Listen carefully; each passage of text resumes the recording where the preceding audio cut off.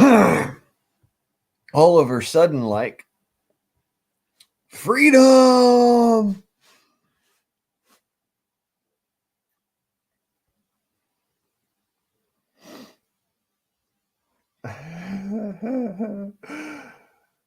Shit. Fuck. I gotta save that. I gotta put that in my in my watch later list. Because I don't want to show off to everybody in the world that I'm actually watching this, but yeah, you can make acetone at home. So I'm gonna download that. Yes, thank you. Okay, howdy who? Howdy do. Welcome to the Freedom Forum, y'all. Y'all have fun now.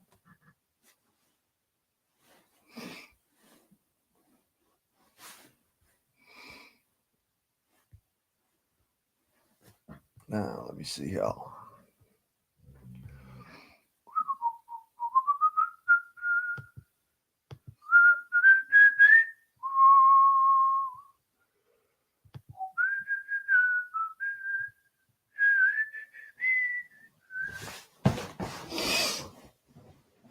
Welcome, ladies and gentlemen, to the Freedom Forum.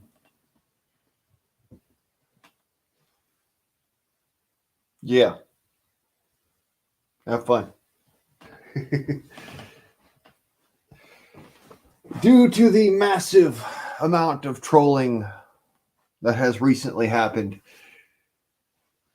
I will be sending links to individuals so you may come up here on the channel and keep down the stupidity.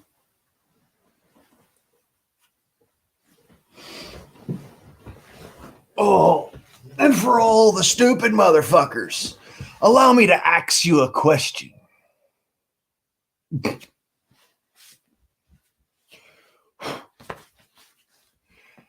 You bored yet?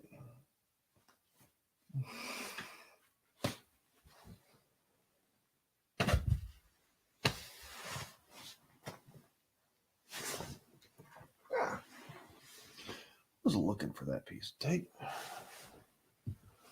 So now I have two of them. Sweet. Medical supplies. They're important.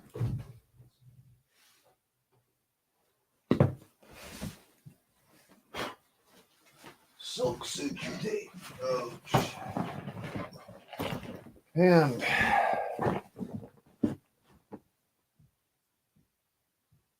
whatever the hell that is.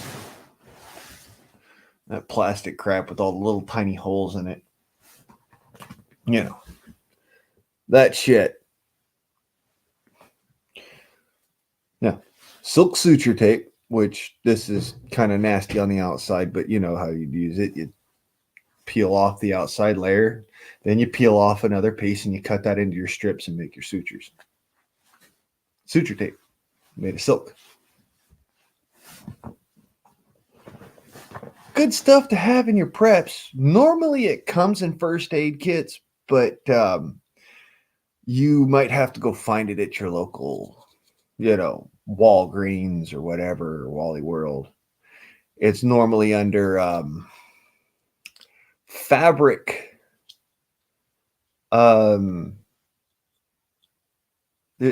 fabric medical or fabric bandaging tape. It's kind of stupid, but it's just, basic silk suture tape, nothing special. Looks kind of like paper, but it's not really paper. It's actually silk. There's a reason why you use that stuff rather than like plastic or paper. One, it doesn't fall off like plastic does. And two, it's not water soluble like paper is. You ever gotten blood on paper? You know how that works. So yeah, in the pack, always. It just so happens that finally found my stainless steel snips, surgical scissors. They were covered in crap, so I got to clean them, but you know, fun shit.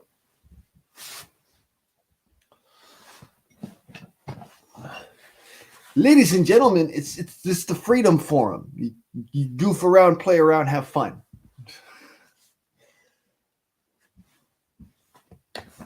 As it were, I'm going to take my happy ass outside and have me a cigarette. And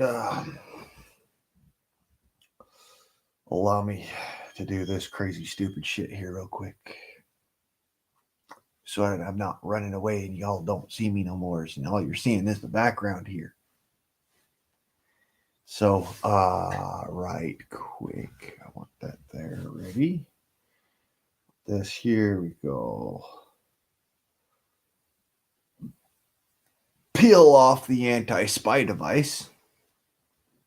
Piece of tape. And now you can spy on me.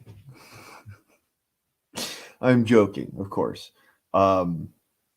CIA, if you are watching my streams, son, I don't give a fuck. I know. Yenter and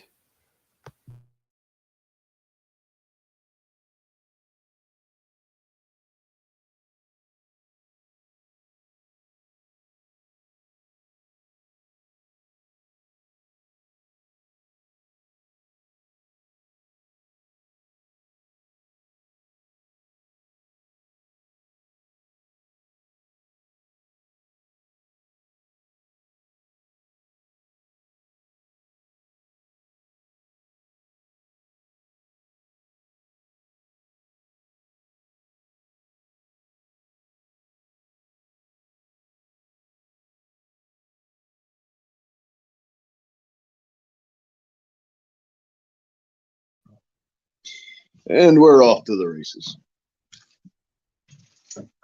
Oh, that's my home. In my home. Yeah. You trying to bite the cell phone now? The silence, all right?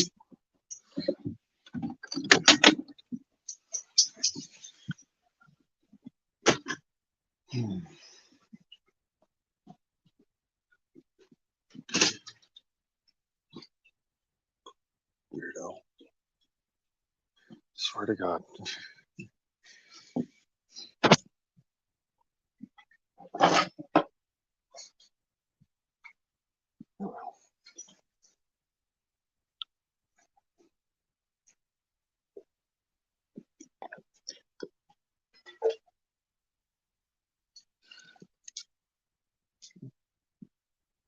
Take that broom out of here. Go on. That broom. Get that broom bottom out of here. Fluffer butt. Go on. Stop it.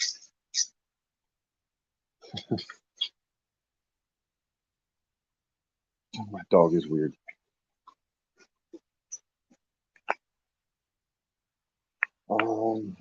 So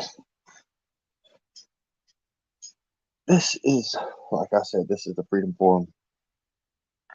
Y'all filter in, have fun.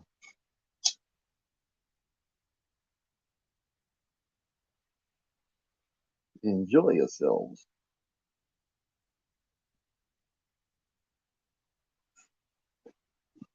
Have you a little bit of some good shit.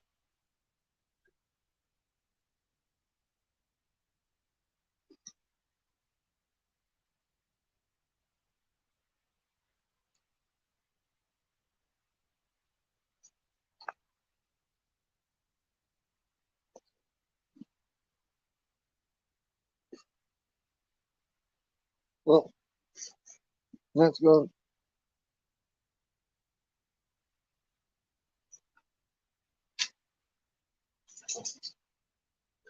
So, in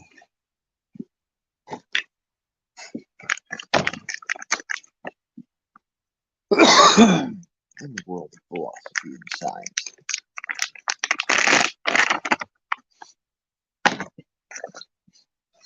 there's some interesting shit that's been stuffed out there in the mix-ins of the world. Like, for instance, a philosophy that I don't agree with. You will own nothing and be happy. You know, I don't know about y'all, but part of the reason why I find self-worth, or how I find self-worth rather, is specifically by things that I own. My property, my place in my space, you know. Those who wish to associate with me. These things are part of my self-worth.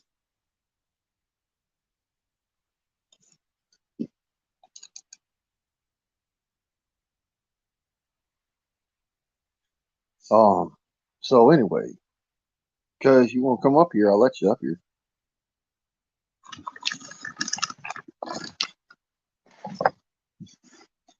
I'm just saying.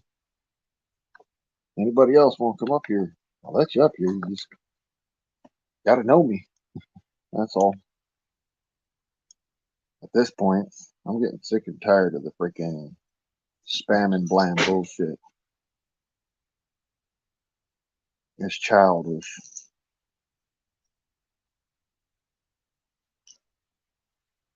It does not showcase an adult. It showcases me being an asshole for certain. It don't look pretty on me.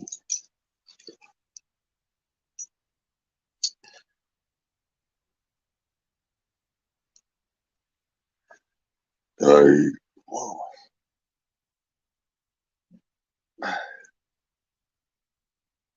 Houdini? I don't think the rat is in there, buddy. I think he's out running around right now.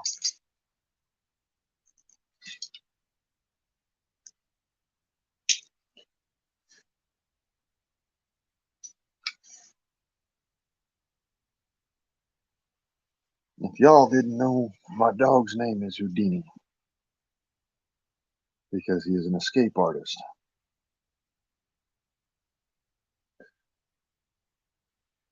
He's extremely good at the illusion.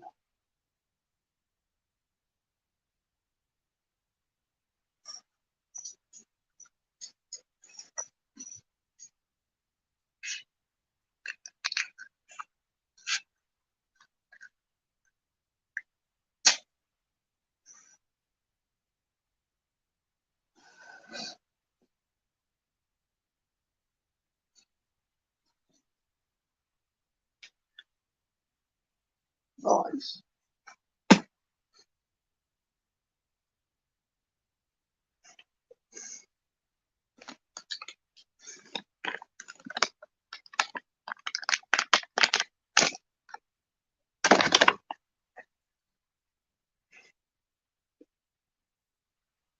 Mm-hmm. Yes, I have heard that word, cuz. In fact, that used to be one of my favorite songs when I was a kid. We're living on the edge. You can't help yourself from falling.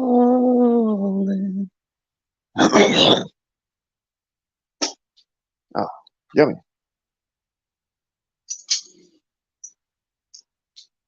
Homemade ballistics gel. Mm-hmm.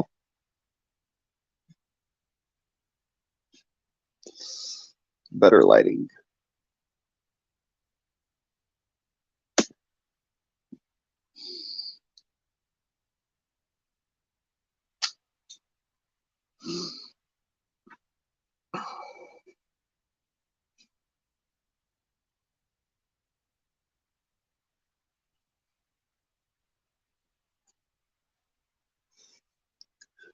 We're living on the edge. Yeah, yeah, yeah, yeah, yeah, yeah, yeah, yeah. All right. Ooh. I got a giant hoodoo.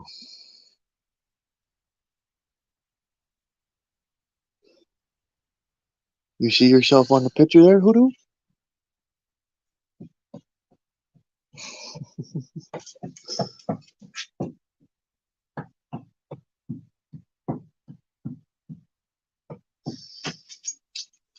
There's something wrong with the world today, and everybody knows it's wrong.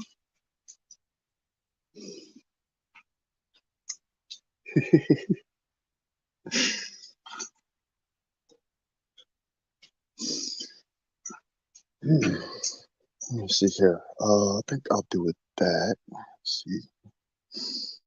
I don't know if your Mega Blips will allow you to, but I'll send that at your any Hoosiers. Okay.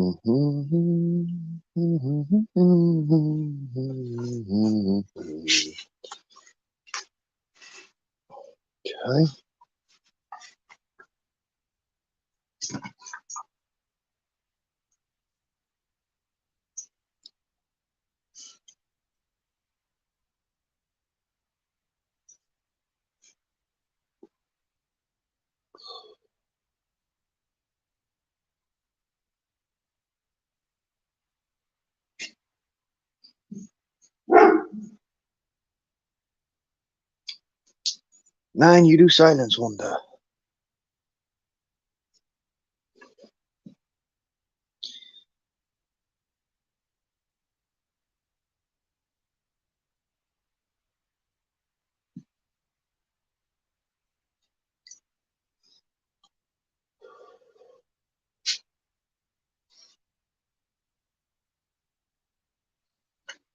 Hello, hello, hello, hello.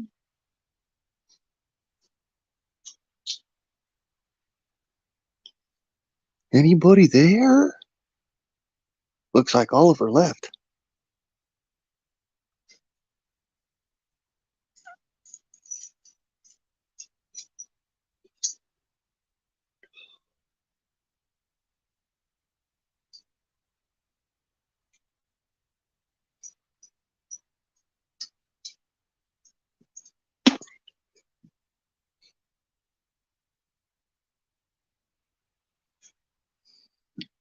Heck, it could be worse, right?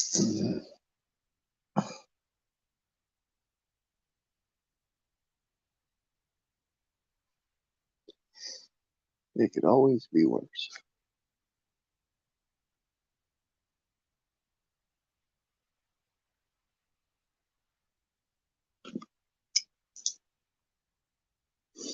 Howdy to y'all who are just coming in.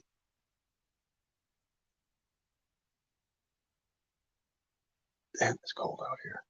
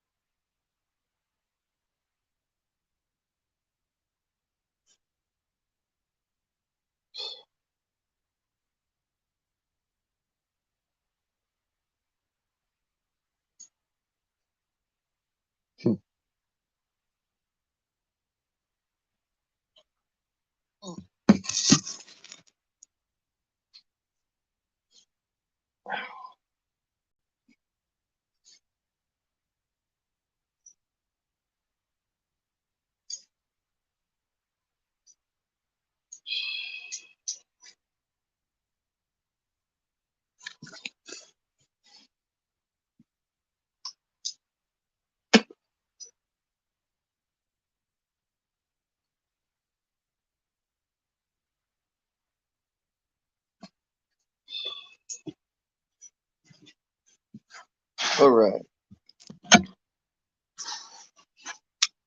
I'm back inside.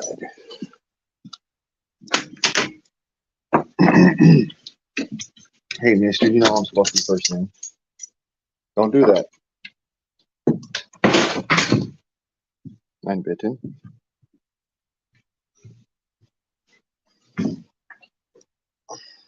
Don't you? Hold on.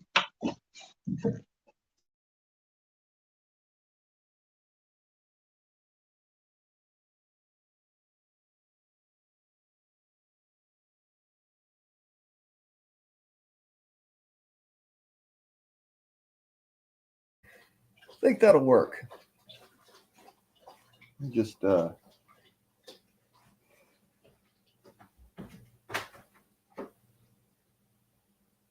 not what I wanted. There we go. All right.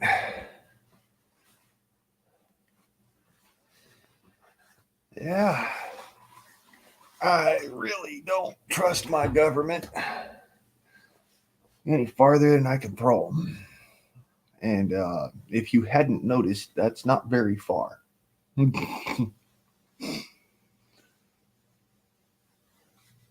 Oh. Hey, Eric. Good to see you. So I don't know if I told you all this or if you were there when I did say this in one of the chats or something. Houdini's getting stronger. He was play nibbling on me. And I don't know if you could tell, but that this finger, a lot bigger than that finger. He crunched down a little hard on that finger and it popped. So I got a broken finger. Let me see if I can actually get that into the yeah. See, that's about as far as I can close it.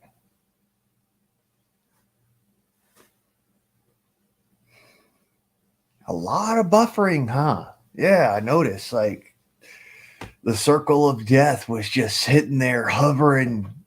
When I was sitting there over on Trial by Axe, I was like, man, I'm falling asleep.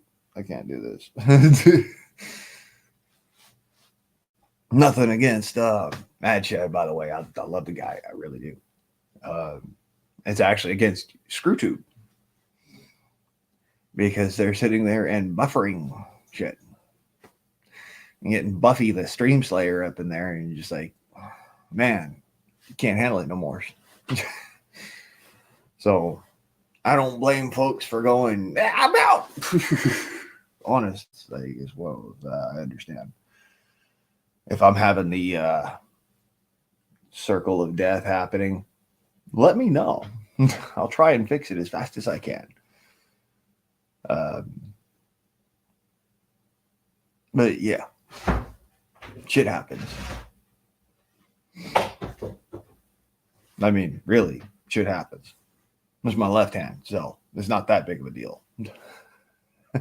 It's like the other day when I was telling someone, I got a steel sliver in my eye. It dissolved, by the way. It's gone. But it was in my left eye, and I'm blind in my left eye. So it doesn't matter.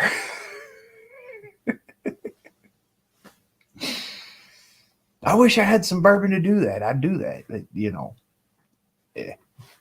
I'm not butthurt about it. It's just a broken finger. I've broken more important bones in my finger.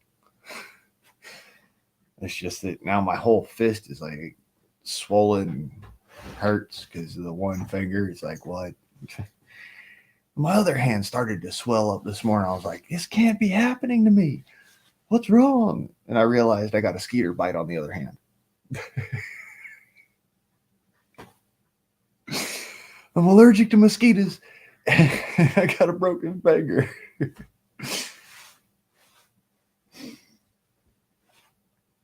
My finger.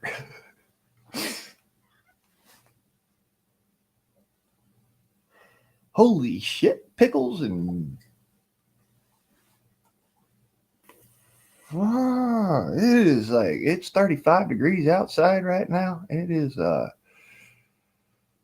cold enough. I won't say it's too cold because it's never too cold. Never be too cold. But it is cold enough where it's just like, there's witches slapping off the brass bras. They're like, that's a little nippy. Oh, I know, feeling of the headache there. I got torticollis. It's causing me a migraine.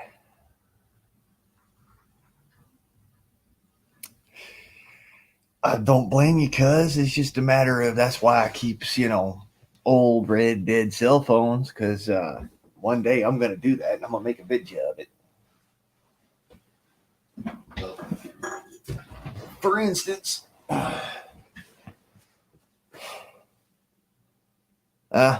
old dead cell phone. All sorts of different. I don't know if I can even get that in the. Oh, there we go.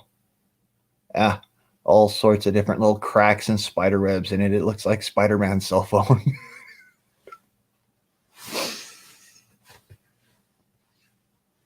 My new one don't look like that. Let's see if I can. Yep, there you go. Yeah, that's my new cell phone. That's my old cell phone. All them little spider web and McCrackets in there. See if I can get that light on there again. There you go. Yeah, that's why I keep old cell phones, because just in case, I've got a burner. I've got several burners actually, but also on top of having burners, I've got a cell phone that if I just feel like saying fuck it, I can take and stick that thing out there, 25, 30 yards and put a couple of pellets there.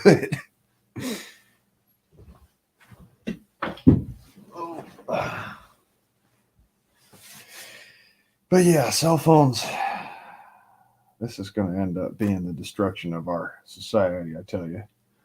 I mean, this thing right here, you can already see I have to freaking, just so that I can keep some semblance of, personal fucking choice. You got that there piece of black plastic tape over that, and more black plastic tape over the other one. Just a second, folks. Are you done? There is nothing outside.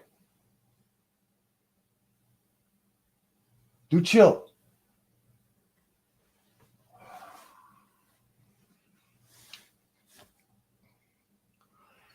Yes, I love my dog. However, he is a pain in the ass sometimes.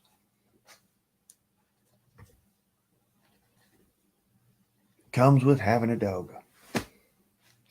The mighty Doge, ladies and gentlemen.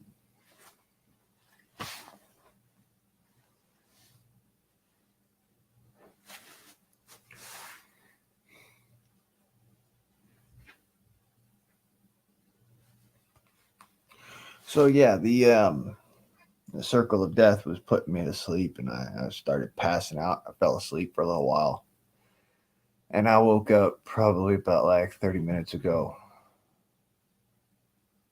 It's not a broken phone. It's Martha Stewart's Arts and Crafts.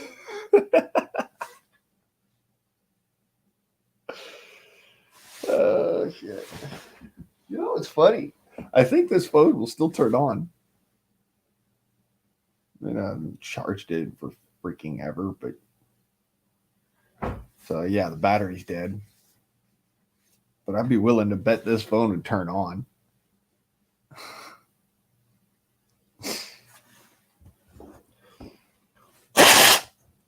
You know what? Fuck it. Let's find out. Let's fuck around and find out.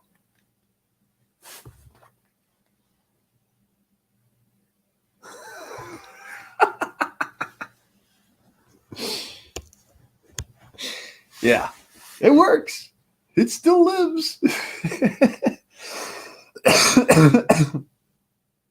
It's alive. By the gods, it's alive.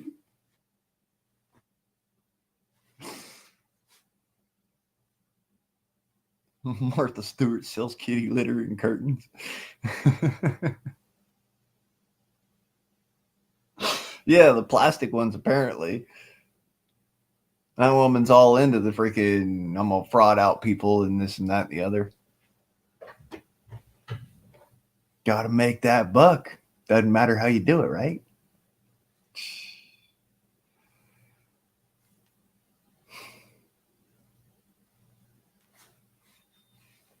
People forget the idea of the small town mind. You know, the simple man.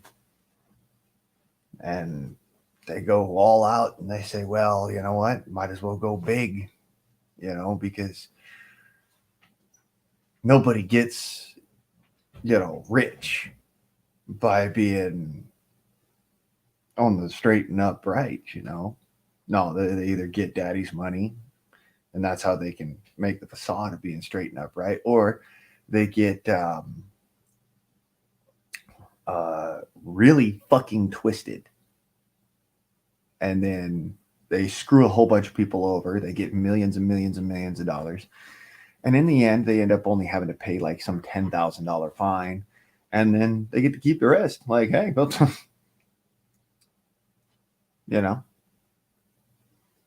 because they pay their taxes on it and all that other shit. But it's a scheme. So that's why it's like, yeah, fuck the bullshit.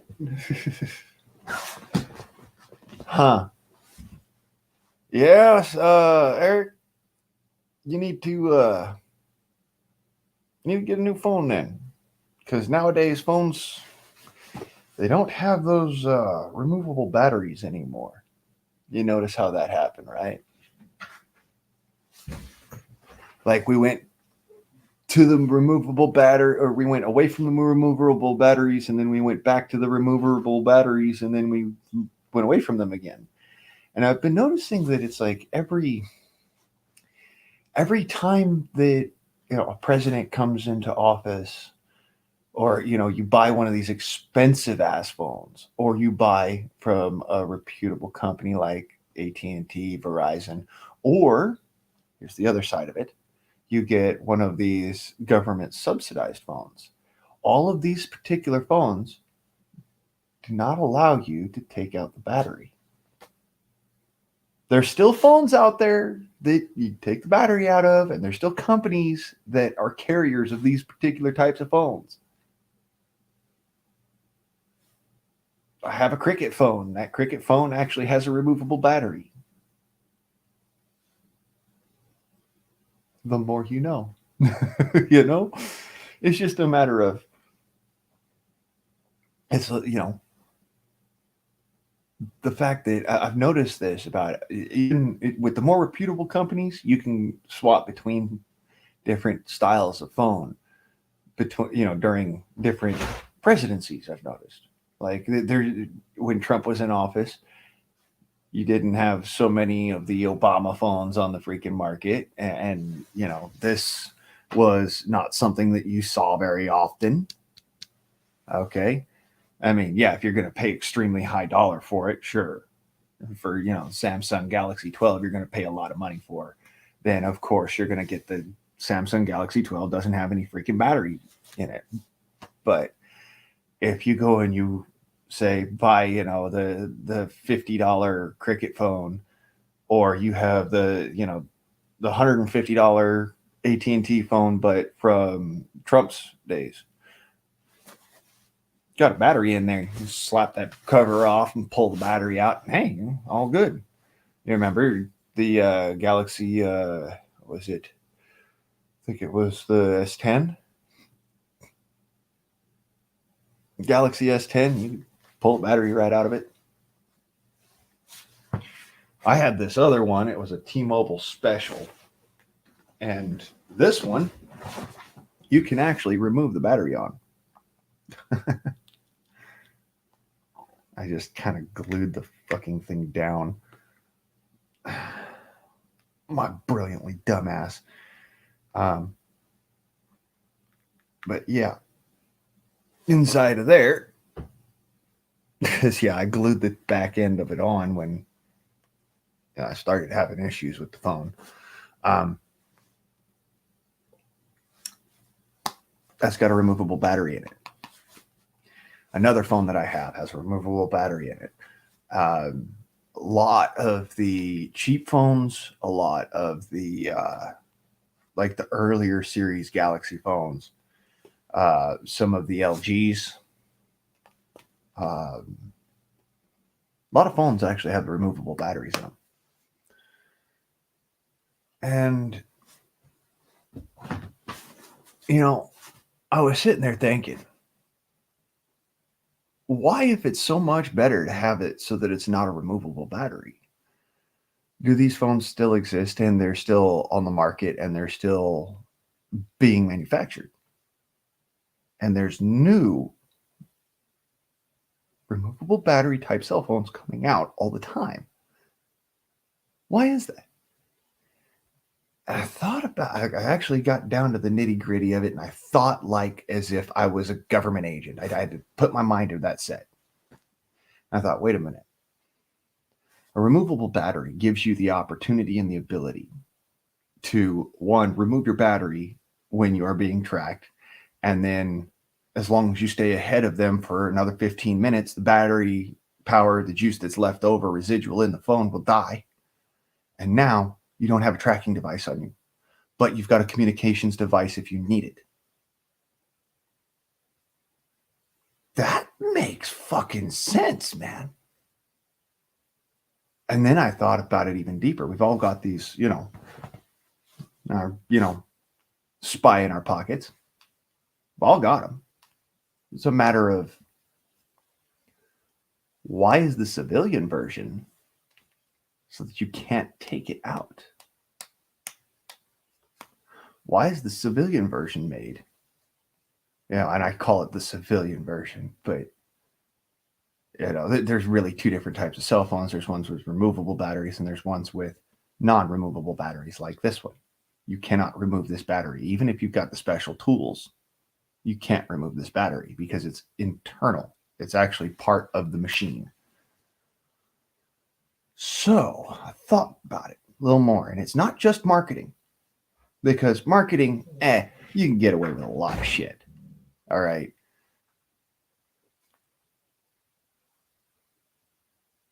But why, when it's so much more expensive to make it this way,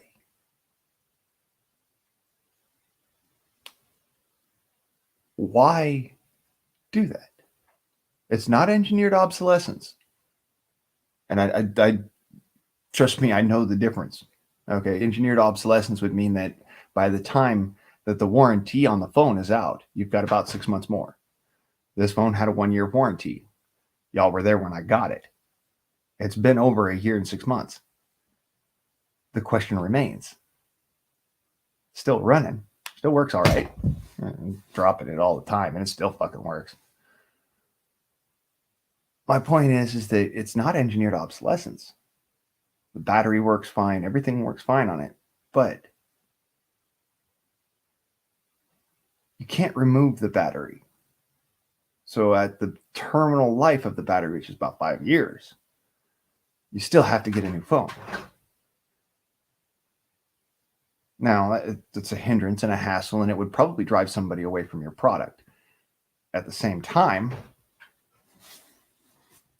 if you had the removable battery, you could just replace the battery and stay with the same company and be much nicer. It'd be much easier. So why try to throw away customers? And then it clicked. The reason why the battery cannot be removed is because they don't want you to remove the battery. See where this is going?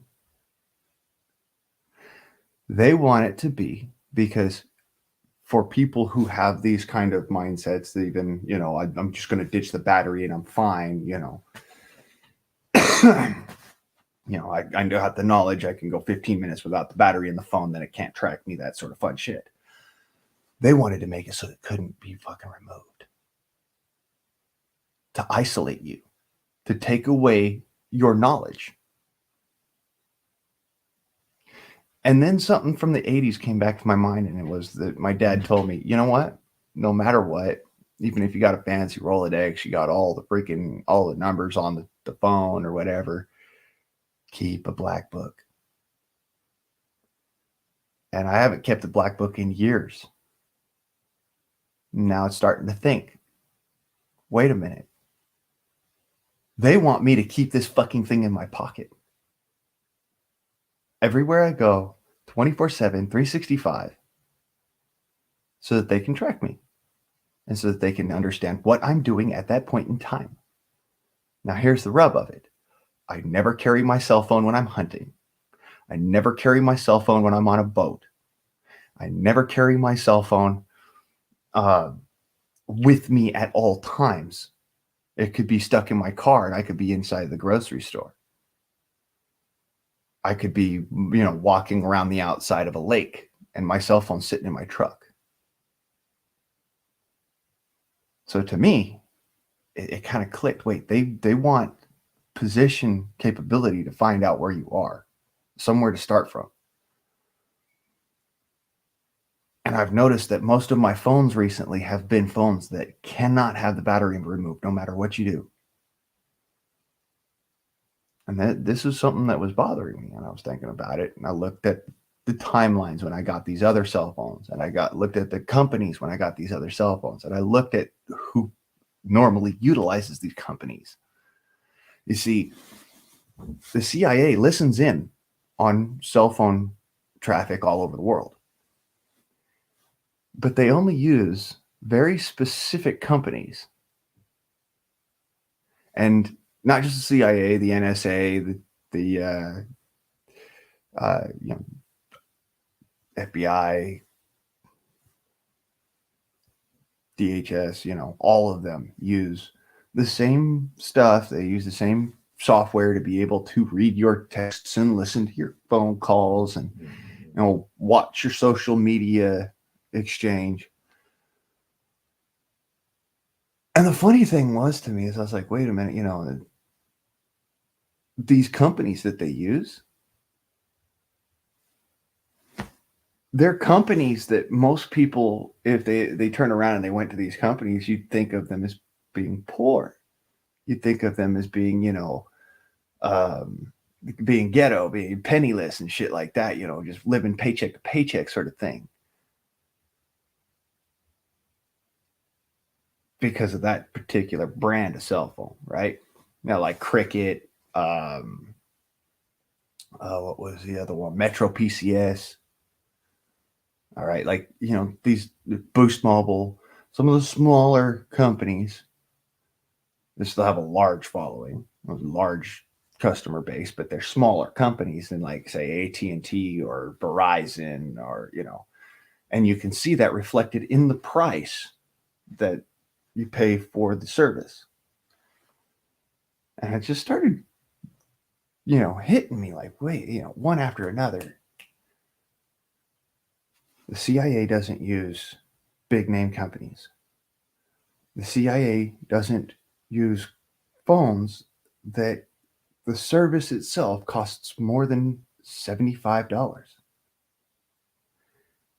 And the CIA, all of them, use cell phones that you can remove battery from.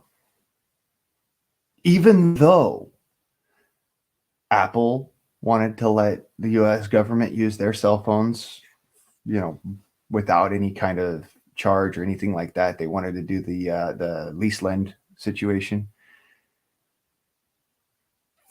Fucking crazy shit, man. They didn't care. They could have the free cell phone from Apple, or they could go and buy these ones from Cricket and Metro PCS and Boost Mobile, and they do it. They go to Metro PCS and Cricket and Boost Mobile, and they don't even mess with the Apple. They don't even mess with these other, high dollar fancy to do ones. And what really blew my mind was It's an Android. It's hackable. Why would you do that? 3 reasons. Ease of use. Ease of discard. That's one of the most important ones. Ease of discard. You're able to just throw it away because you can buy a new one and they're cheaper than fuck. And 3, the piece de resistance. You don't have to throw it away.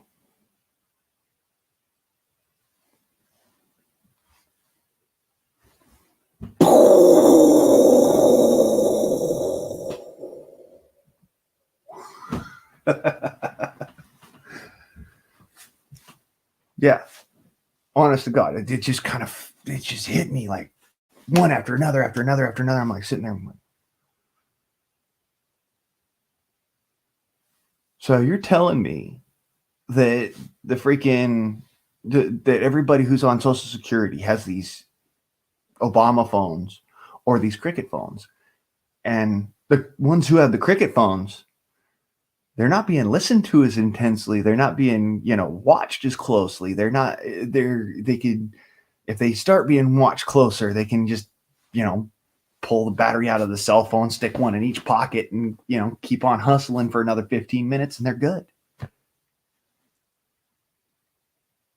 Huh. Your GPS signal stops at 15 minutes after you've been running.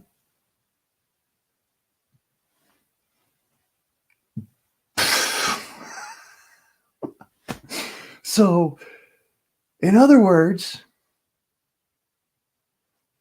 the reason why, and I'll get it back out here so as I can use a prop, the reason why your cell phone doesn't allow you to pull the battery out is because they don't want you getting rid of it. They don't want you having that power. It's a small piece of power that they can take from you. And any kind of power they can take from you, they're going to try.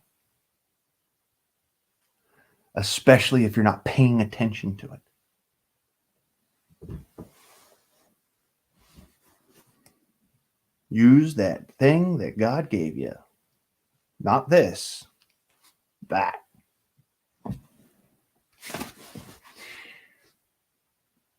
Things that really blew my mind as far as I'm looking at this shit. I'm like, okay, I know how much of a use this would be. See, in order for me to not get tracked through my cell phone, it has to actually completely die. And it won't do that because it will still, if it feels like, if there's some sort of a signal sent to my cell phone that, issues are arising that they need to track me, this phone won't operate the way that it normally does, where it needs to be recharged every, 14 hours or something, or 45 minutes, depending on the use. It will actually stop me being allowed to use certain apps on it.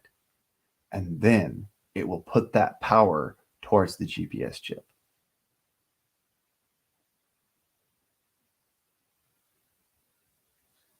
This is shit that I fucking kind of got spooked about. I was looking into this. I went and did a deep dive on it. Not just little tidbits here and there, but I'm talking like, what did the conspiracy theorists say? What did my buddy, who was a bit of a techie, say? What did all these other folks say? And what is it that my mind, being that I know certain things about how the U.S. government operates, what makes sense? That's why I can't remove the freaking battery out of my computer, and I can't remove the battery out of my cell phone. Because the cheapest shit, most of the time, is going to end up being the stuff that, just any old Joe Blow is going to buy. Okay. But the next up from the cheapest shit is going to be the stuff that the Joe Blow buys because he knows that cheaper shit breaks more often, and he doesn't have the money to go floating around buying new cheap shit. The smarter man is going to turn around and say, wait a minute. But when I buy that other cheaper shit, it's easier to use and it's more intuitive.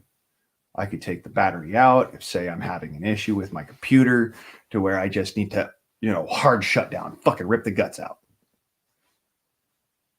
A lot of the time, that's how I used to beat hackers, was rip the fucking guts out. Take the freaking battery right out the phone. They can't hack me anymore. I just went completely offline like that. Now, I can't do that. They're on to you. They're on to that smart.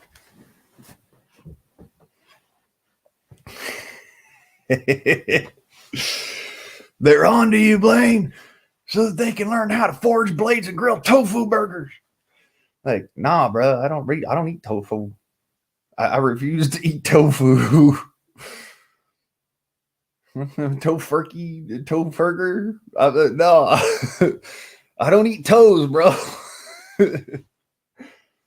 But no, they want to track me so that they can see, exactly what I'm doing, where I'm at, and what's my mindset at that moment in time.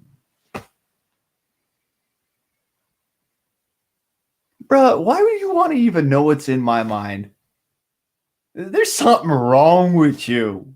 Like, big time, bro. You think you want to see inside this cobweb fucking bucket of bat shit? Are you out of your skull?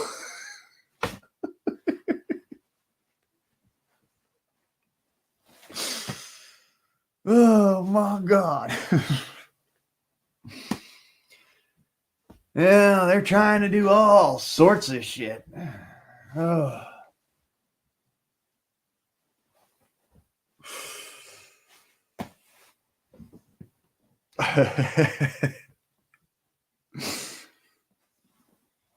The toe cheeseburger. Got that famunda on there.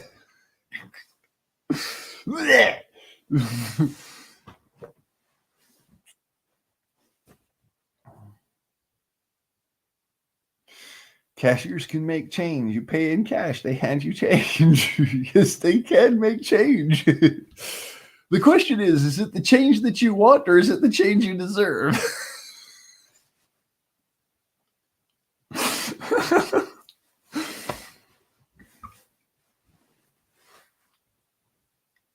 Some of the funniest shit, man. I know. Look in a mirror, bro. You'll see some funny shit, all right? Yeah, I know.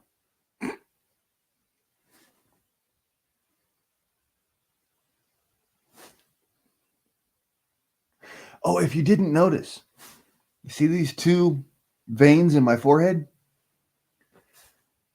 My dad used to call those the vendetta veins because I made a V.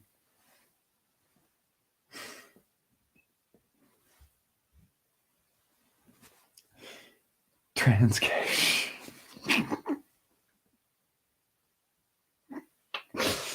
Nah, bro, that's just trans fat.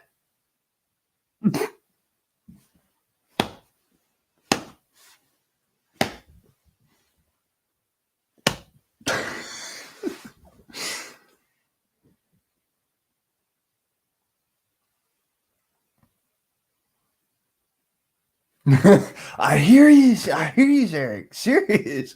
If somebody fucking tracks me, they're gonna get bored real quick.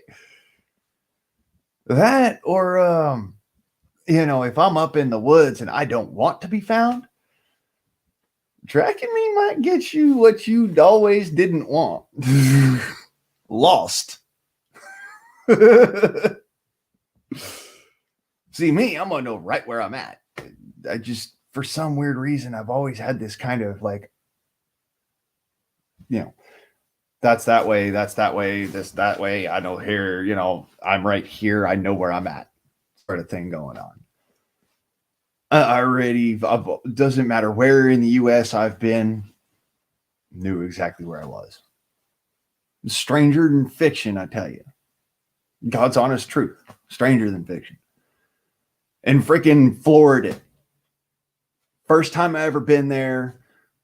Fernandina Beach, never been in the city before, never seen this place before. I found a freaking gas station, a Dollar General store, and a freaking Aldi's within 3 blocks of where I was staying in the woods. That's what I'm saying.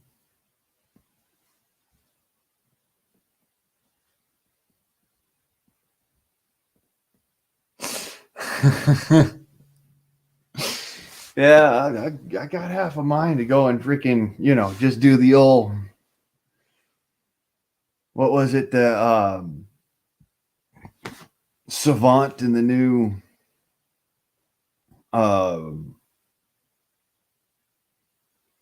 Suicide Squad, where he grabs the cell phone and he chucks it out the window and it hits the freaking the truck bed of another truck traveling in the opposite direction on the freeway. And they track that thing.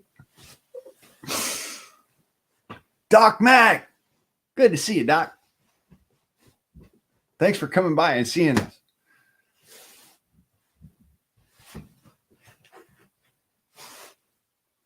Hey, you'll never believe this. I found one.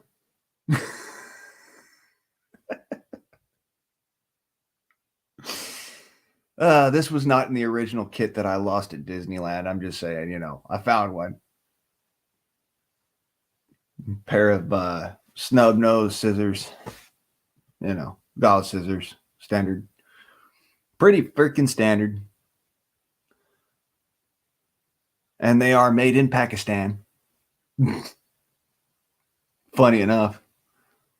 Made in Pakistan, but they don't have the rust problem.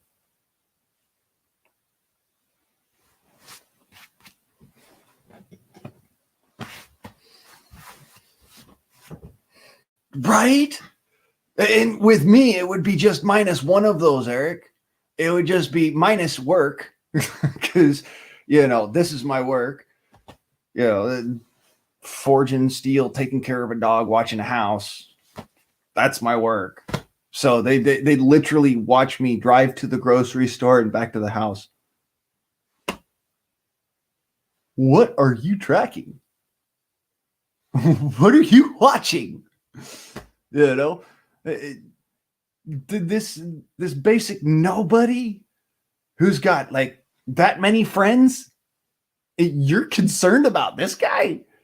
Man, you must be fucking bored.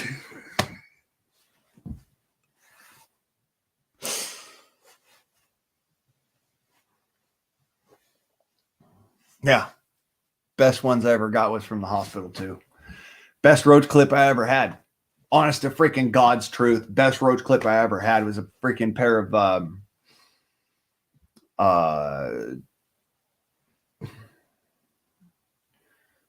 long stint stats.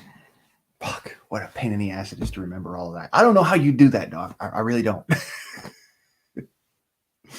The really long hemostats are about this long, and they've got the little tiny groove in the middle of the clamping section.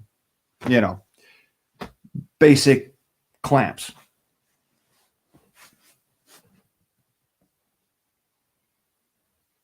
I'm not gonna. I mean, these things, they sat outside in the rain for several days, and the corrosion that's on them is white. Like, look, I haven't washed them. That's the corrosion from sitting outside several days. There's no rust on them. It's just some sort of white, like zinc corrosion or something. I think it's zinc. But yeah, there's no rust on them.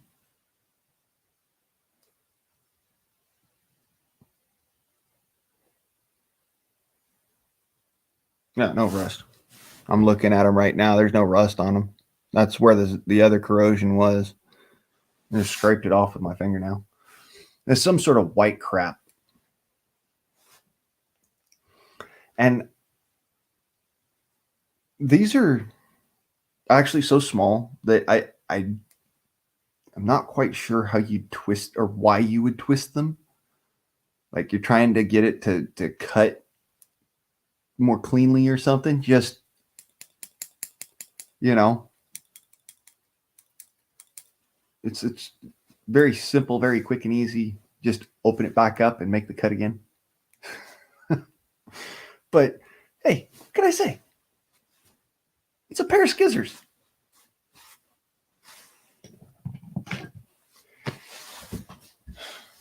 Man, I got that. See, I've been grabbing to get stuff together because y'all lit a fire under my ass. All right. You got yourself to blame there, Doc. You lit a fire under my ass. I got silk suture tape and plastic bandage tape with the little tiny micro holes in it. Got yourself to blame. I'm joking, of course. I've had this shit for years. It's just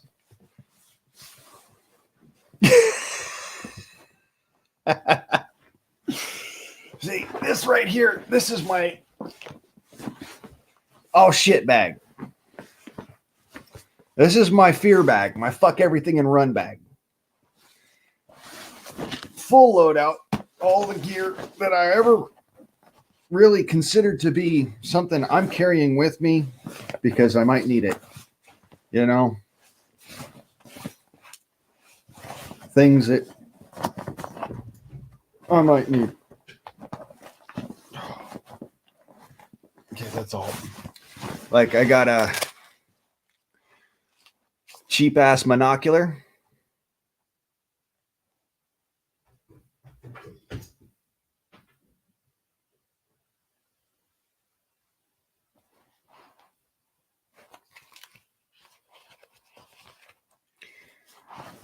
EDM stone for, sharpening knives. Always need them. Never know when you're going to need a pen, but this is my favorite kind, so I carry one in there. You know,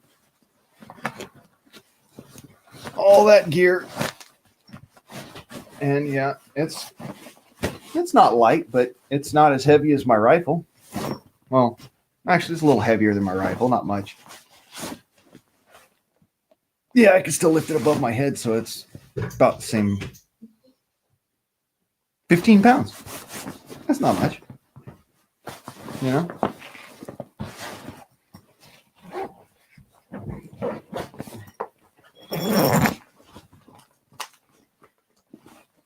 Freaking tons of gear in here. I got my knee brace, which I should be wearing, but who gives a fuck? Yeah, it's light for good reason. You know, I pack light because I've been in the desert and I had to hike from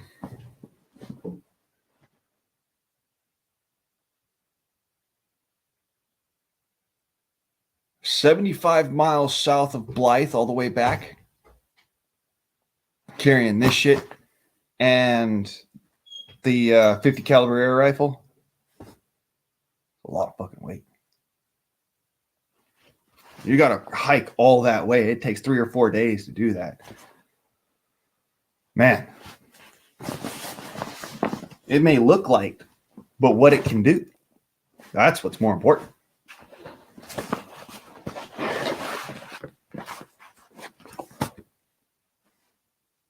First aid kit makes up the frame of the pack. Makes it so it's easier to walk with. It's the only reason why I've got the box. It's not even a full kit.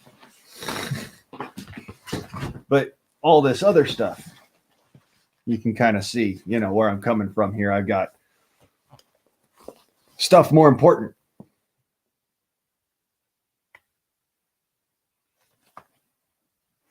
It's important shit to keep on you. Most folks won't know this. I'm an American citizen.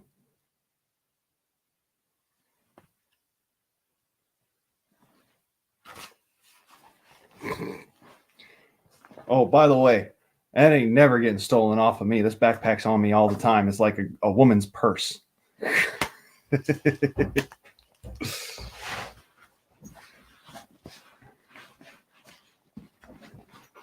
Yeah, what I carried out there in the middle of the desert, I mean,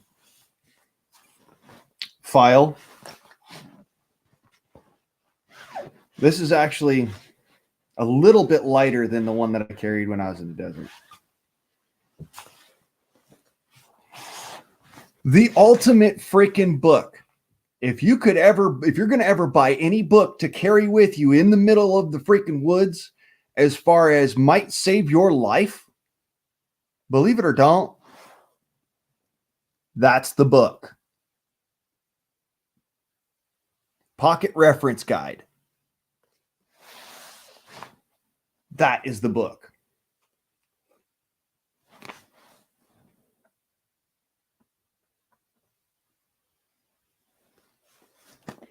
That book right there will teach you how to make gunpowder,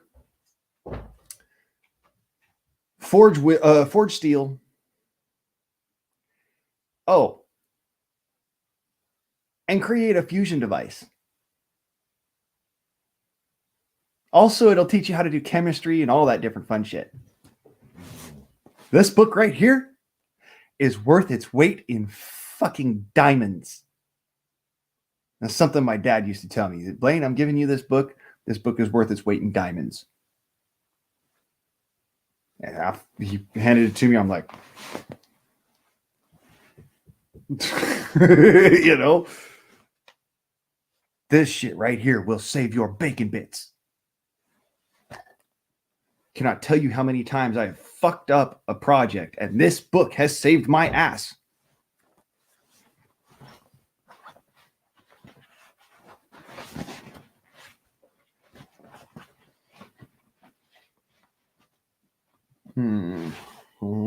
Oh, something that's a new addition to this particular pack.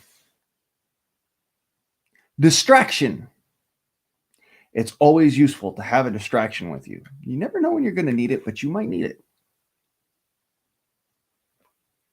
Think about it. You know, you're, just every day wandering around, whatever, you need to distract somebody so you can get around them without them seeing you, because say, for instance, they're doing something that's illicit and you are doing something that it's not so much that you don't want to get caught, you just don't want to get caught by them. Simple little snap thingies, you know, nothing special. Little popper snappers. A noise maker.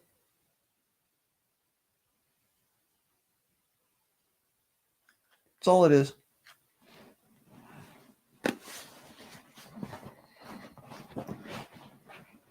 All right, Eric, you have a good one. Fire kit. Believe it or don't, this thing has saved my ass several times. You know, little Altoids tin, stuff to make fire in it.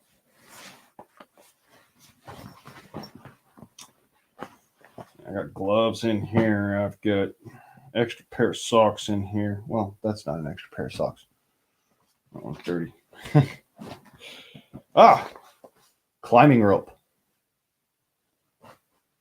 Never know when you're going to need it. But an extra little bit of climbing rope comes in handy.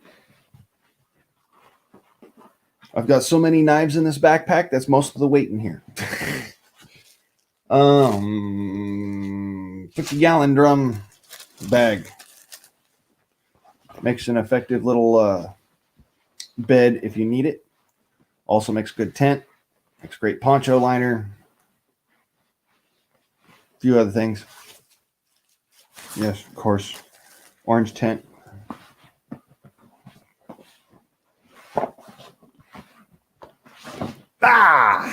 Duct tape.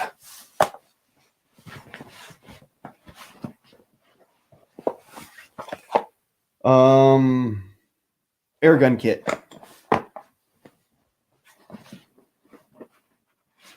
Because if you're going to carry an air gun, you might as well carry the kit with you. Ankle brace. I don't always need it. But if I need it and I don't have one, it sucks.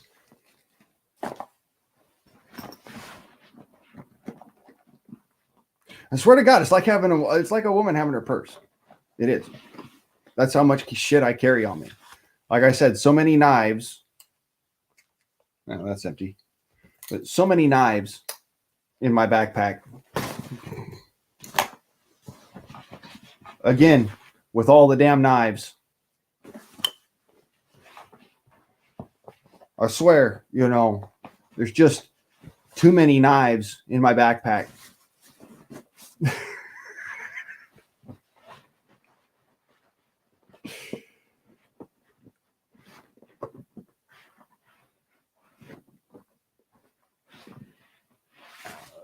Tweezers. Shit, that needs to go in the other box, which is floating around here. Down there. Okay, let's go down. I got to do a bit of a repack with this shit anyway, so. Yeah, if you want to come up here, by all means, let me know. I'll send you the link.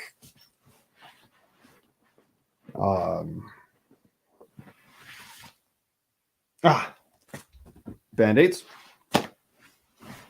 Them things come in useful, man. I'm telling you, you never know when you just the little tiny Band-Aid save your ass.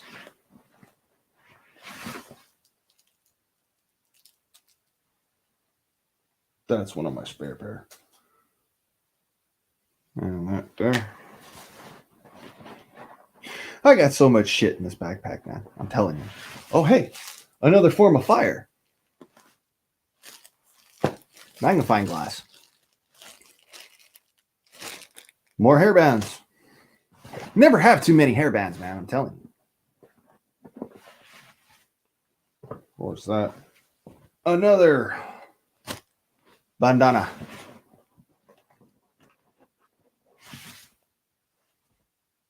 And the other spare sock. Always got to have a spare pair. Another hairband. Never have too many hairbands. I'm telling you, man. What all else is in here? Trash. Fat wood.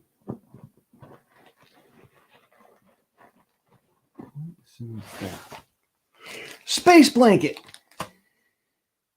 Fat wood.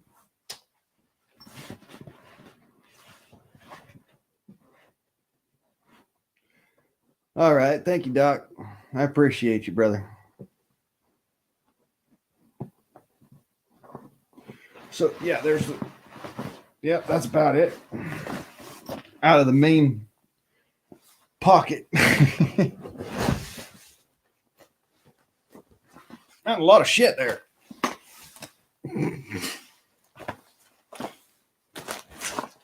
It's amazing how I can pack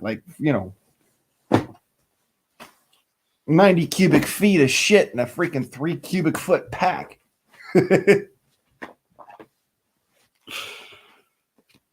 Always kind of wondered that myself. How does that get done? Oh, hey, there's Song. Hey, cuz.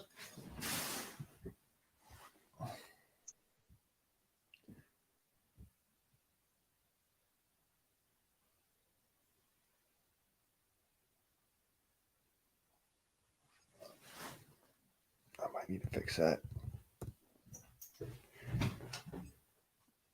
Can you hear me, cuz? Yeah, I can hear you.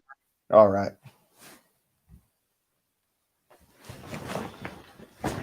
So, yeah, I was just unpacking the old light recon pack here and repacking it, It doesn't look like much, It's all I had to put my Mr. Goodwrench experience to work today. Huh. Blew the fuel injectors on the top of my Jeep, man. Fuel was going everywhere.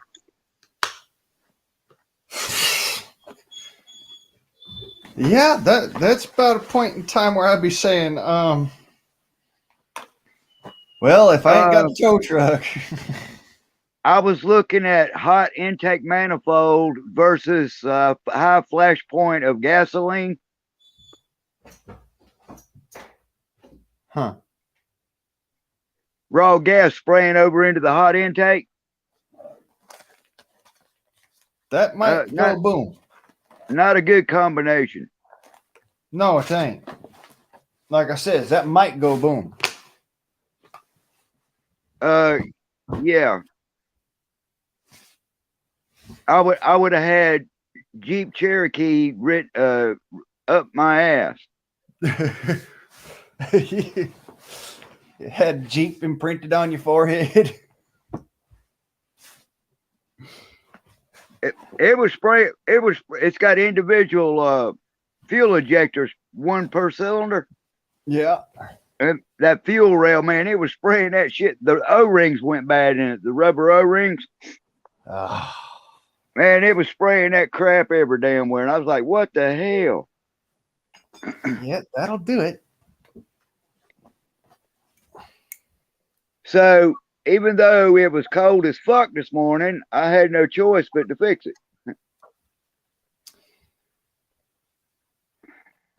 I was about to say, and I kind of know what's going on there with that because, yeah, I won't say I've been there exactly, but I have been in a similar situation where I had to stick my arm kind of cattywampus upside into my motorcycle, and the float bowl had come loose on my carburetor bank, but it was in the middle of the carburetors. Like there's 4 carburetors on that motorcycle, and the one in the middle, there's like 2 in the middle, and there's one on one side that was away from me. Sitting there, arm all kinked around up inside, trying to push that thing up inside. Gas spilling all over, hot engine and everything. And you know what's worse than a gasoline fire? Electrical fire. Yeah, those won't go out. Yeah, yep. Them things are a bitch to put out. That's burning metal.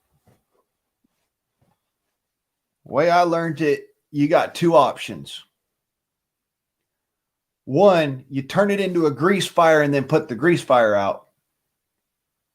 Or 2, just let it burn to death. My biggest concern was, the fuel leak and the high flash point. That engine in that Jeep is brand stinking new, and I wasn't interested in losing it. Oh, I don't blame you, cuz shit. Brand new engine. Yeah, that's going to end up. I don't think it's even got I don't think it's even got 2,000 miles on it. Yeah, that would be cause for me to lose my shit. I know that much. Well, I kind of weighed it out.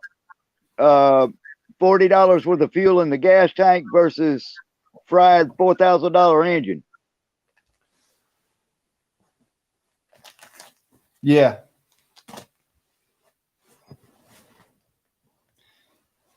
And the kit, I got the kit at to rebuild it at O'Reilly's for like $20. I mean, it wasn't but $20 for the little O-ring.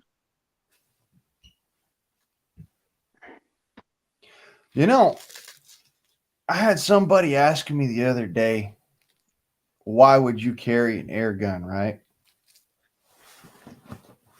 And I thought it a cooler question, but not one that's unexpected. But one of my responses was, I can get parts at the AutoZone.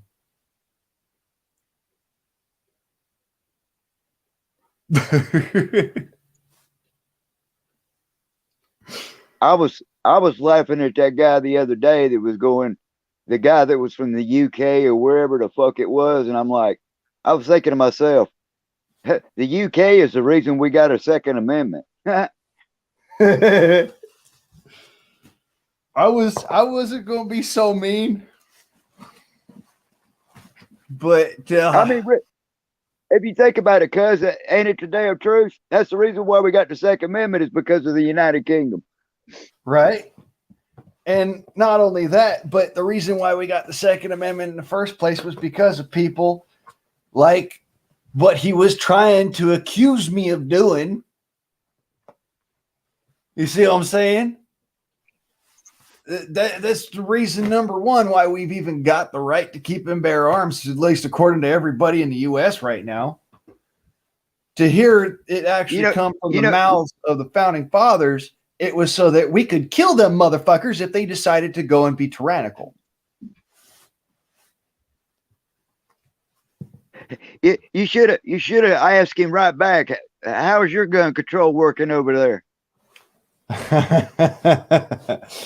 Oh no, I said something similar, and he said something about how their gun violence has gone down, and I said, "Oh, but how's that working for violence in general?"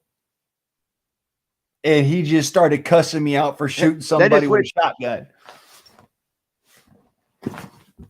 They just went to kitchen knives.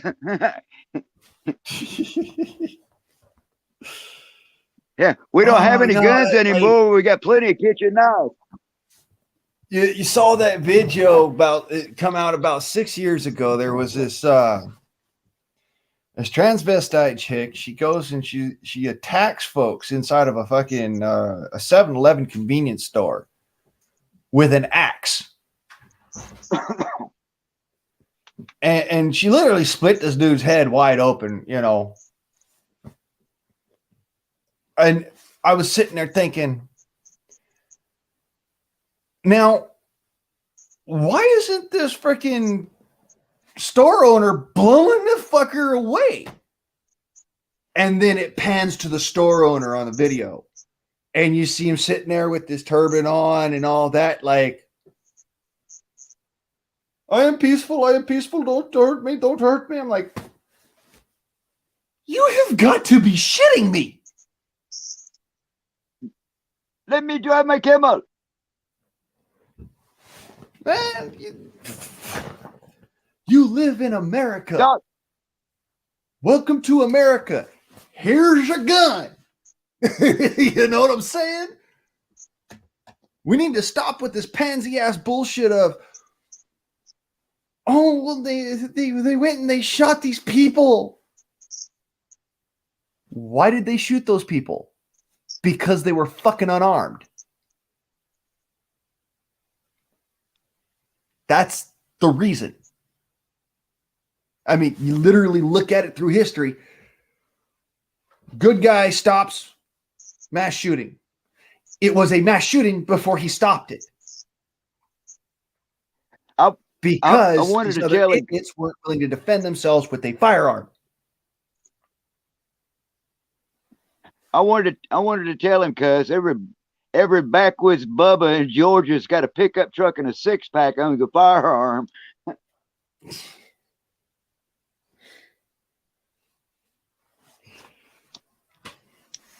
Hey, so anyways, because I wanted to tell you, this is now my battle axe. Arg, arg, arg.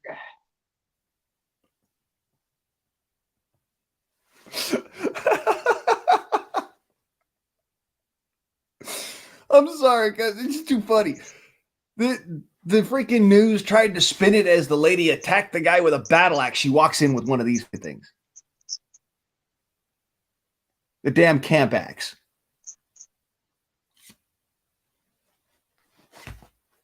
That's why I was laughing. I just like, are you shitting me? Literally, they'll fucking spin anything.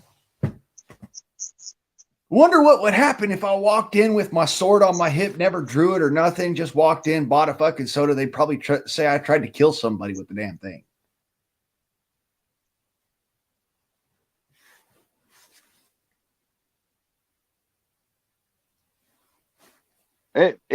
It amazes me, you know, it don't make a damn what you carry around. Somebody's got a problem with it. You know what I'm saying? I don't care if you got a pair of scissors in your back pocket. Somebody has an issue with it. Oh, the worst part is I could be walking my dog down the street. Guaranteed somebody's gonna come out the woodwork. Stop doing that. That's animal abuse. The fuck?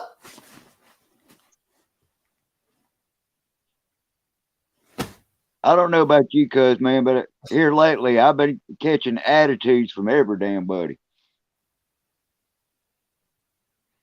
Yeah, and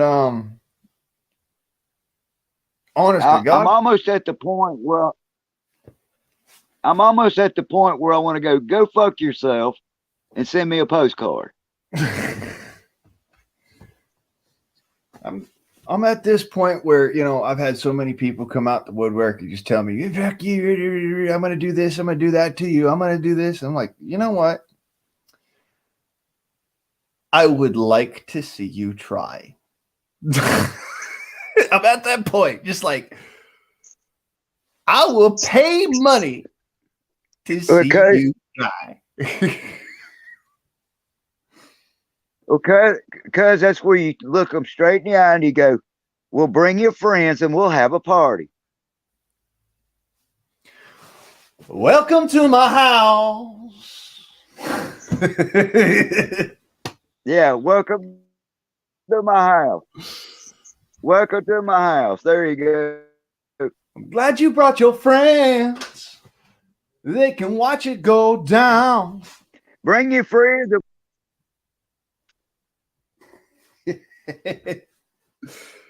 That's what I'm saying. My it kind of pisses my me off with these people. Like, what did I do to you for you to be caring so goddamn much?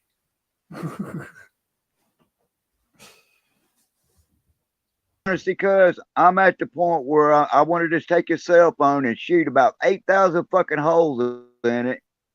Fuck the damn government, fuck society, and I'm going to go disappear. I would not be surprised if you did, because you are a master at the disappearing act.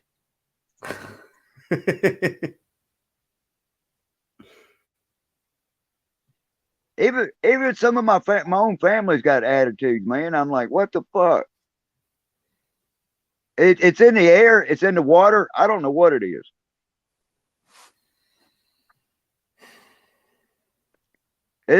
Is society that fucking stressed out? I think that it's not a matter of society's that stressed out. I think it's a matter of we have allowed this stupidity to coalesce. And in doing so, we created our own demon. And just so we're clear, the reason why we have this particular demon in this drama is because humans are addicted to drama.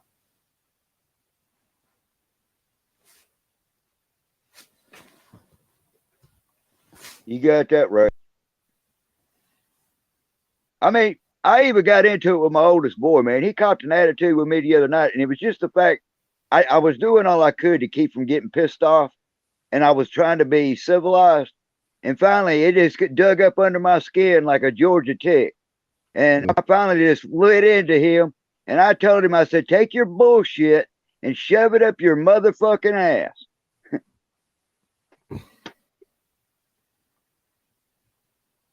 And the bad thing about it was, I'm in it. Well, I'm not one to pry and sly, you know what I'm saying? But that happened quite often with me and my dad. We'd go at each other's throats, I tell you. I mean, in the end, it was all in good fun. It was more of a, you know, we're just laughing our asses off and this and that. But sometimes he got up under my skin, and I did the same. So, it was tit for tat. What the deal was, because I don't talk to him but once in a blue moon, and I called him up, to say, hey, how you doing? How's it hanging? That kind of shit. and I was in a pretty peaceful mood. I had no animosity about me one way or the other. And all of a sudden, he just lit into me like stink on shit. You know, just raise the fucking hell. And I'm like, what the fuck? You know, it's my fault for this and my fault for that. Well, you've made choices in your own life. You're a grown man. You know what I'm saying? You made your own choices. I didn't hold you at gunpoint. Don't blame me for it. Right. And I was trying to put it off, and I'm pretty calm natured for the most part, you know, and I was trying to evade from, you know, my blood to starting to boil like an overheated radiator, you know. And finally, he said one last click word, and that was it. I lit into him like, you know, oh, he done opened up Pandora's box by that point. My moral of the story is, I guess we won't be speaking for a little while. Well,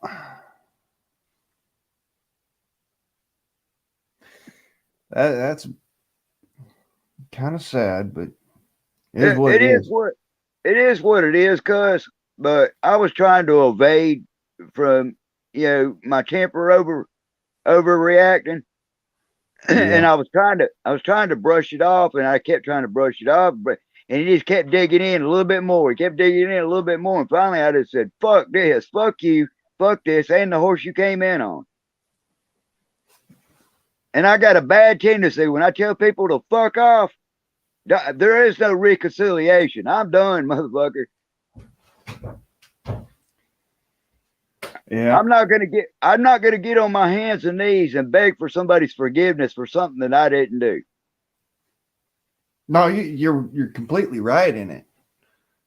It's just a matter of, you know. But anyway, enough of Mr. Rogers' neighborhood. Speaking of Mr. Rogers, did you know that motherfucker made a prediction way back in the 90s? If we don't, and I'm quoting here, mind you, if we don't stop with this malarkey of going about and teaching these children that they can't be what they are, then pretty soon we won't have children. We'll have a problem. Boys are boys and girls are girls. That's literally what this motherfucker said. Right. No Adam and Steve. No Adam and Steve. It was Adam and Eve. You know, but this is literally what this guy said. 100%. I'm sitting there like,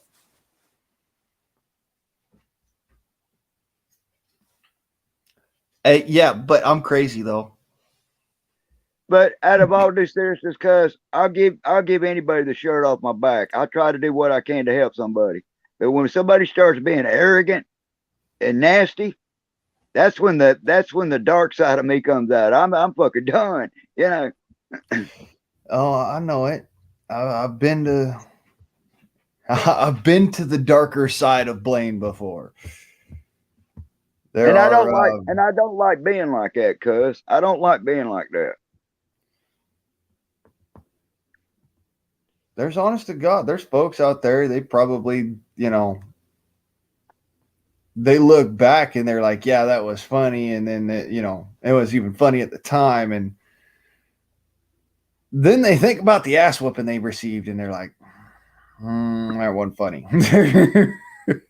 Well, what the whole thing is, cuz, and I'm looking at it on a logical standpoint. I'll be 65 this year. I'm heading towards the big 7-0. If I got 20 years left on this fucking planet, I sure as fuck don't want to be dealing with fucking bullshit. I don't want to spend the rest 20 years of my life dealing with fucking bullshit.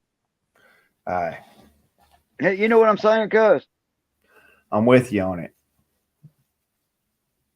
I want to go out with a smile on my face instead of being pissed off.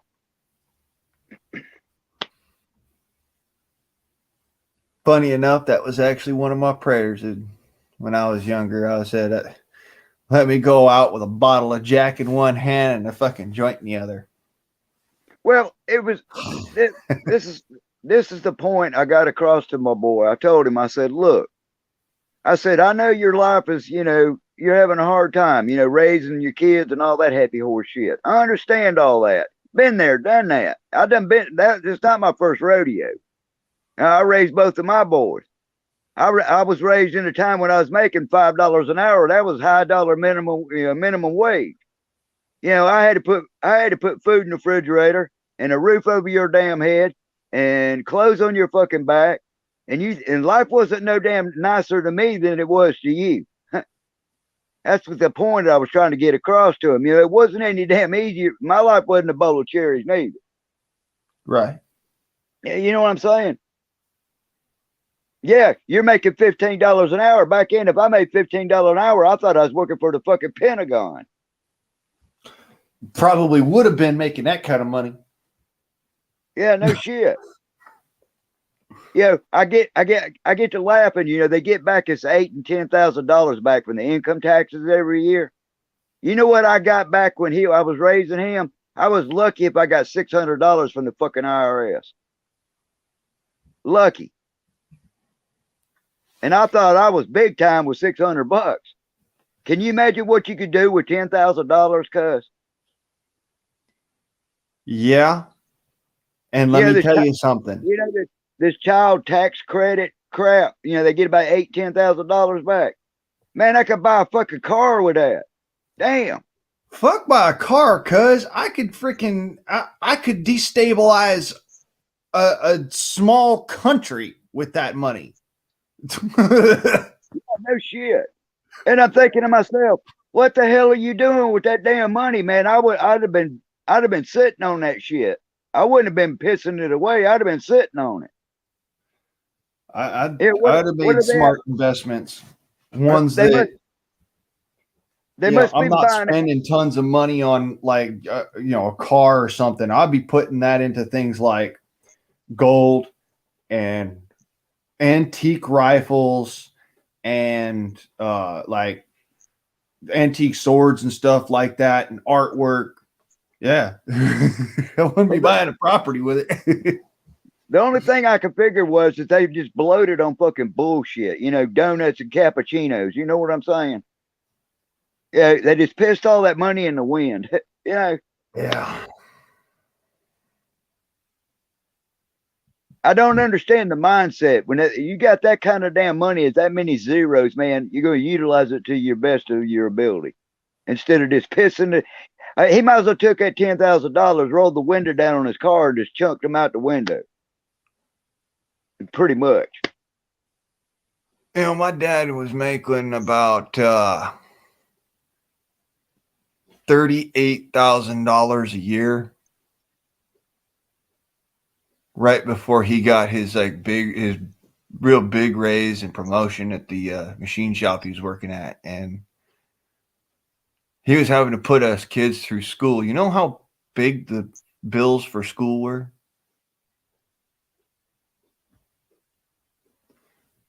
I was $10,000 for 1 year. Both of my sisters were $7,000 a year for school. Me and your dad would be close to about the same age, right? Yes, sir. Yeah, he's from my generation. Yeah, he was born in 61. Yep, he's definitely from my generation. I was born at the last of the 50s. And see, I look back on it now. I'm like, are you kidding me? $10,000 for school tuition for a kid. Now get this, cuz this is gonna blow your fucking mind. My youngest boy, he's the one that drives a truck. He makes $80,000 a year, and he's bitching he's broke. $80,000 fucking dollars. Literally $80,000 a year, and he's bitching about he's broke, bruh. I make maybe $900 a month. Less than $10,000 a year, right? And you're thinking to yourself, he makes $70,000 more than we do, and he's broke. Try working with $900. I mean, that sucks. You know what I'm saying? Try to work with fucking $900, man. You know what my taxes were this year? My taxes actually took up a whole, if you were to lump them all together, for each year, they take up about a whole month's paycheck. Sounds about right. That's my truck, my bikes, my dog. What was there's a couple of others that I got to do, but just taxes. You got to love the Infernal Revenue Service. Oh, I love them. I love them so much. I just want to. It's an illegal 3-letter agency.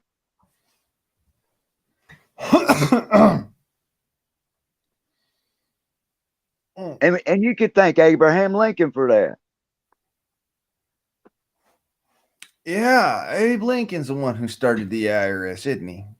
Sure did, 1865. Yeah, it and was whose fucking house's doors did they beat down to go and get that money? Now, this is what I don't understand. It was the IRS was founded for a recoupment of the money that they spent on the war.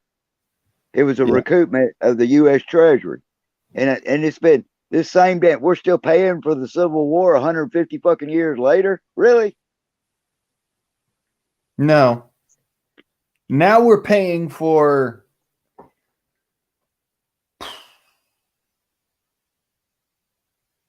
Iraq, Afghanistan, Yemen, Vietnam, Korea. Actually, not Vietnam anymore. No. We've already paid off Korea and Vietnam. Oh, we got a new one. Ukraine. Yeah. Ain't that just peachy? Here, let me just sprinkle some of this stolen money on you there, what's your buckers over in Ukraine, just so that we're clear. You don't have to pay any of this back. Yeah, fuck you very much, Biden. Thank you all. And you know what? Have a nice goddamn day. But he's giving out free ice cream and crack pipes. Yeah, that man's giving out free ass cream, all right. Ass cream. That's funny. That's funny. He's over there sniffing freaking 13-year-olds' freaking hair and shit. And it's chocolate flavored.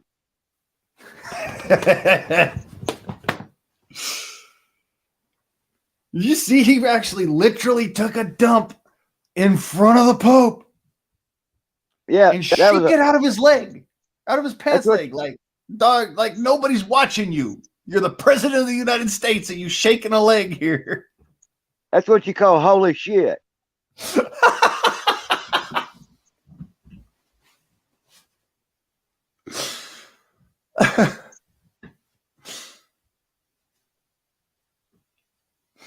This is too fucked up funny. You can't make this shit up. That son of a bitch couldn't beat his way out of a wet paper bag with an instruction manual. Oh, that man couldn't win a war if God was on his side.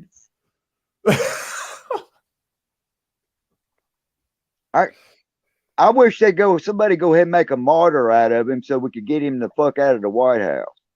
Build a little brass statue. Fucked up part of it is that hairy ass would be right in line for that. Well, make 2 brass statues and put them on the White House lawn.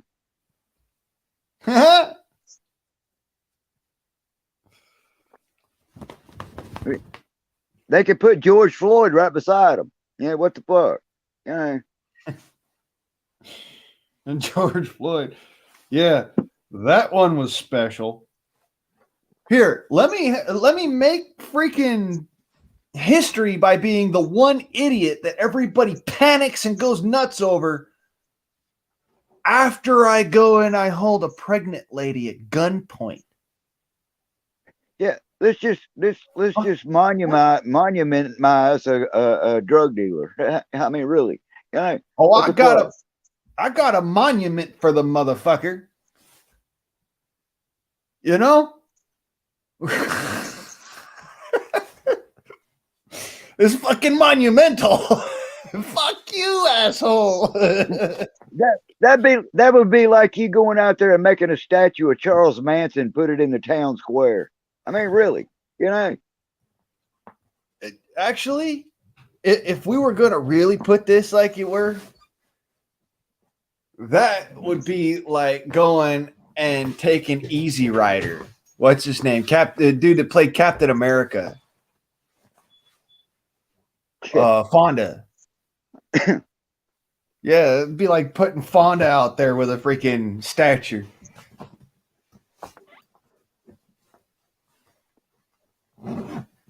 It's like, where does this insanity stop?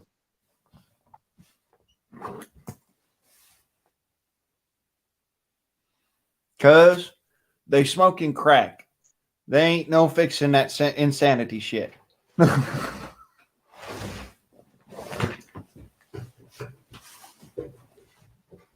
What? Who? And now we got Biden with his Corvette and Garage Gate. Oh, yeah, that stupid motherfucker. Holy shit!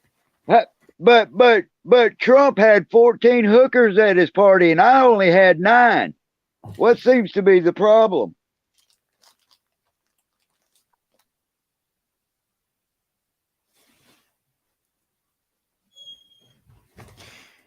Trump declassified those documents when he was president. You, on the other hand, were vice president, didn't even have classified clearance for those documents, and you had them in your garage unsecured, you turd. Behind the Corvette.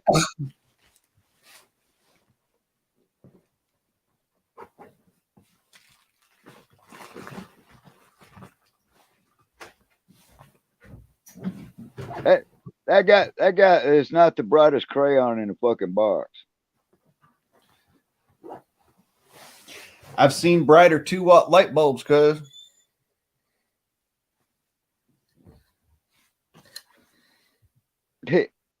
Actually, the 2-watt light bulb is even brighter than he is.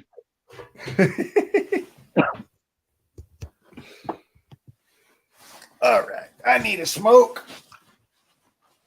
I got a freaking hitch in my shoulder. And besides, I got to show him off. Hey, what the hell do you nose? Who did he? Look, it's song. Ja, ihr cousin, ja. Oh, mein Hund. Ja, was auf in mein Hund. All right. Ouch, wait. Du chill, Honda. Du chill. Hey. Jingles got out of the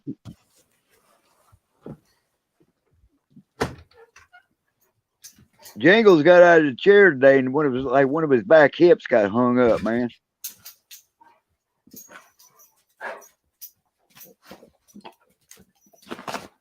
Dalanga, du stofferen.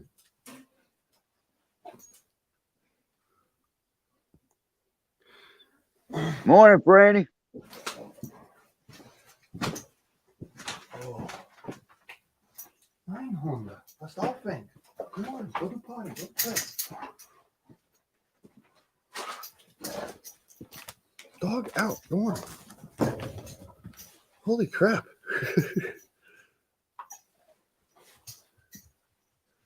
Didn't realize he needed to be that far up my eyes. I swear, I'm sitting here polishing the little fucker's teeth. but I guess my whole moral of what I was telling you, cuz I'm just fed up with people's fucking attitudes, man. Yep. I'm spent off it too. I've done had enough of folks being assholes. And for no reason. You know what I mean? I mean, I didn't do shit to them, Oh, and in a complete flip of the script, folks who got no reason to be nice to me are being nice all of a sudden. Huh. I'm gonna be the guy, that dude on the jerk. All I need is this lamp and this ashtray and my thermos.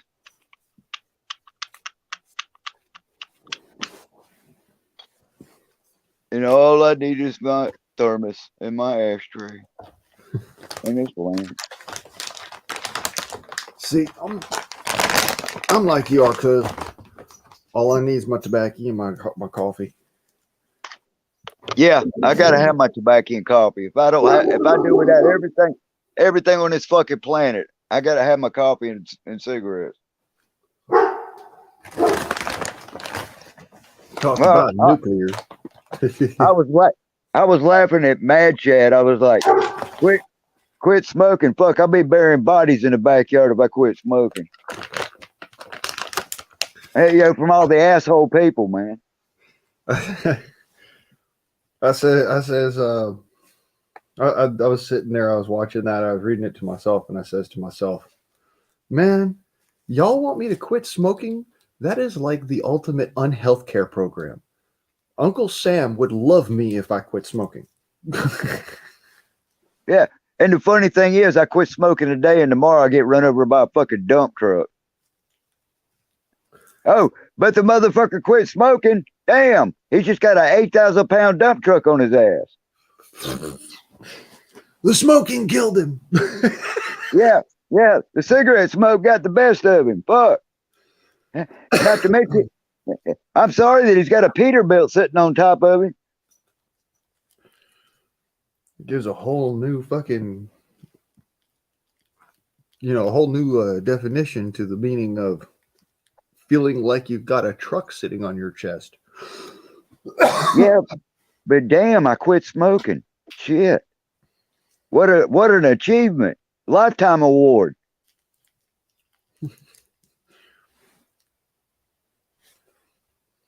Now, what are you going to do about this 10,000 pound dump truck that's sitting on my chair?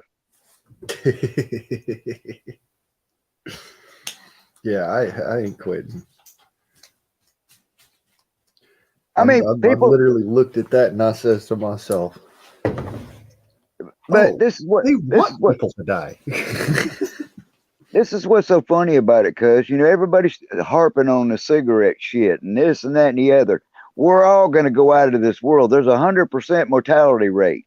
It don't make a flying rat's ass. Everybody's going to go out of this world by something, whether it's a cigarette, a dump truck, or falling out of the fucking airplane. You know what I mean? Yep. It don't make a shit. You're going to die from something. So pick your poison. You all have to die someday. Yeah, pick your poison, right? I just like to keep on living a little longer. That's why I smoke. I've met people with lung cancer that never smoked a cigarette in their fucking life. And here's the funny shit. I've met people who had smoked cigarettes since they was like 15, 16 years old, lived to the ripe old age of 102, never quit smoking until the day they died. My point exactly, cuz. My point exactly. What I understand, you're either born with a cancer gene or you're not. That's the way I understand it. The way I look at it is there's a few things that could cause me to have cancer, but I'm unlikely to ever actually be in contact with them unless I've already been in contact with them, in which case it doesn't fucking matter. Now, if I had my head over a 55-gallon drum with skull and crossbones on the side of it and huffing the damn shit, yeah, gee, I could figure out why I got cancer. You know? Well, shit, I was in the desert, probably not that far away from a uranium mine. So I know all about things that'll cause cancer. You could get it for drinking a glass of water. I mean, really. Right? You know what I'm saying? Right? Just talk to the folks in Flint. Cigarettes are not the sole cause of fucking cancer. Yeah. No, it's just, it ain't even one of them. The actual cause of cancer is a mutation. And a mutation is just simply a cellular response to a stimuli that causes that cell to die, and then that cell doesn't die, but instead mutates to the point where it continues to live. Cellular mutation, is that's what you're... Yep. That's cancer. That's exactly what cancer is. But it just burns me a new one, you know, when people start harping on fucking cigarettes, man. It's like, shut the fuck up, you know. I enjoy smoking, and I will probably, if I'm 100 years old, if I make it that damn far, I'm gonna be sitting in my rocket chair with my overalls on, with a glass full of whiskey and a cigarette in the other hand, and get the fuck off my lawn. See, I'm gonna be pretty much asimilar, as long as there's tobacco to smoke. I enjoy smoking. It keeps my nerves calm. I put it this way: if I ain't smoking, I'm chewing. Right. There's a reason behind it. It's because, like I said before, the world's greatest unhealthcare plan is me off of my tobacco. Yeah, say we're doing society a favor, right? Right? Yeah. That way I don't have to drag out my U.S. Postal Service uniform and start making special deliveries. See, I'm the kind of feller who's I've always been a nice person, but even as a young man, I had a temper. And when I says I had a temper, I mean I'd blacken out the fucking sky and let the arrows fly. Damn it, I was something else. I was the same way when I was young, cuz I had a temper out the ass, man. You could light me up like a firecracker fuse, you know. I was the same way, cuz You know, man, you could get two words across, and then I was ready to fight. right? That's how I was. I mean, shit, I was ultra nice, and I was the kid who was the dweeb at the back of the classroom. Everybody hated him. Everybody bullied on him. Except You for were few folks, and those folks were the folks who excelled in school, and they all excelled because they didn't have that kind of they wanted to beat up on me kind of mentality. They were more concerned with their education. I was kind of the teenage kid that I had the extra set of plutonium balls, and I would go and pick fights with people just for the fucking hell of it, just because I could do it. That kind of shit. Yeah. Yeah, it was like, let's step out back, motherfucker. Yeah, bring your buddies, we'll have a party. That kind of shit. As a teenager, I didn't do much fighting, but when I did fight, it was because something stupid. Like it was. You're right. It was normally it was over stupid shit. The time that I got thrown in fucking juvenile hall was actually because I beat the shit out of a dude for grabbing my girlfriend's ass. Oh, that's a good reason to beat somebody's ass. Say, that's my grabbing territory, right? No, it wasn't even that. It was a matter of I didn't even think. I just saw red and I started beating the shit out of the guy. It was morals and ethics, right? Morally, I would have probably said, "Hey, motherfucker, that's not right." They got it told the teacher, but no. Oh fuck no! I threw a fucking flying spear into that motherfucker's gut, and then I started beating the shit out of him right in the fucking hallway. But I can honestly, I can honestly say when I was in my teenager years, I didn't have no fucking broken. I had a broken halo. You know, Mm-hmm. I was a devious little motherfucker, man. I go looking for trouble. I even fuck with the cops. I started trouble everywhere I could. See, I didn't go looking for trouble, but I didn't really need to. Trouble had a knack for finding me, and I was more than willing to dance with the devil in that pale moonlight. I was the same way because I had that proverbial Superman suit on. You know.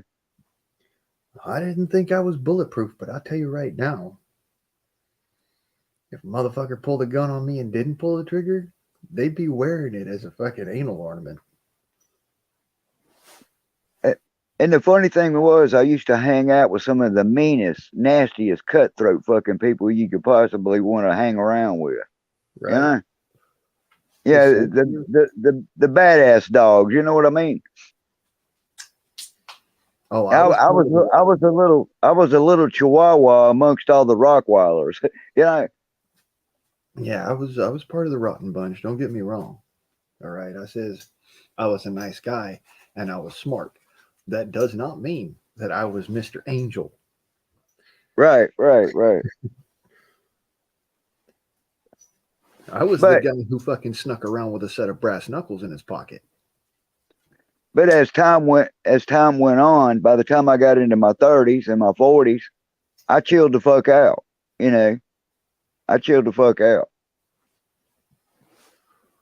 And my old man was probably going, "Thank God for small favors," you know. But he was constantly coming up there and bailing my ass out of jail where I was getting in fights and shit. Yeah. I remember one time, I think I was about 17, somewhere around there. And I was in the pokey that day for fighting or whatever the hell it was, you know, disturbing the peace. Is that what they call it? And they come in there, you know how they allow you that one phone call? Well, he brings that. Remember them old phones, the dial phone, rotary phones? You know, they got the numbers on them and you turn the little dial. Yes. Anyway, he brought that phone to me and it had a big long cord on it. And he brought it in there to the cell for me to make a phone call. And I threw it at the cell against the damn wall. And I remember that phone going in about 3,000 fucking pieces. I told him, fuck his damn phone call. Well, that's how you get yourself in trouble. Yeah, what was he going to do? Put me in jail? I was already there. Shit. No, but he would have charged you with destruction of government property and all that fun shit. Yeah, but this is back in the days when it was Barney Fife and Andy Griffith, man. Yeah.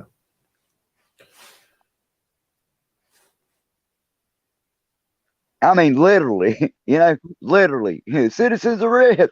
There's one fucking bullet in his pocket. Bullshit.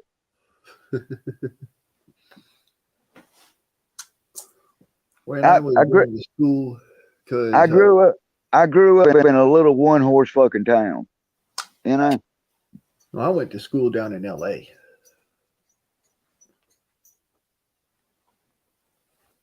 Yes, Latina, even though I don't exercise much. Do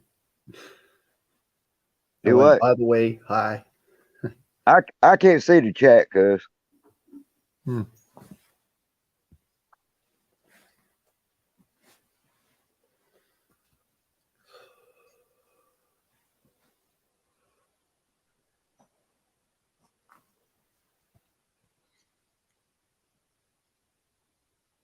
Four-pack ABF.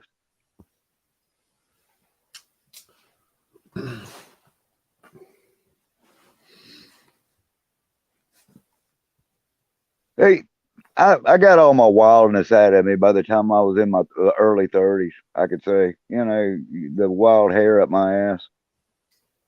Yeah, after a while, you learn to be street smart, Yeah.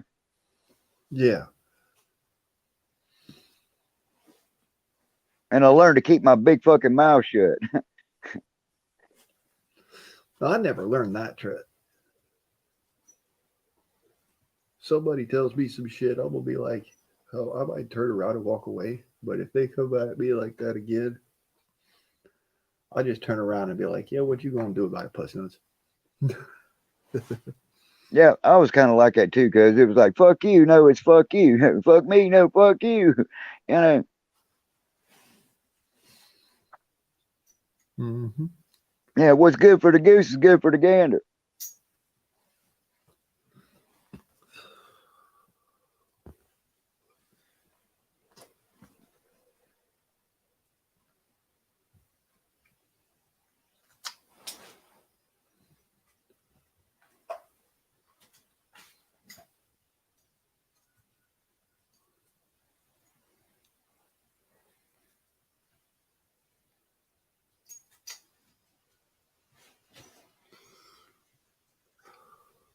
Well, I wonder how many people has moved out of California so far, cuz.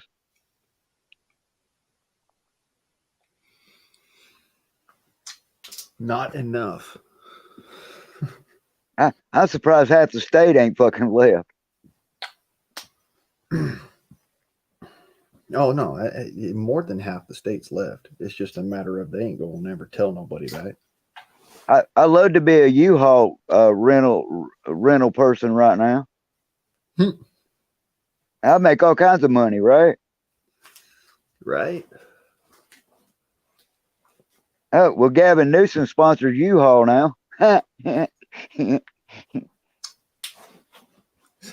would fucking probably laugh my ass off if I actually walked into a U-Haul store down there in California and they had his picture up on the wall with freaking employee of the year.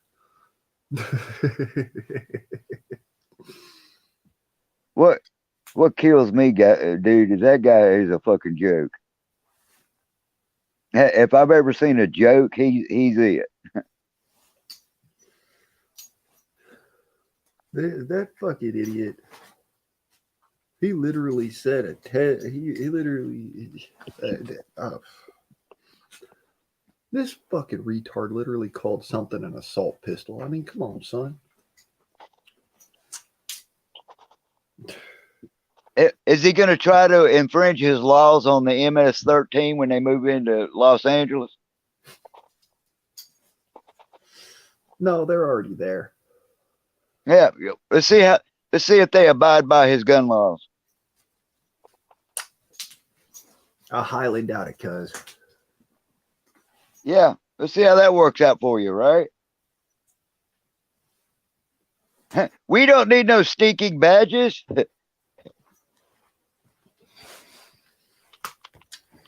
I foresee that going horrible for him. The fucking all the damn criminal world does not give a flying rat's ass about law and order. They're gonna buy their shit out of a trunk of a car somewhere.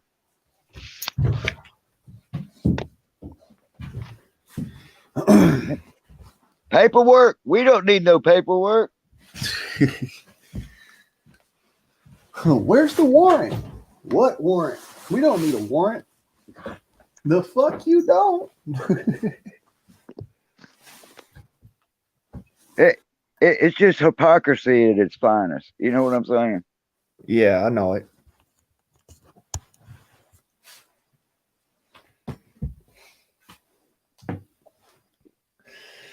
Yeah, all flavors of tobacco are banned in California. For real. Yeah.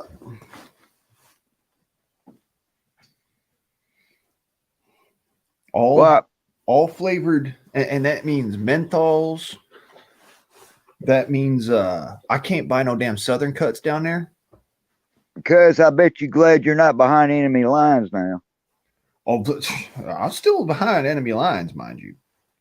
It's just not so bad. Yeah, you're just on the outskirts, right? Right? Man, if you could look at it on this aspect, that's insanity at its finest. and I'm probably being very light about it, as far as insanity goes.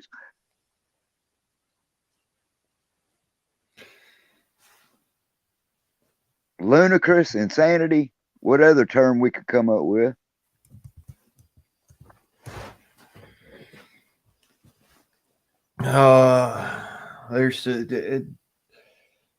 Let me put it this way. If there's a derogatory term, I'm sure it applies. Yeah, an asterisk mark in parentheses. Oh, right. I got to do that.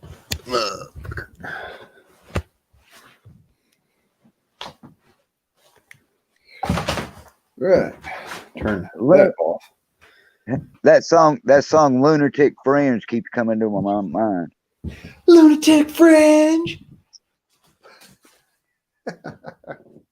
I know you're out there.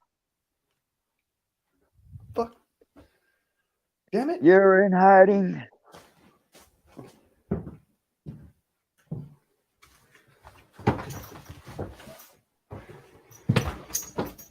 Nein, du Stoffer. I'll be right back.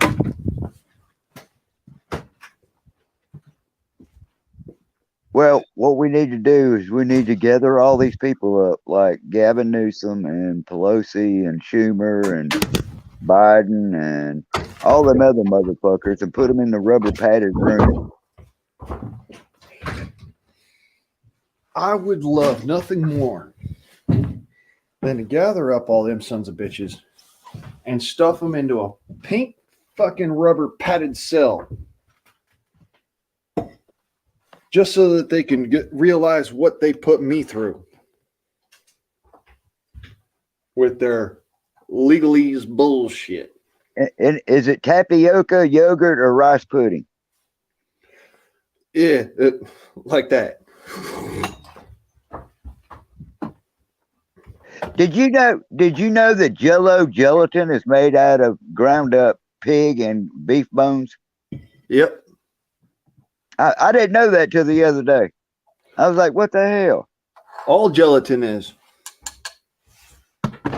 That's where gelatin actually comes from, is from bone. Yeah, I didn't know that, cuz, until I saw this article the other day. I was like, what the hell? Yeah. No, it's true. Folks stopped eating beef or bone broth, and they started eating gelatin back in the like 1500s. That's damn nasty as fuck, dude. Yeah. So is that another government cover up?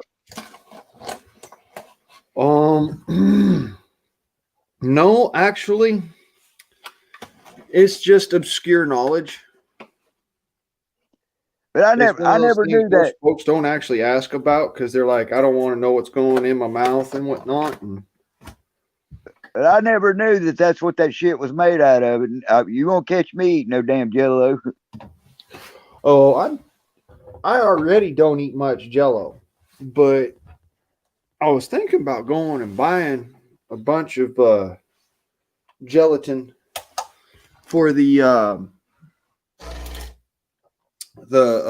wanted to do some ballistics tests on my rifles. Well, it would be good for that. Yeah. You get to see what those air guns can actually do. I'm looking forward to springtime, because I got some major shit on my agenda that I want to get accomplished this year. You know, my chickens. I got to get my fucking chickens. I want to get that garden up and going. I'm going to concentrate on that stuff like big time. Yeah. Yeah, them chickens and that garden's going to be important, man. Food's going to get expensive as shit. Oh, it already is. You realize last time I went into the store and just go and buy commodities, right?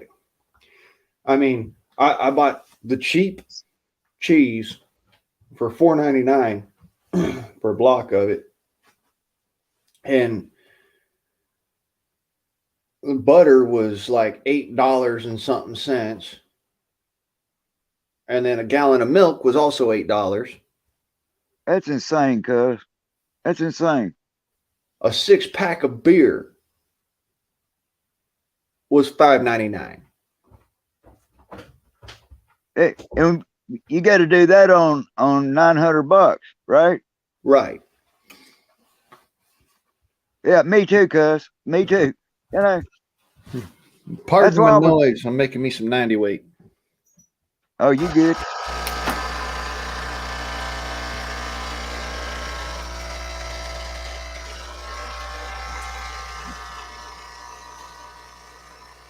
That's why it was hilarious to me that my youngest boy going, well, I make $80,000 and I'm pissed fucking broke. Man, I would think I was John D. Rockefeller if I had $80,000. I'd be eating fucking filet mignon for breakfast.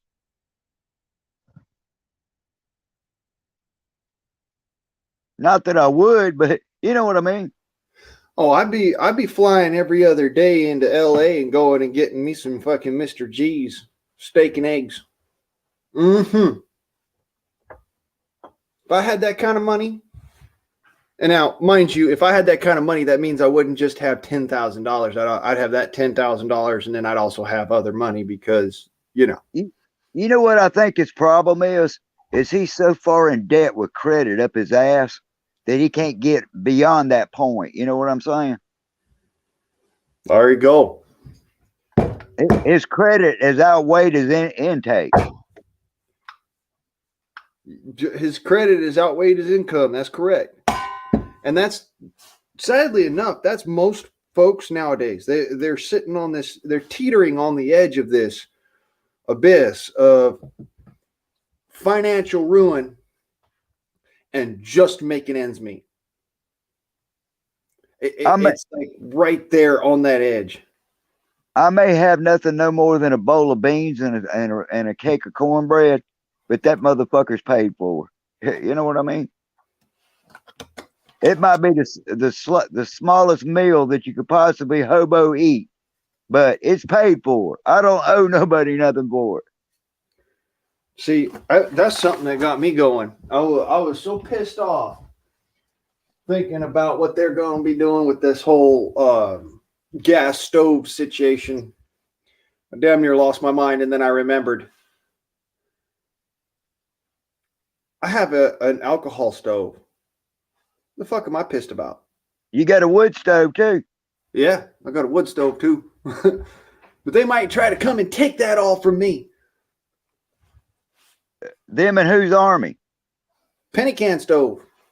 Them and whose army? My backpack, and y'all motherfuckers come and find me now. Yeah. I could start a friction fire in the damn woods. I don't need your damn wood stove. Right? Yeah. I can rub two sticks together with a shoestring and start a fire. I mean, I'm not that good, but you give me a dead bick and I'll have a fire lit in a couple of hours. Guaranteed. I learned how to make a friction fire a long time ago, cuz when I was younger. And I can literally take my shoestring and a stick and a couple of sticks, and I can start a friction fire with it. All you need is a good mouse tinder, gathered up out of the woods. You can set that shit on fire. It don't take much, from the friction to set it off. As long as it's dry. If it's dry, it will ignite very quick. They call it a mouse nest, I guess is what they call it.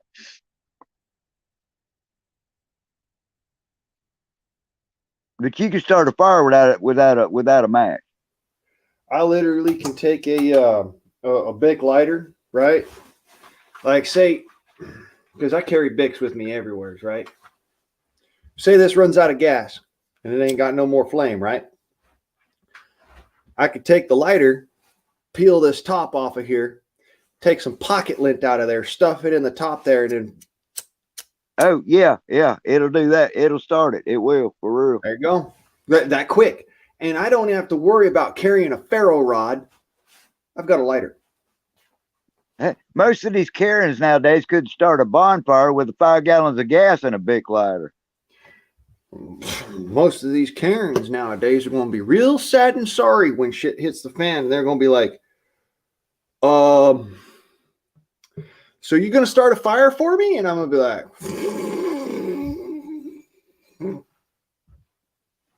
and you know what? My favorite fire in the woods would be to dig me a Dakota pit, which would keep it from smoking. And that way you don't give your position away.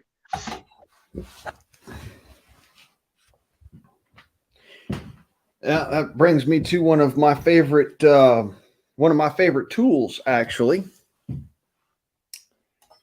Believe it or don't, I don't carry very much with me into the woods. I just never saw the need for it. But something that I do carry with me everywhere is this little pocket knife. All right.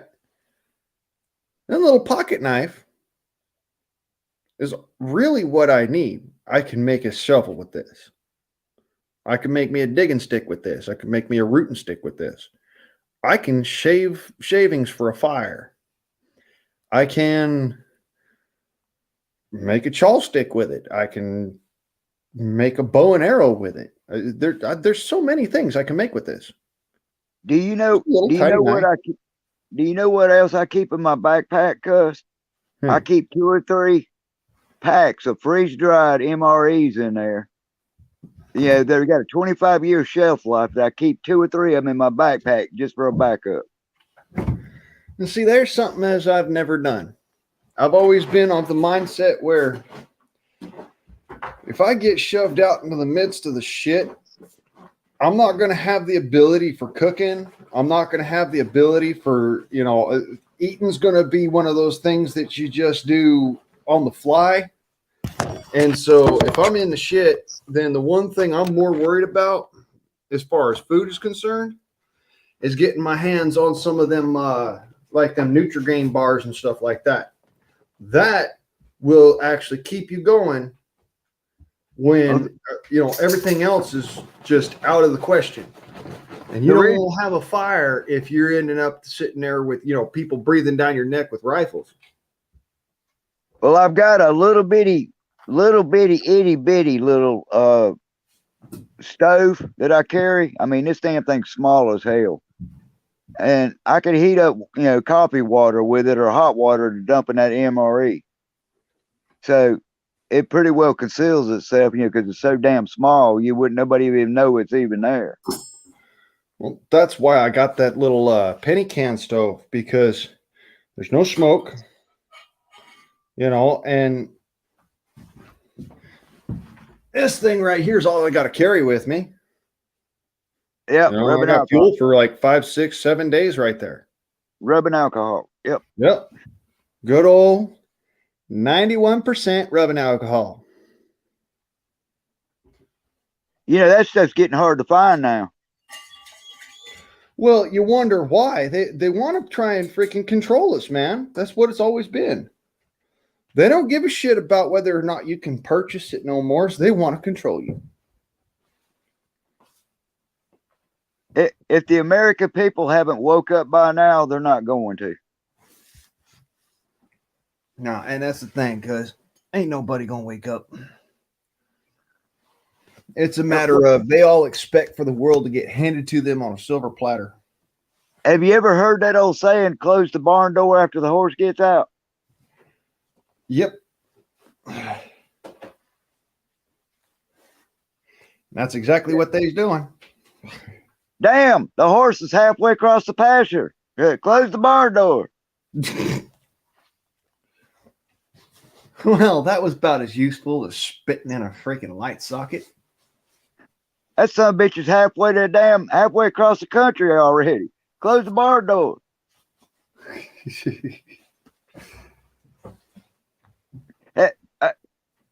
Has society just lost all their common sense? That's the only thing I can figure. People are that damn ignorant.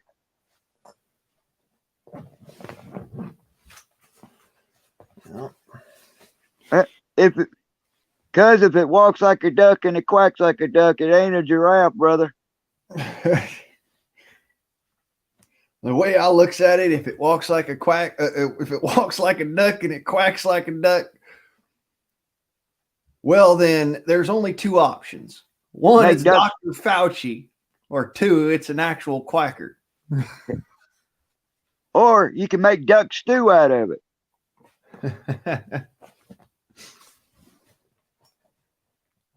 Duck. Ouchie Fauci. Ouchie Fauci. You notice that son of a bitch has crawled under a rock. Oh, yeah, he disappeared. You know it. They just disappeared, and that's all. Yeah, look at all that money he's got. Damn.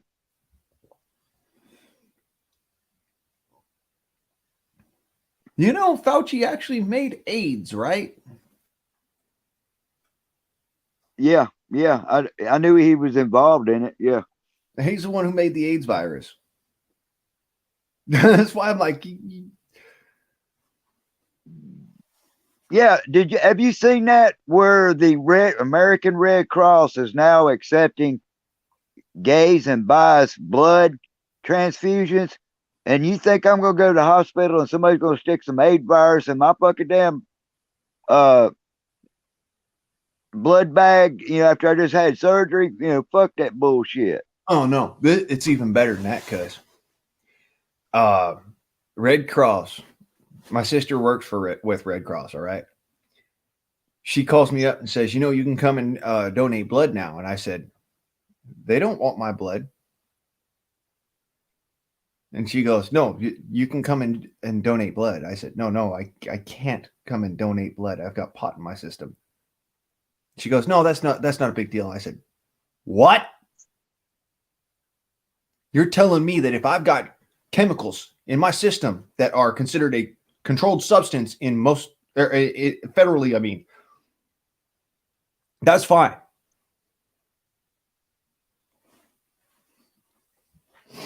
But What? I was looking at the fact, say I end up in the back of a meat wagon, I'm in the hospital for emergency surgery, and you're going to put a blood bag on the side of my bed with an IV drip that's got somebody's damn AIDS virus inside that son of a bitch. Fuck that shit. Oh, it's even worse, cuz you could get somebody's fucking drugs in that bag, right? They don't run it through the dialysis analyzer, before they hand it off to you. So what happens is you get this blood, you end up getting somebody's, you can end up getting somebody's psych meds, you can end up getting meth in there, you could end up getting all sorts of different drugs that you don't need and might cause an adverse reaction with the drugs that the freaking hospital puts in your veins. Yeah, fentanyl. Right. But yeah, don't worry about all that. We're lowering our standards so we can get our numbers up. Are you fucking kidding me?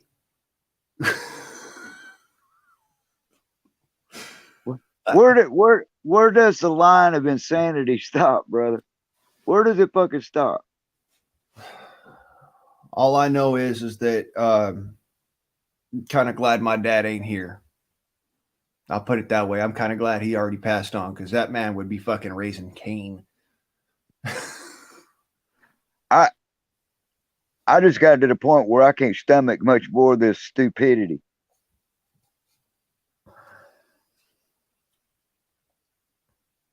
I'm almost at a point of being numb. I crossed that threshold a long ass time ago. Way back.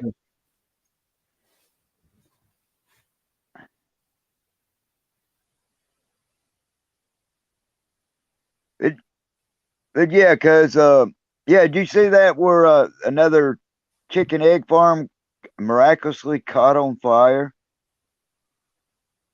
up there in Connecticut or New Hampshire or somewhere around there? Hell, I don't know what state it was in.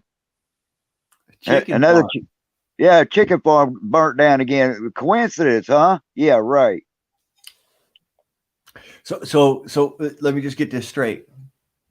A place where And mind you, I keep chickens. All right, I know how chickens are, but a place where the ground is covered in moist shit and there's water everywhere because they kick water over all the fucking time. Oh yeah. Oh yeah. And there's, there's constantly people in there cleaning shit up and whatnot. And somehow that caught fire.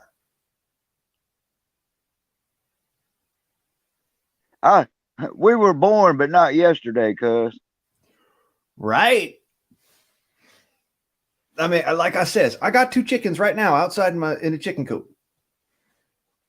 That coop is a flood with layers of freaking straw and chicken shit and water and chicken shit and water and straw. Just like it.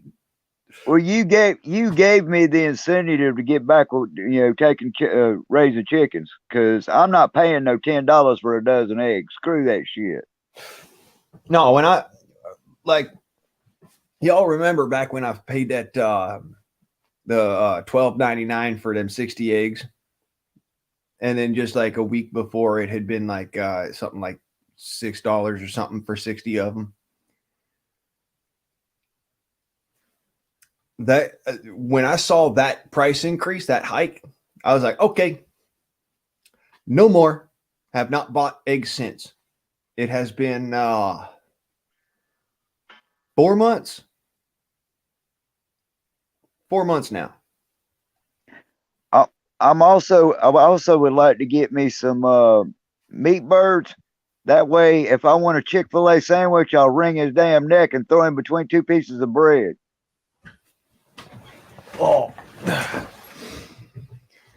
Yep. Yeah, there you go. Say, y'all boys want a Chick-fil-A sandwich? I'm fixing to get rid of the cluck. I just got to cut the cluck off real quick. Yeah, I got to cut the cluck off. That's funny as hell. Hey, I've been looking into I've really been looking into that pistol, because like I've been weighing it. Like I got a couple of things I need to do here. I meant to ask you, cuz, did you get that fucking catalog I sent you, brother? Nope. I paid them good money to send that motherfucker to you. I know it. They still ain't sent it. They still ain't here. They said it was going to be there by the 25th. None of them packages you sent ever got here.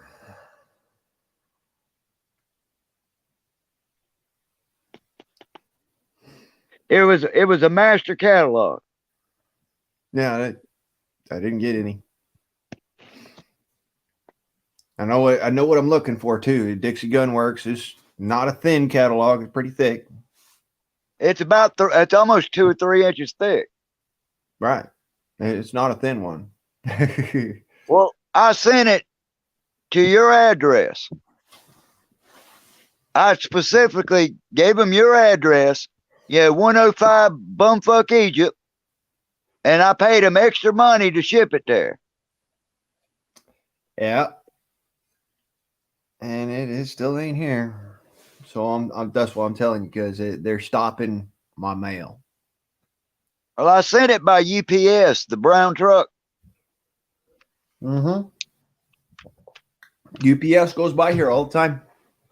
They even stop right here in front of my house because I've got all the mailboxes. Well, the reason I sent you that catalog, cuz, because it's got every fucking thing in it. You could, you'd be like a little kid at Christmas time with that damn catalog, cuz, you know what I'm saying? Yeah. Now, something I was actually going to tell you about. There's a couple of different things I wanted to do. One, I've got to get a pony bottle for my air rifle. That's already in the works. Got to happen. You know, I can't just keep on pumping it up every time I need to go and fill it. I mean, imagine it this way. You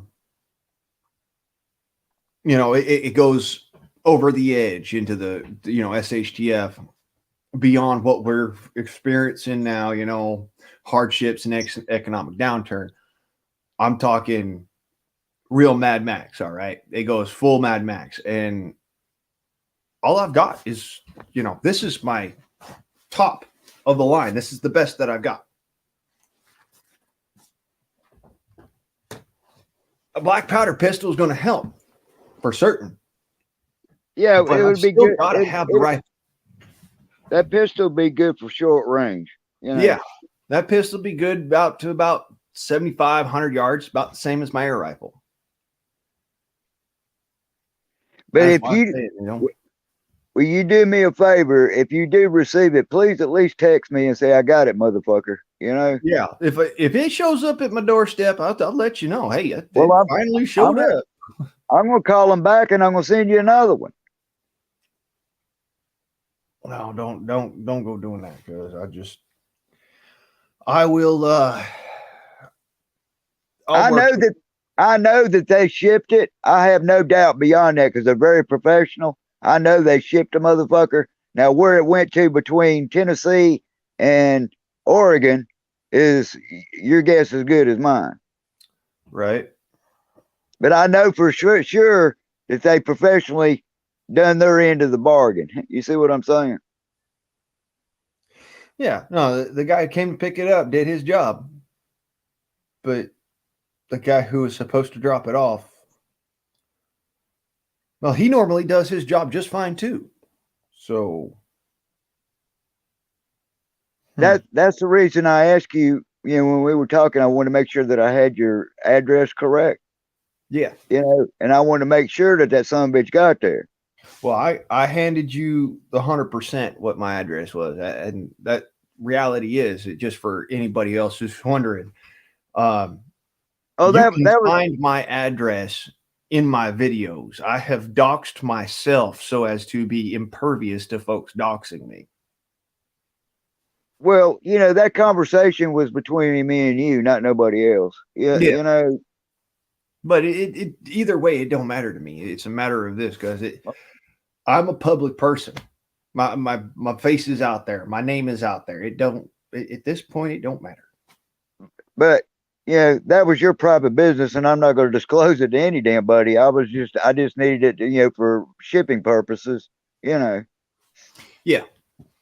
And unfortunately, talking on a cell phone has become extremely difficult of late because for some reason I can't get a phone call on this turd.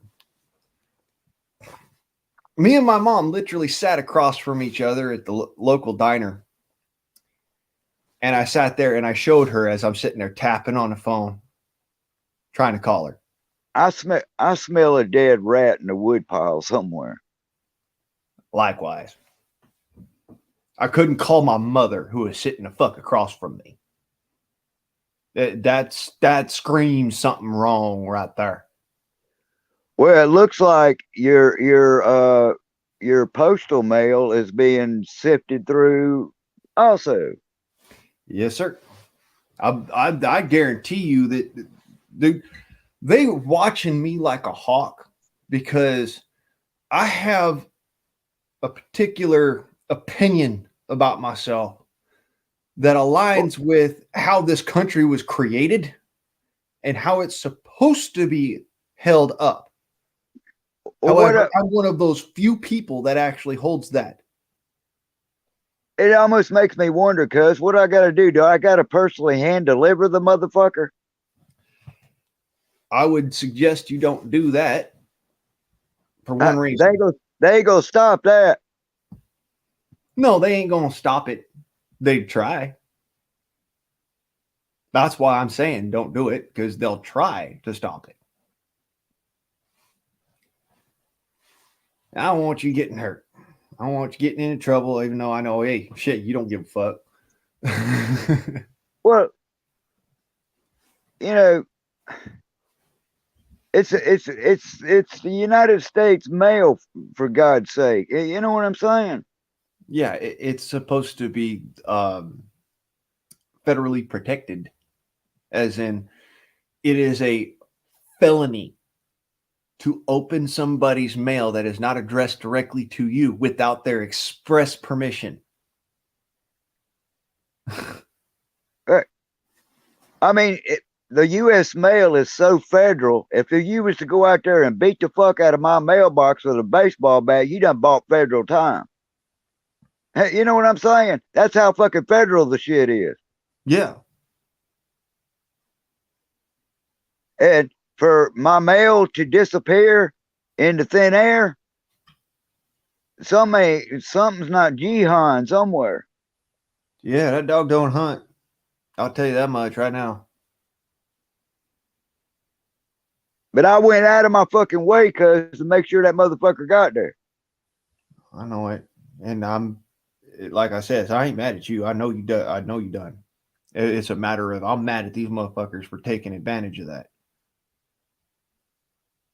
It's got something to do with that little brown truck that drives by your fucking house.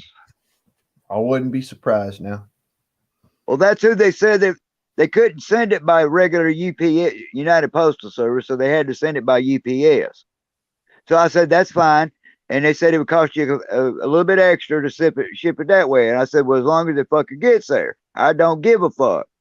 So I went that route, and they said, well, we're shipping it out on X number of date. And they said by the 25th of this month that it will be in your driveway, according to the UPS.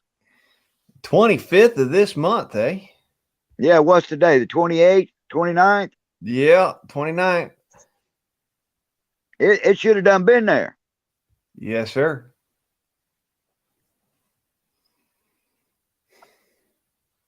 They should have been here.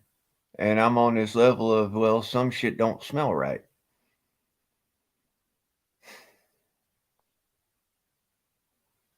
I'm just saying, cuz I did make sure that thing was heading your way. No, I'm not pulling your leg. You know, I know it. I know it. You didn't do nothing that was any way wrong. This ain't your fault. It's a matter of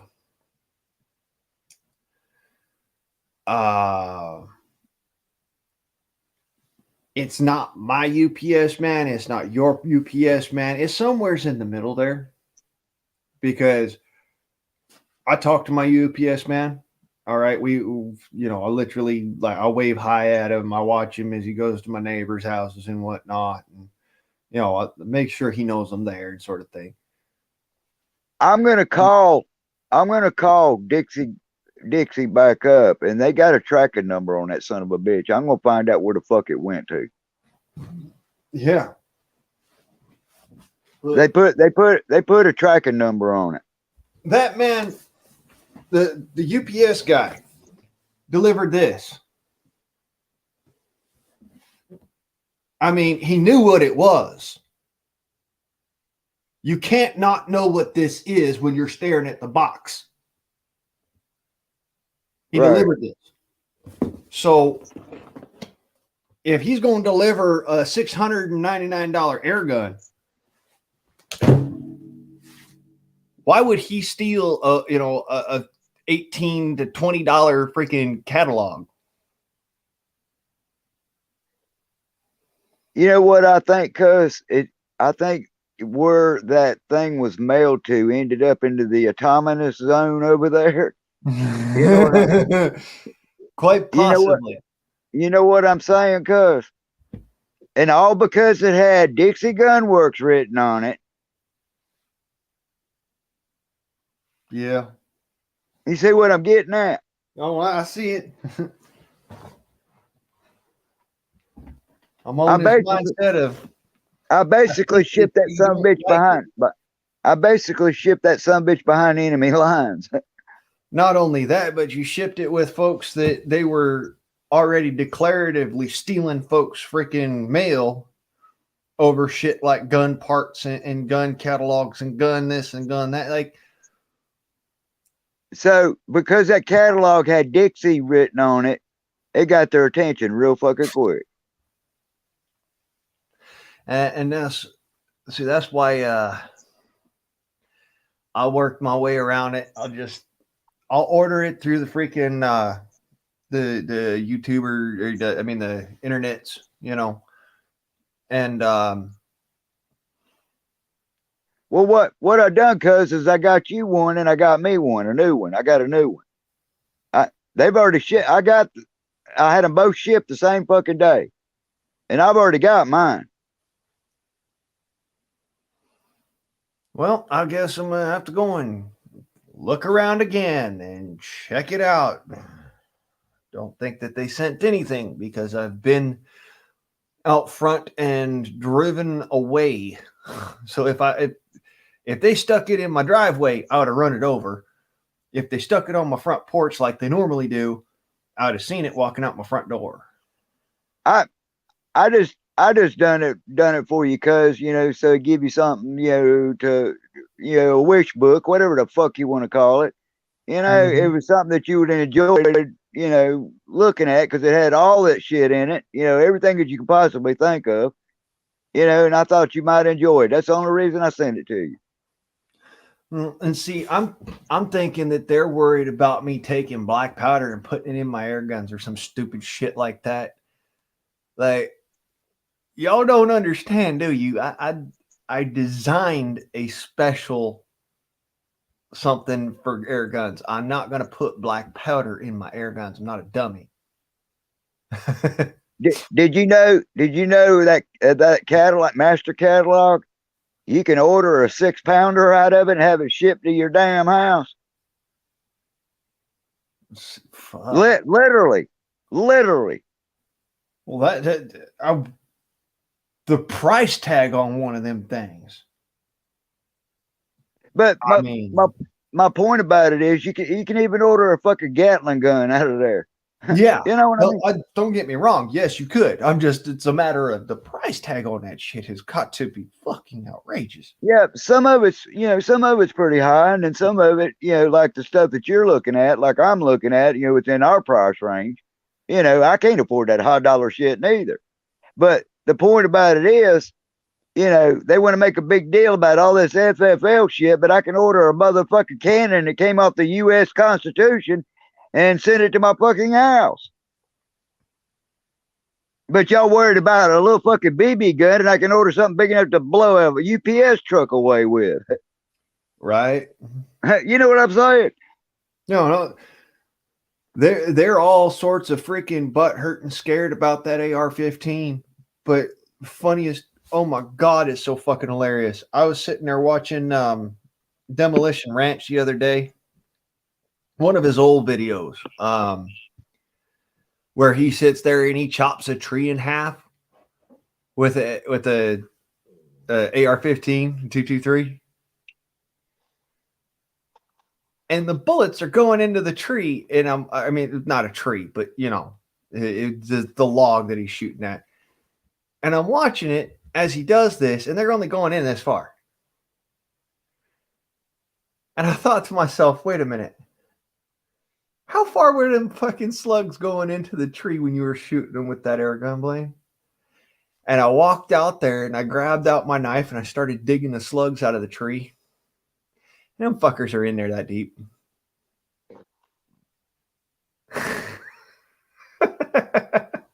But to make a long story short, cuz I was just thinking about your brother, man. That's the reason why I sent it to you. Oh, and I appreciate it. It ain't no thing. Well, it's pissing me off. I will get that black powder revolver that I was telling you about, and I will get myself a pony bottle for this here air gun. Those are the two things that I'm working towards getting myself.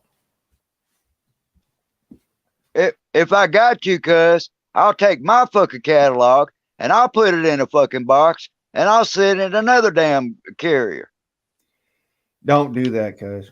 Like I said, you keep a hold on your catalog, keep your stuff, all right, and it'll work. It will work it out, all right. That's the way as I see it. It'll all work out. Everything in due time. I was just thinking about you, cuz. That's all.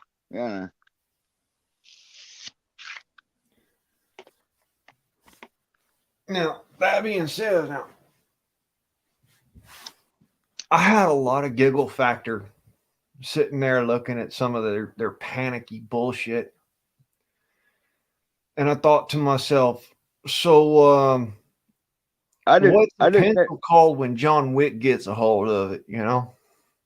I just never thought that I would see a day when I got to fight the U.S. fucking Postal Service to damn send something through the motherfucking mail. Yeah. No, what really gets my goat is they told you can't send it through the U.S. Postal Service. I says, wait a minute. They just lied to you. Because if I know anything, and I do know some things, because you can send a textbook through USPS with their flat rate shipping service. Oh, I've done that with my mama just a couple of months ago. That's where the controversy came in, because they could have shipped it U.S. Postal Service, but they would have had to send it flat rate, and it would have took a lot longer for it to get there, like months. You know what I would mean? have been fine. I would have been fine with that just because I would have known it would have got here. That's what I'm saying. So that's the reason why I sent it express, to make sure, the second day delivery or whatever the fuck it is. I wanted to make damn sure that it fucking got there. So they said, well, the only way we could do that is send it by the brown truck. And I said, okay, fine, what the fuck ever. I don't care if you put it on a donkey as long as it gets there. Yep.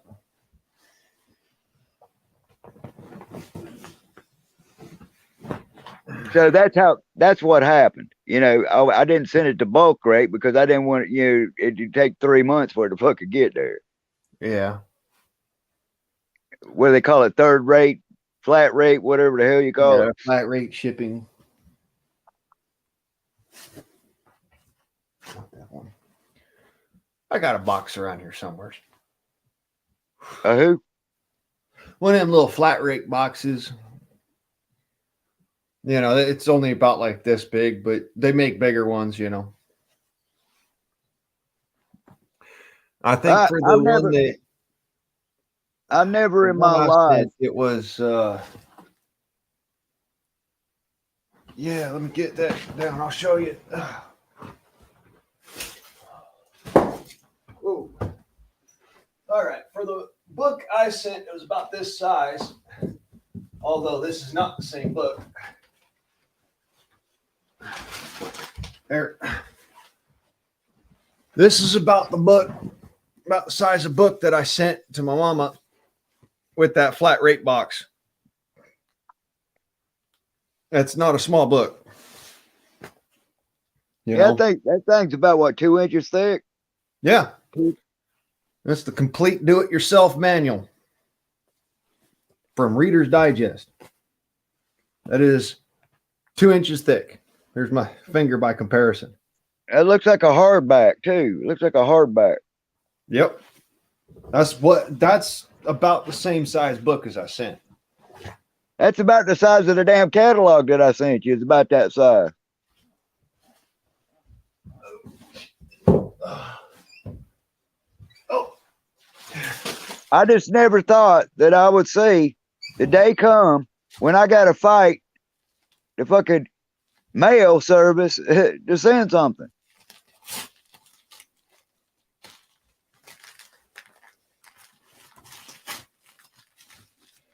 I wish it seems like it just seems like to me everything has turned into a big fucking hassle. Down to the small shit. Yeah,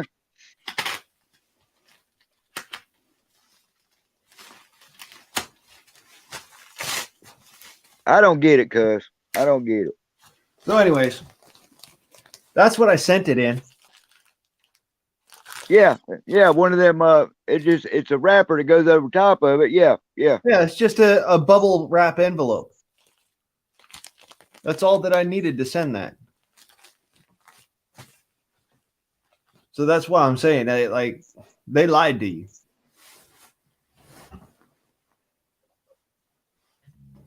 Well, that's what my catalog was in, was one of them things when it got here. And It had Dixie Gun Works written on the outside of it. Yeah, that bubble plastic wrap bullshit, whatever, you know. Yeah, it gets everywhere. I mean, you could read it from a mile away. Yeah. You know. I mean, you can see this here. It's this one from Nielsen. Nielsen ammunition. That's how they send their ammo out. That weighs more than the book. It's gotten pretty sorry, cuz when the simplest things you become a hassle now, you know? The simple things. That really got to me though. I can literally have ammunition sent to my house. And USPS. But a book. Just a book, just paper.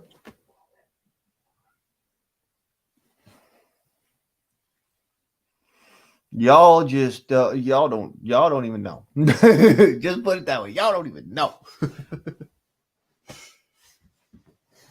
Now what's so funny about it? I could get on the horn tomorrow. I can call Dixie Gun Works up, tell them to ship me one of the motherfucking cannons, and it'll be here within 3 days. A cannon. It'll be in my driveway in 3 fucking days. So here's the thing. I could literally, like, if I had the money right now, I'm saying, I could right now go on a Dixie Gun Works on the interwebs, order that pistol, and it'll be here in a week. Yeah. What's the logic here? I mean, I get the pistol in a week, but the damn catalog would take 3 weeks. It's just got me puzzled, cuz. You know, it's got me puzzled big time. Well, you know what it is. It's a matter of they're trying to make it so that even like the shit that's not a firearm, you can't have it. That's what it is now. Before it was, all right, you can't have firearms, but now they're trying to do this other shit to folks who are the so-called prohibited peoples. You can't have a black powder gun. You can't have an air gun. You can't have a freaking curio device, which is basically it's antique. Most of that stuff that Dixie sells is what they call the pre-1887 Federal Firearms Act or whatever you call it. Everything in there is prior to that, which they consider antique firearms. 1934. So everything that's in there is stuff that George Washington and Daniel Boone carried around. You know what I'm saying? Yeah. The only difference is that nowadays most of them are rifled barrels. Okay. The Kentucky long rifle, it's got a rifle barrel in it. Yeah, mine does. Mine's got a rifle. They weren't made that way. Most Kentucky long rifles were a really long smoothbore. And that's actual historically shown that they were smoothbore. They weren't rifled. They were called rifles, but they weren't rifled.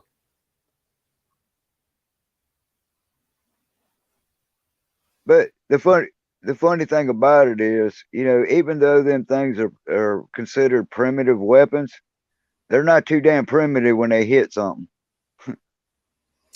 Oh, no, cuz I thought it was fucking hilarious when somebody told me, why did you buy an air gun? Air guns are toys. And I literally looked at this comment on my phone and I'm looking at it and I'm like, oh, this poor fucking idiot. He thinks an air gun's a toy. That's what I was laughing about one day about that cap and ball, you know, that Wild Bill Hickok carried. You know, if it was good enough for him, it's good enough for me. Let me put it to you this way. Wild Bill carried two pistols, twist draw. All right. In his pants belt. He had the confidence to carry pistols twist draw. Let's just hone in on that for a second.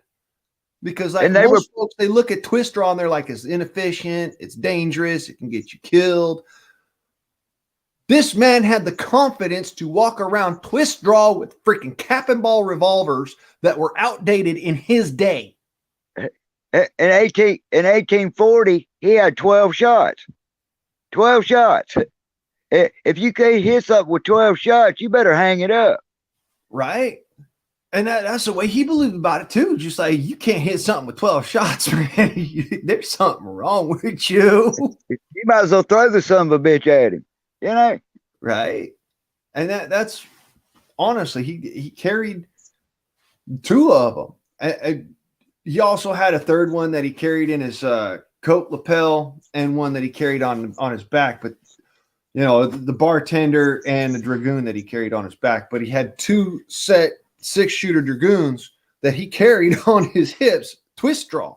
That's what I'm saying, cuz, you know, even though they were primitive weapons, they fuck somebody up. Right? Oh, and you know why most of the old black powder pistols were chambered in 44 back then? This will blow your fucking mind. Because a lot of people think it's about stopping power for military aspect. It's not. The reason why most black powder revolver pistols back in those days were actually chambered in 44 instead of the 36 caliber, which was easier to shoot and would still stop a human being, was because the 44 had the ability to stop a bear attack. Yeah, the 44's got a lot more punch power. Right. But that's specifically why they would carry the 44 caliber ones, was because it had the stopping power. They had the nickname that was called a horse pistol. You could shoot a fucking horse with it and drop the son of a bitch. You know, they called him a horse pistol for a reason. Yeah. And it was more than just one reason. That's the other side of it. You could shoot the fucking horse right out from under the rider. I mean, you know where the term for the Marine Corps fighting knife, the K-bar, you know where that term originates? The knife was said to be able to kill a bear. They shortened that term to kilobar.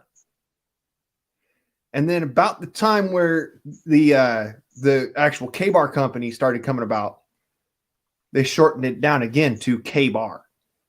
That makes sense. That's literally where it comes from. So for those of you who don't know about American history, I'm going to give you a crash course.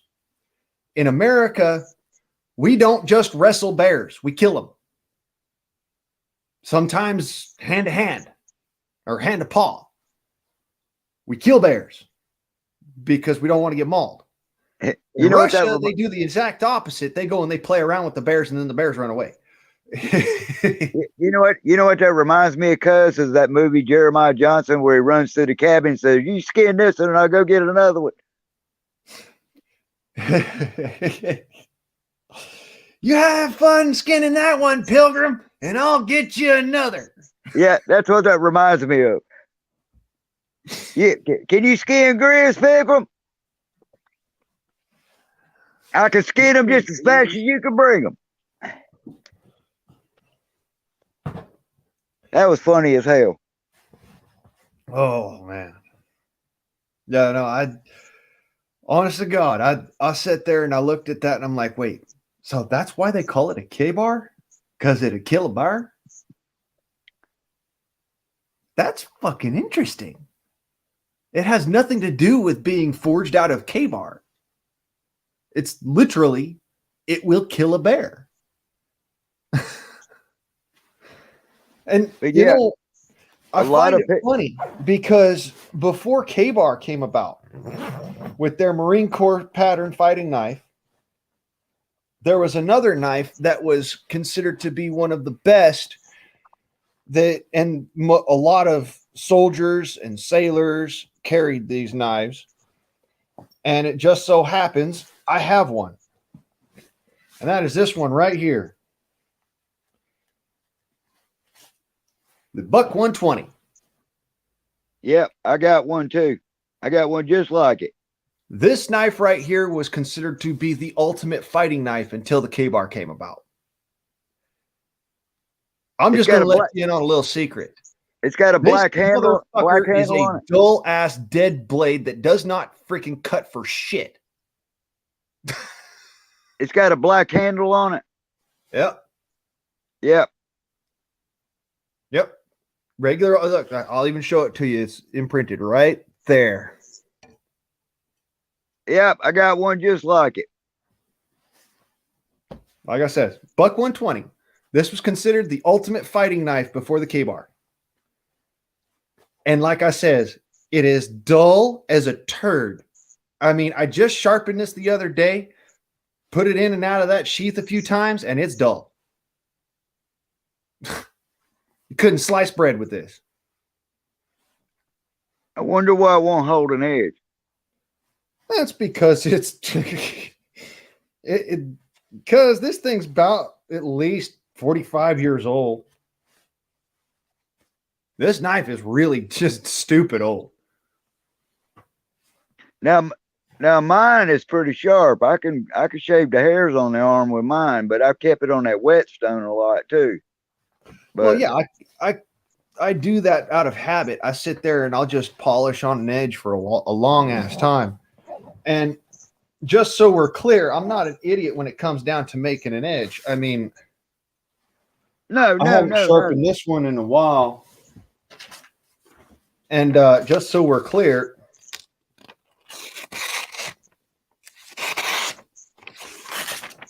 it's still sharp. Yeah, it's still got an edge on it. It's still got a freaking edge on it.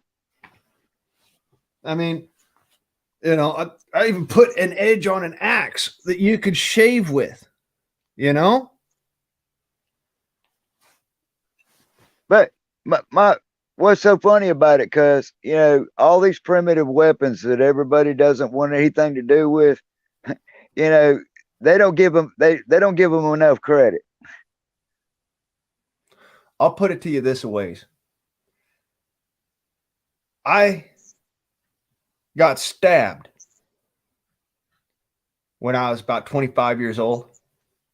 And if any of you think that because it's a primitive weapon or because it's not a firearm, it's not deadly, I'm just going to put this out there to you. I died on the operating table. They actually have it documented. I have a death certificate. People think twice when somebody pulls a Braveheart on them. You know. And just for reference, the knife that I got stabbed with, about a half an inch longer than this one.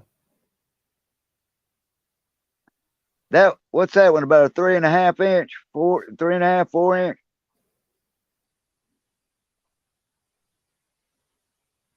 Yeah, about 3.5 inches.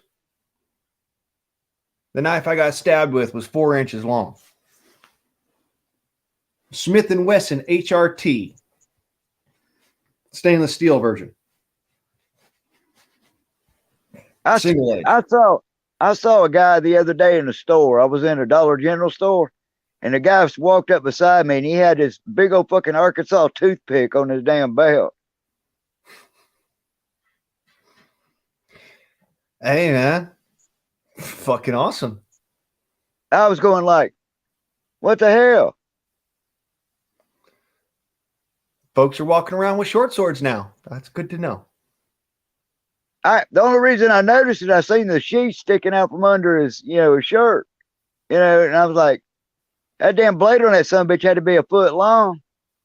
Oh yeah, easily. It foot long shit. That Arkansas toothpick is supposed to be 3 times the size, at least, of this Buck 120. All right, that's the going standard for an Arkansas toothpick. You know that this knife, from the butt cap to the tip, is 13 inches long. Cuz we're going to prove a point right here. Take that knife and put it up to your abdomen, right there at the base of your abdomen. And I guarantee you where the hilt goes and the tip is will come out the other side of your back. If you was to put it side by, yeah, like that. That whole damn thing will go slap through you. Right. And this is small by comparison to an Arkansas toothpick.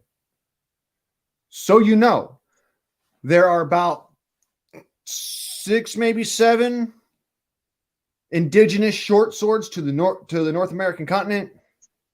One of them is the Arkansas toothpick.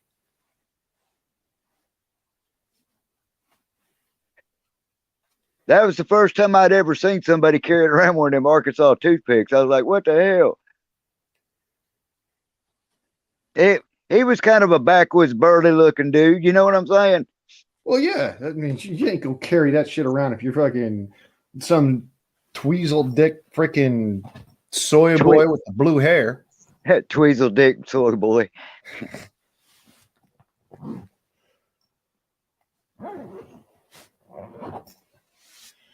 But yeah, like I said, it short sword.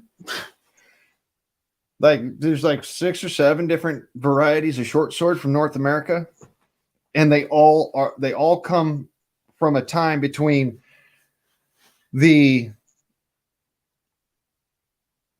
mid to late 1700s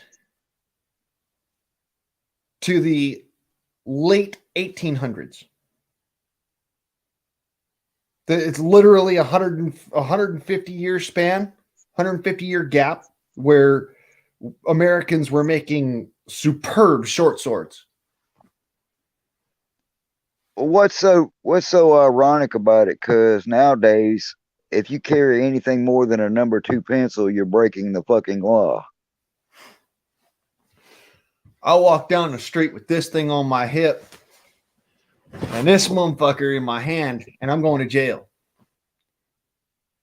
That's what I'm saying. It don't make a fuck what you carry anymore. You're breaking the damn law. Just for the funny shits and giggles. Do you know what this is? It's a machete for cutting foliage and a hatchet for chopping wood. That damn machete going to clean somebody's garden out. That damn machete will sever your spine. I could sever somebody's spine with my foot, cuz. That's what I'm saying. These idiots are just they're jumping at the wrong thing. It's a matter of the individuals. It has nothing to do with the knife or the gun or the axe or the sword or the bow or the bomb. It's got nothing to do with that. That's what I'm saying. You could do a lot of damage and you don't even need a damn AR. You know? You'd be surprised what I could do with an M80. Quite literally. Firecracker. Have you ever seen the damage that a tire iron will do to somebody's face? Yeah. And you could take a regular tire iron out of the back of a car and you can literally break every bone in somebody's body with it. Oh, I know something. I know a way that you could actually break every bone in somebody's body and leave no identifying marks.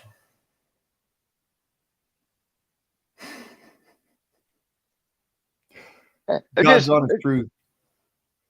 Yeah, but you know what I'm just saying, cuz you know what I mean? You could take a regular tire iron and literally beat the crap out of somebody with it. You know? Let me put it this way, cuz I told y'all I carry around that Bic lighter, right? Well, I'm going to show you something that most folks don't know about. Now, everybody knows about this trick, right? You grip a lighter in your hand, makes it solid. A lot of folks don't know this trick. Flip that lighter around and extend that little knurled piece out the side. Now you've got a knife. Yep. You can cut somebody wide open with that end. I just find it humorous that they keep harping on all this bullshit. You can just about make anything a fucking weapon, man. Oh, my favorite one of all fucking time. The absolute best weapon I've ever seen in my life. Y'all are gonna fall out laughing and shitting yourselves when you see how fucking stupid this weapon is, and yet how easy it is to utilize.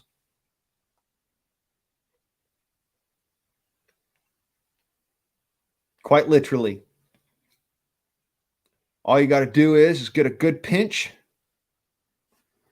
And now that edge of that card is actually sharp enough that utilizing enough force behind it and enough speed, the right trajectory, you can slice somebody's throat with that.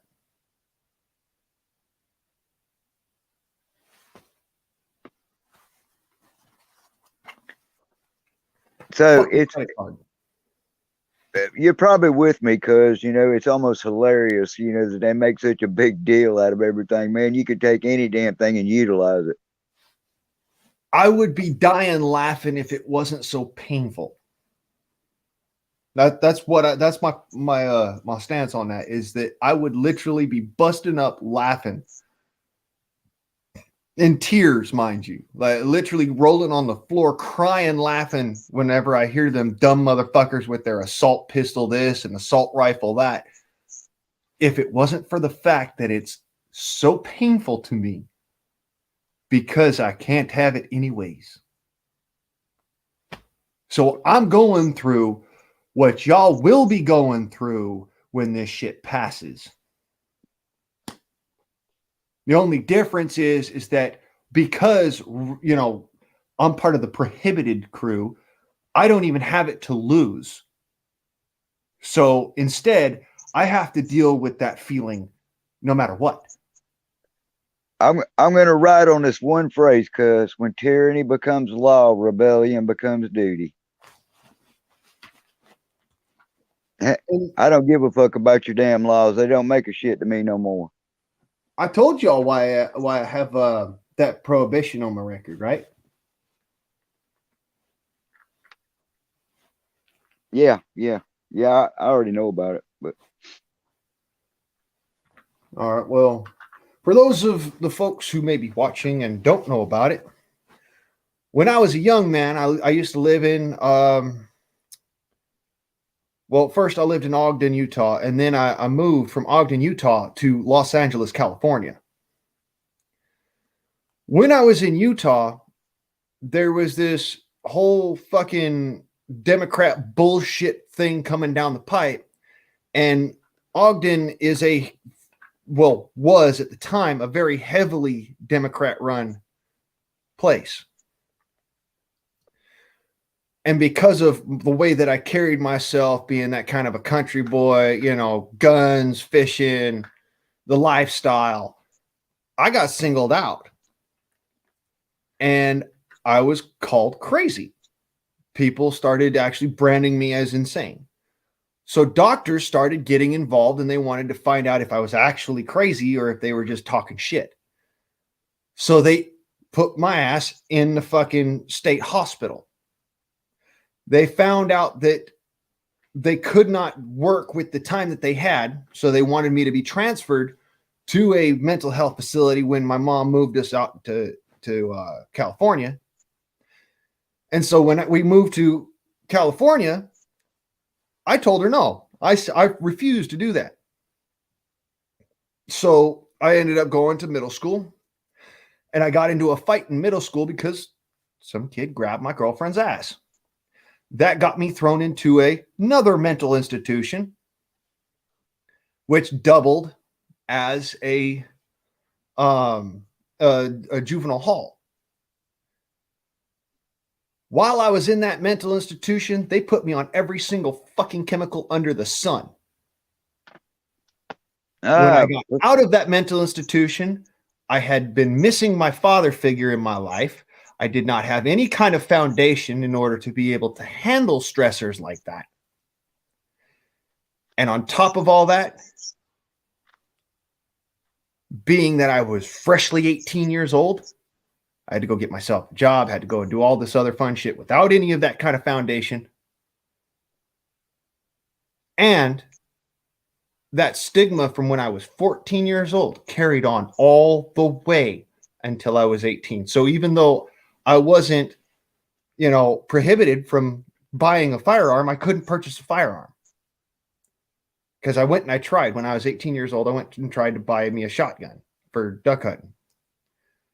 And I couldn't. And so I went through the whole rigmarole, found out that it wasn't because of my previous history, but it wasn't like I could get over that because California still kept that record open until I turned 19. So I waited till I turned 19. And when I was 19 years old, they threw me back in a fucking loony bin.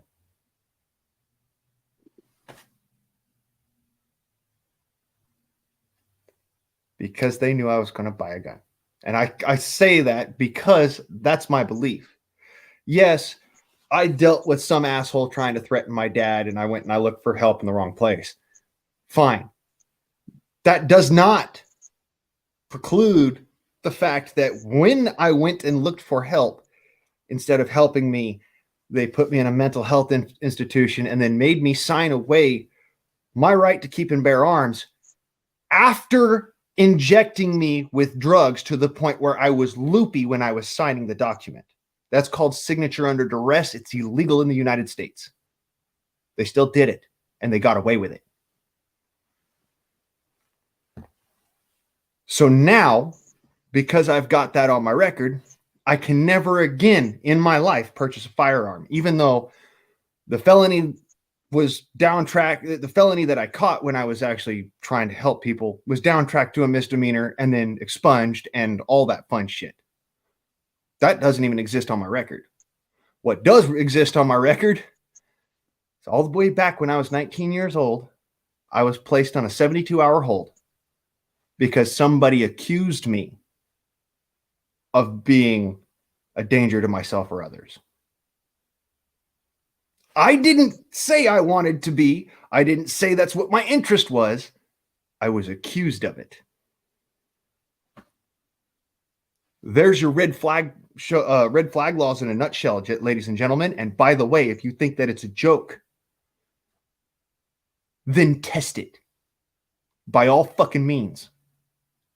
I'm just here to tell you that once you're done with that, the only option you're going to have is to be like me and buy an air gun.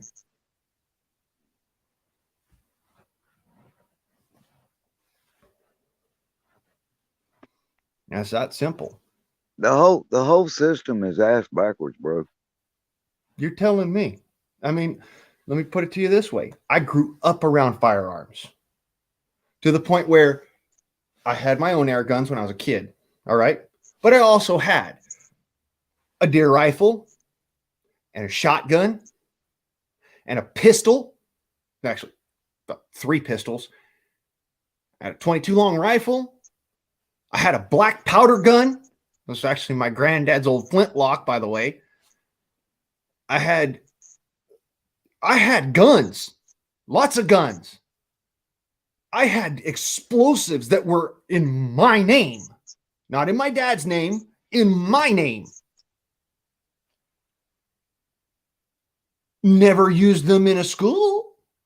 Never used them to go and cause harm in the city. No, we'd go to the local gun range, go fucking dump a couple thousand rounds. You wasn't hanging out at Walmart, right? Right? No, if I had my guns in the truck or something and we were at a Walmart, we were picking up fishing bait. We went down there to the Walmart, we went in, we bought our fishing bait, we went back out to the truck, and we drove off to the fishing spot. take our guns with us as we went fishing. Because guess what? Bears exist. That this is my train of thought now, cuz I don't give a flying fuck if I got the 14 fucking felonies on me. I'm still going to go down to the damn flea market, and I can fill the back of a pickup truck with all the firearms I want. And I ain't got to fill out one motherfucking piece of paper, because it don't make a damn whether the son of a bitch is legal or illegal. They're going to still make a big deal out of it. I wish I could do such, because I would. I'm going to be square and honest with you. If I could go down to the local flea market or what have you and purchase a bunch of firearms or whatever, I'll tell you what I'd have. A single shot shotgun. A 22 long rifle, hopefully semi-automatic. Bolt action. And a bolt action deer rifle. Those are the 3 rifles I'd have. The 3 guns I'd have. I might decide to buy like a little pea shooter 22 self-defense pistol, but that's by the buy side. The 3 guns I'd pick up: 22 long rifle, 20 gauge shotgun, and a fucking deer rifle, hopefully 308. I guess I'm speaking on the aspect of the difference between my state and California. You know, you could go down to any flea market around here and you can buy, if you got the money, you can buy any damn thing you want. Right? And see that now I want to take, and let's just segue for a second, because according to the old UK truther or whatever. Yeah. I can't remember his fucking name. Mr. Damn England. Yeah, Mr. English. We'll just call him Johnny English. All right. According to Johnny English, if I went and if I lived in your state over in South Carolina, the gun crime would be so fucking rampant. All right.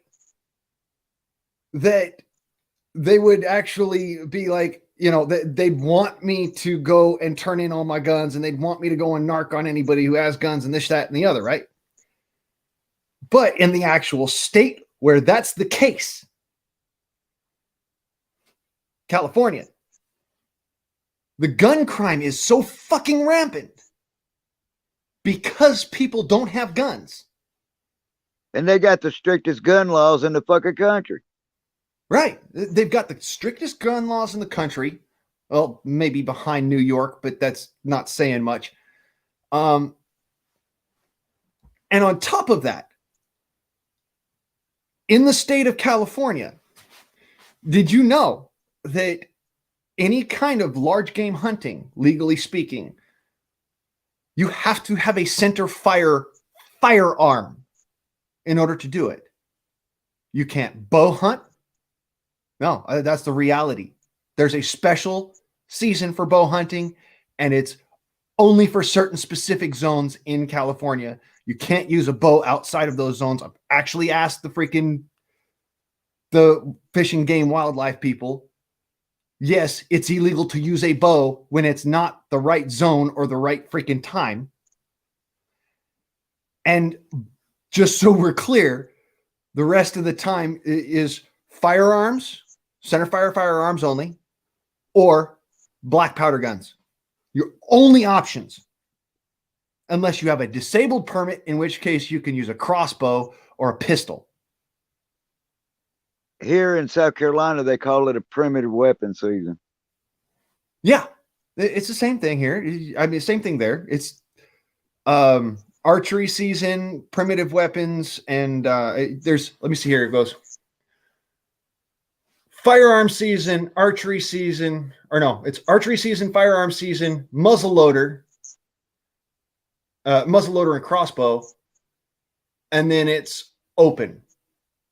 And in open season, you can shoot anything you want, or anytime you want, any kind of whatever weapon you want. You're probably like me, because I like a single shot, like a muzzleloader. It's one shot, one kill. And if I have to take the time to reload that damn deer is gone anyway. Well, I look at it this way. When I was a kid, I had this friend. We called I called him Uncle Jim, but me and my dad used to go hunting with him. His name was Jim Manonis. Good man. Um, one of the scariest motherfuckers I've ever seen with a break action shotgun. This man could literally, single shot break action shotgun, could rack rounds and pop them off faster than my dad could sit there and do it with a pump action shotgun. Yeah, you can do that. Yeah, you can load one in single shots pretty fucking quick. You got a pocket full of shells. Oh yeah, no, That's what. he literally 3 shells in the knuckles and 1 on the freaking thing, and he'd just sit there and boom, click, boom, click, boom, click, boom, click. Fuck. That's what I'm laughing about. You know, they're making a big deal over these 30 round magazines. I've never seen nobody with a pocket full of shells on a single shot shotgun. You can raise hell. You can raise hell with a damn single shot shotgun. Yeah. And the craziest thing was, Jim, he used to go and hunt for ducks, geese, deer, all of it. Just all of the different animals you go hunting for. Most of it was done with that single shot 20 gauge shotgun. And yes, not 12 gauge, 20 gauge. Little smaller. 20 gauges are hard to come by now. Yeah. Unfortunately, that's the biggest shotgun I could possibly, handle the recoil on. I haven't seen a 20 gauge in probably 30 years at least. It's been a long time since I've seen a 20 gauge shotgun. Well, you know why? They started phasing them out because, the whole, kids shouldn't have guns sort of thing. And the 20 gauge in its original thought process was for the adolescent hunter to be able to go duck hunting with dad, and have something that they could handle relatively easily. It's a little less recoil than 12 gauge. You know what? Another good hunting gun is a 410. Yeah. Yeah, a full choke 410. That's a single shot. Them damn things are pretty good hunting guns. I would love to have a 410. Mind you, the most I'd be able to use it for is like dove hunting and maybe deer hunting. I used to squirrel hunt. I used to squirrel hunt with mine. The one that I had, the single shot. I wouldn't so much use it for a squirrel gun myself, just because when I'm shooting squirrels, I like to have that one shot that's important, that one precision shot, because that way I'm not screwing up the rest of the meat. Well, I was being a smart ass because I was blowing them out of the trees. Don't get me wrong now. 410's great. You bird shot, you take down dove like it's no tomorrow. You could theoretically shoot duck with it, and you kind of sort of. I wouldn't shoot duck with it. I wouldn't shoot geese with it. It was kind of hilarious because I would literally blow the nest out of the tree. The nest, the squirrel, and everything could go flying out of the fucking tree. You go shit and get kicks and giggles. See, that's precisely why I got that. The air guns that I got, because I'll just wait for him to poke his little furry head over the top of the nest and be like, "Plink," and he'll come flipping over top of that nest, and then his little buddy sticks his head out, and because he didn't hear the shot, he's going to stick his head out and look down and be like, "What the hell just happened?" And then I got that squirrel. Twink. It's a bad day for cluster nuts. Right. That's the whole reasoning behind me getting it. Getting the pellet guns that could be, them sporting hunting pouches that you wear like a vest. Yeah, it's got the game pocket in the back. I used to feel that. I would go down in the woods with that 410 and I would fill the back of that sumbitch with fucking squirrels. I used to have one of them, and that's actually the reason why I stopped using it is because that's how I found out about rabbits and botflies down in Southern Cali. Now the drawback to a shotgun is, you know, when you do skin the damn thing to eat it, you're picking number 8 shot for the next 6 weeks. You know, Sitting there picking number 8 out of your teeth and shit. yeah, exactly. It's like, whoops, I missed one. Yeah, but yeah, you'll spend a week cleaning out the shot out of them damn thing. That's actually precisely why I don't really like shotguns. I mean, like I said, the only reason why I would purchase a shotgun in particular, okay, is for duck hunting, goose hunting, and waterfowling. That's what I would use a shotgun for in any respect, for any reason. It would be specifically for waterfowling. Everything else, I use a rifle. But you're right. That's about basically what a shotgun's good for. You know, is a fight. You know, duck and fowl. You know. Yeah. I mean, I'll shoot dove with a shotgun. I prefer a rifle for dove, and I know it sounds fucking nuts. All right, like, why would you shoot a dove with a rifle? Because I can hit it in the head and not destroy the breast. Because I'm fixing to make a horse's ass out of myself, but I used to go squirrel hunting with a 30-30.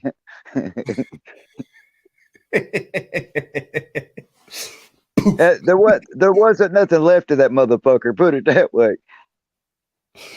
That's what you call squirrel frequency. Yeah, everybody laughed at me because I went squirrel hunting with a 30 Winchester. No, like I said, don't be feeling bad. Back before I got my 25s, I was dumb enough to try it one time. I didn't get that squirrel. Well, I did get that squirrel, but I didn't get that squirrel. Just hear me out. I tried shooting a squirrel with my 50 cal.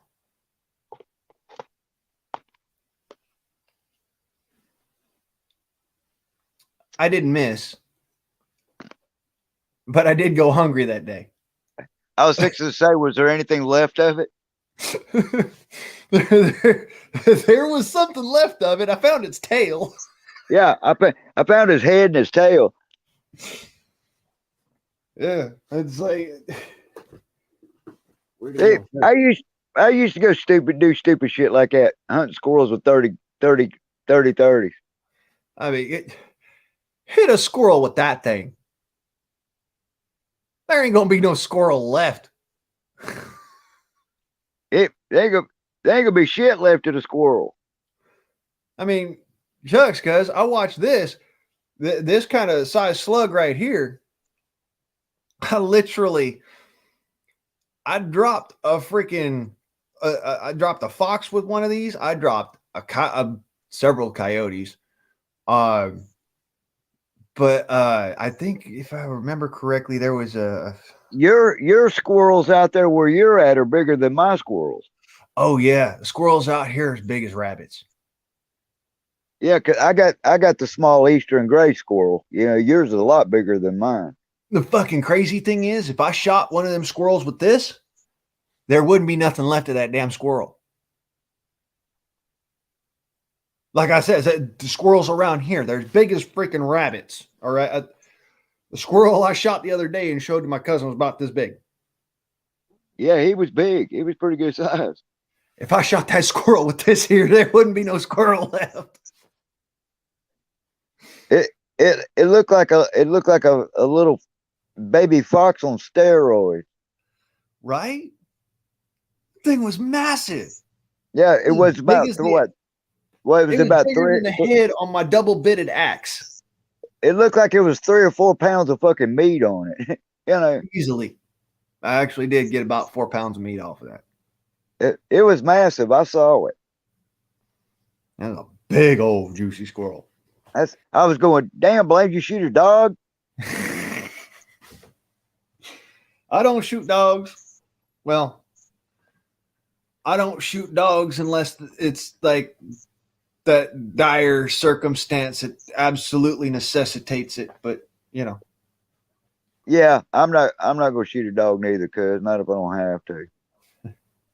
yeah, like I said, it's a dire circumstance that necessitates it. Well, we got the Otherwise, dog. there's no reason. We got the dog thing between us anyway. You know, we got a heart for dogs. But Yeah, I call it puppy love. yeah, yeah, one of them things. But any Hoosiers, you know, I shot that squirrel with one of these, and or like 5 of these. Now, could you imagine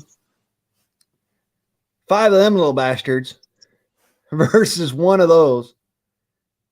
5 of these did not vaporize the squirrel, but one of those would have. Yeah, that thing's gonna leave a hell of a hole. You're telling me. That fox I shot with it when I was down in Blythe, it left a hole big enough I could stick my thumb in there. And not have to force anything. It just kind of slipped in. There's the thing about the bigger projectiles, when they go in, they start removing organs and bone matter. You know, Yeah. I'll put it to you this ways. I fear nothing in North America. There is not a single creature in the North America that I fear at all. Don't scare me none. it's not the 4-legged where we have to worry about it anymore. It's the 2-legged ones. Well, like I says, I don't fear anything in North America at all. And the reason being is that other air gun that I was telling you about and showing you. And if you look at the way that, the capabilities it's got, I wouldn't want to be shot at by that air gun. And I pity the poor bastard that comes at me like, thinking, oh, well, he ain't got no fucking, he can't do nothing with that. What? Can't do nothing with that. That may be an air gun, son, but I don't know if you noticed this. There's 10 of those in there. Well, 9 now, but there's 10 of those in there.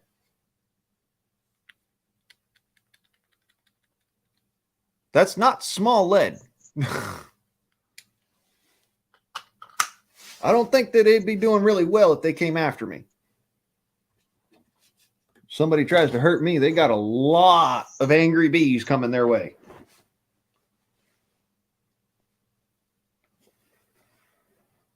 But I'm going to put it this way. As much as I love my air guns, all right, and as much as I think that my air guns are awesome,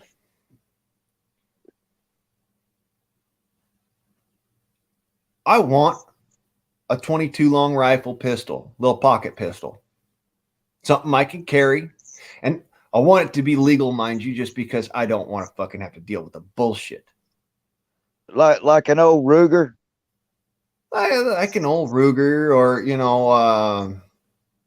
a Jennings, or a Beretta, maybe. A little Beretta micro. Just little tiny pocket pistol, something you could basically palm the damn thing. I had a guy one time that tried to sell me a Ruger 22 mag. A lot of folks would probably sit there and try and browbeat me for this, but in my opinion, that is the ultimate fucking pocket carry gun. Step aside 380, get out of the way 9mm, 22 Magnums on the scene. Yeah, that 22 mag will do some damage. I'll put it this way. I've shot a multitude of different calibers. I've shot a multitude of different cartridges. I would rather shoot a 22 Magnum in a self-defense situation than a 380, and here's why. A 380 has, about the same similar-ish recoil, all right? But that 380, it's got the stigma behind it where people are going to be afraid of it because of Hollywood. On the flip side, few people have ever heard of 22 Magnum. They've heard of 22 long rifle all the fucking day. They think that's the assassin gun. But a 22 Magnum, they've never heard of it. And it's like, well, what is that? And Yeah, like, 22 wildcatting around. 22 Magnum. 22 Magnum goes back a long time because I can remember them selling them back in the 70s. Well, they sold them all the way back in the 50s. Shit, they sold them all the way back in the freaking 1800s. It's actually where it started. It's where the 22 long rifle, short, Calibri, and Magnum all started back in the early 1900s, late 1800s. If people would buy them for, for rabbit and squirrel hunting with, for the most part. Yeah. Now, don't get me wrong. Somebody who's got arthritis in their hands like I do, that's another factor behind me actually wanting for a 22 mag versus like a 380 is I've got arthritis really bad in my hands. Holding on to that 380 is a little bit too crisp. The 22 Magnum, it's still a little bit too crisp. That's why I like the 22 long, because I can control that all day long. I really kind of struggle a little bit with the 22 Magnum and the 380 ACP. I really tend to start struggling hard when I get into the really, the full size self-defense calibers. All right. Like 9mm Parabellum, like 45 ACP, like 50 AE. I start to really struggle when I get into those. And you know what sucks about it? Cause the friend of mine that was going to sell me that Ruger 22 mag, he was going to sell it to me, and I didn't have the money at the time. And he's now, deceased. And I wished I had bought the damn thing from him, because I don't know what happened to it after that. Yeah, probably got sold and somebody bought it. And or his family members may have gotten it. I don't know. Maybe got stolen and somebody fucking got caught with it and it got destroyed. Who knows? His sister was the only living relative he had, so I'm assuming that she got it. From his estate will or whatever the hell you thought. Well, all I know is that that damn thing was nice looking, cuz. I mean, it was a nice looking fucking 22 mag. I would love to have my dad's old freaking Heritage Rough Rider. All right. Not the most accurate pistol in the world. Not the best pistol out there for self-defense. Fuck it. It wasn't even great for self-defense in the first place. But I could control that pistol. I could shoot that pistol accurately and not sit there and go, I'm going to drop this fucking thing. No bullshit. When I went out shooting with my cousin Evan, and he handed me his 9mm and said, here, go ahead. There's a full magazine. There's your target. And I said, all right. And I racked around and went for it. I handed it back to him saying, take this fucking thing from me. It was a Glock 17, 9mm, polymer all the way around with the quick tack slide and all that fun shit. Get this fucking thing away from me. I can't control it. Do you know what this guy's alternative pistol was? He had a 357 Smith & Wesson mag. that was his carry pistol, was the 357. And there again, that if I could get any particular, I'll say like big game rifle, deer rifle, what have you, 44 Magnum, 454 Casol, 500 Smith & Wesson mag, in a lever action Marlin 380 or 360, I would love that. Isn't that 357 pretty much equivalent to a 45? Yeah. It's about the same. Well, I'm not going to say it's about the same recoil. It's a little bit more snappy recoil than a 45. But the 357 has so much more speed and so much more impact on target. Yet the 45 dumps all of its power on target. All of its energy gets dumped on target. I remember him shooting that thing, man. And I used to watch it. It would jerk his wrist up in the air every time he shot that son of a bitch. His wrist would go boom straight up in the damn air. Well, Yeah, from the recoil. Shot the 357 before. My uncle handed me his 357, which was the 357 Python. Everybody knows about that one, Colt Python. Rubber grips, chrome body, really nice gun. He handed me that 357 with one shot in there, and I shot it single-handed. All right, and that snap comes all the way up like that. Picked my wrist all the way up.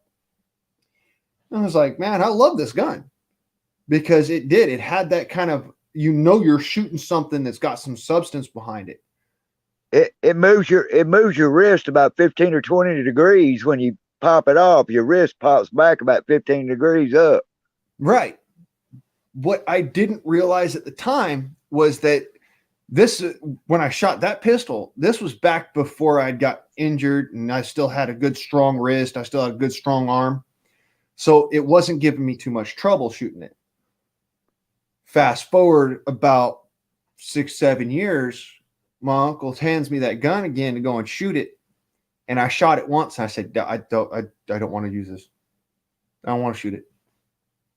And it wasn't because I don't like the idea of a 357. It wasn't because I don't like guns. Motherfuckers, let's be clear. I love guns. Guns are okay. So y'all know why I got into physics as a hobby? I love guns. So, yeah, physics was just kind of a byproduct of that. Now, that being said, once I started shooting big calibers and all that, and I was physically capable of doing it, I loved it. Fast forward a few years to when I can't do it no more is because I just got out of a hospital. I just got stabbed. I just fucking survived fighting for my life. All right. And dying on an operating table and then being brought back by a freaking doctor who just was not willing to let me die. I could not shoot that pistol.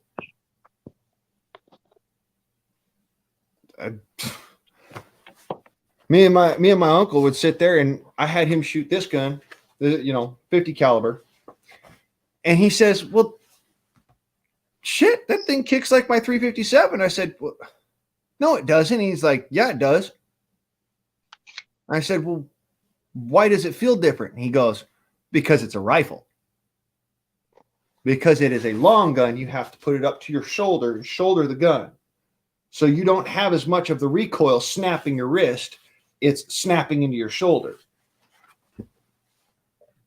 And that is precisely what he had, why I had a problem with shooting the gun was because my wrist couldn't take it anymore. My body kind of could if I put it up to my shoulder or whatnot, for sure. If I had a gun that could do that, it would have taken it. Can you see the chat? Because I can't see it. Yeah, I can see the chat, but nobody's talking. Everybody quiet like church mice. Yeah, they're just looking at a couple of ugly old fuckers sitting up here on a panel talking shit.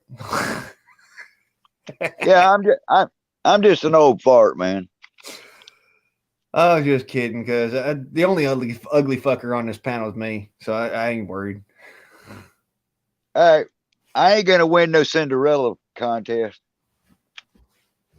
I ain't winning no damn beauty pageants. I'll tell you right now. I'm so damn ugly, I make a mirror cry. When I was young, they had to feed me in a corner with a slingshot. Mirror, mirror on the wall, who's the ugliest of them all? Holy shit. I'm looking at it.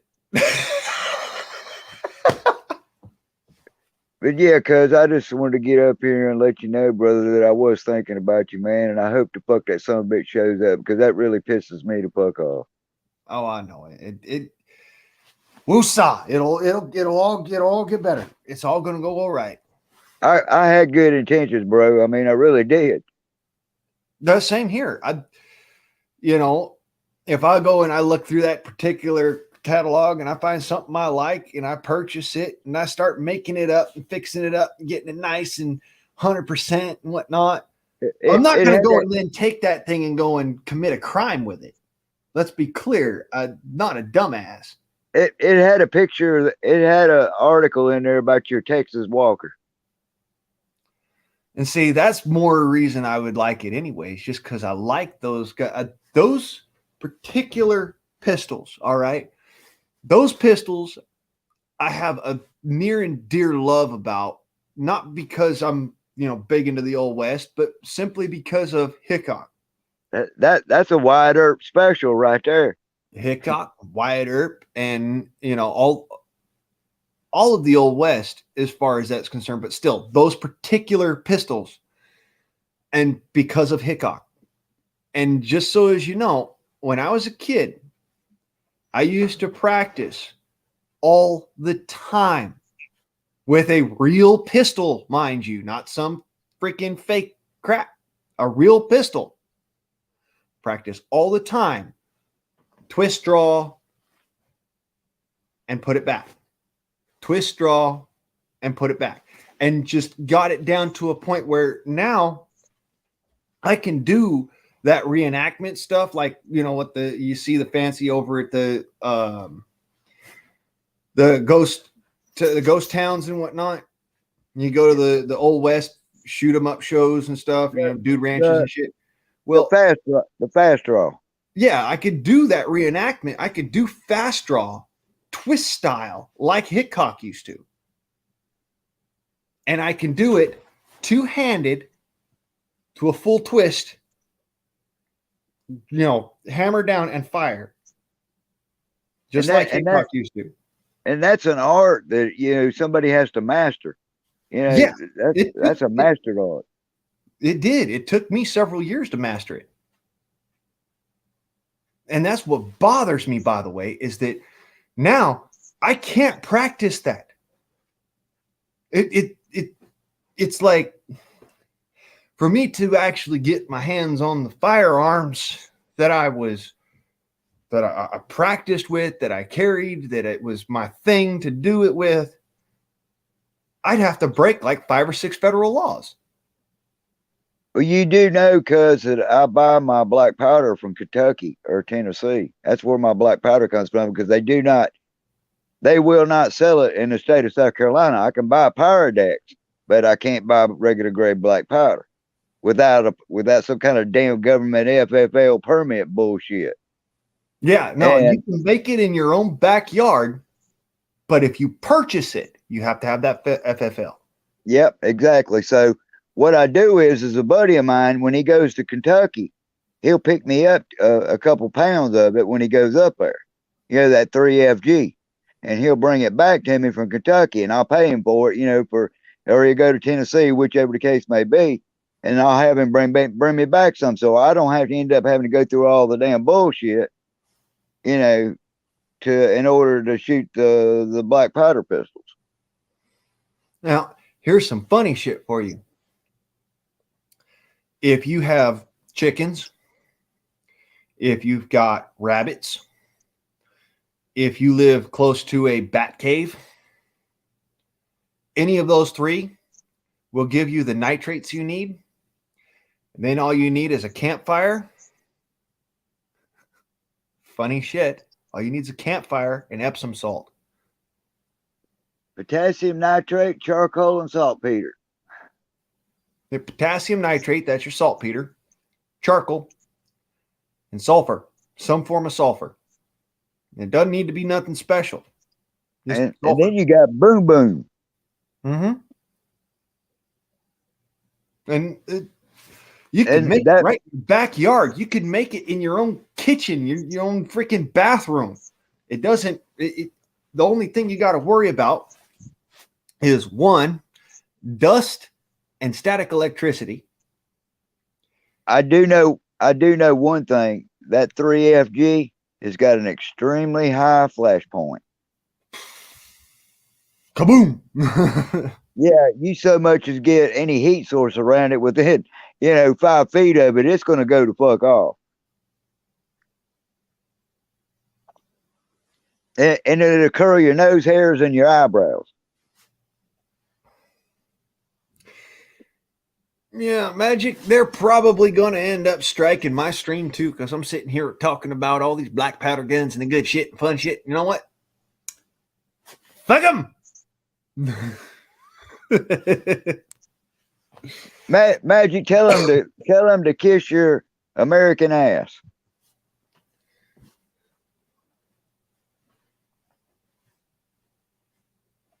Or they could kiss all of our American asses. They could kiss my red ass. My red, white, and blue ass. Oh no, my ass is red. If you couldn't tell, I'm a red man. And see it in my knuckles, see? I'm a red man. That's another thing, cuz I'm about burnt out on this damn control trip with them trying to smother our First Amendment. It's getting fucking old. Yeah. It's getting fucking old. And, we could drag this shit to the Supreme Court and it's going to stand just on the document itself. So I don't know where the fuck they think they're getting the hard on Woody over this shit. You know what I'm saying? It's all just a money-making scheme. They're trying to make money as fast as they can, as hard as they can, wherever and however they can, because they want to be able to walk away with full pockets. Well, the funny thing about it is I don't give a flying rat's ass what they do. They're not going to close. They're not going to shut my mouth. It ain't going to happen. Like I said before, I shaped my shackles into swords a long time ago.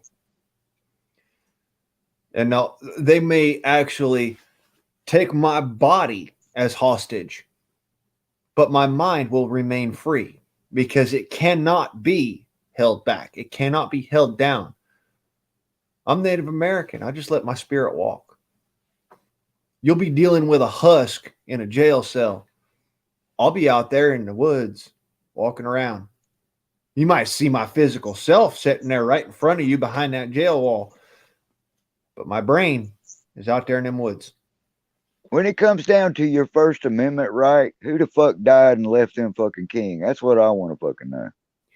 Oh, you know what really fucking pissed me off, cuz when I was in my my court appearance, my last court appearance for anything, I literally straight out said, "Who the fuck died and made y'all God that you can dictate to me what I may and may not do in my everyday life?" And the court said, "God did." Huh. Well then, if God done died, motherfucker. And I guess the position is open. That's my approach on that one. Like, you can tell me that God died and made you God. Well, no, he didn't. But these media outlets like YouTube and whatever, I don't know who the fuck they think they are, but they better get up and eat a big motherfucking breakfast before they're gonna shut my fucking mouth. A big fucking breakfast. Yeah, it's one of them. They better have taken their Beano, gotten up right freaking ripe and early and taken their Beano. They're going to be fucking marching up my front door.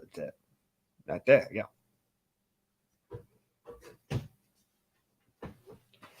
Yeah, I don't hate anybody individually. I don't hate a group. I rather hate what they stand for. They're all big and tough on the other side of the line, cuz they're big and tough on the other side of the line. Because if they was to face you face to face, they'd shrivel up like a fucking damn shrimp dick. Oh, I tell you what, cuz if they was to face me, they wouldn't be facing me. They'd be fucking facing my feet. They don't. They don't. Demeanor about me. They don't have the motherfucking balls to stand and look at you face to face. They don't have the balls for it. Of course, it don't matter if they got the balls or not. They got all the fucking political clout, and they'll get other people to do it. And back in my day, we used to call them pussies. Yeah, that's what my daddy used to call it. He'd say, "Why you being a puss? Cowboy up." Yeah, just we call them pussies or candy asses.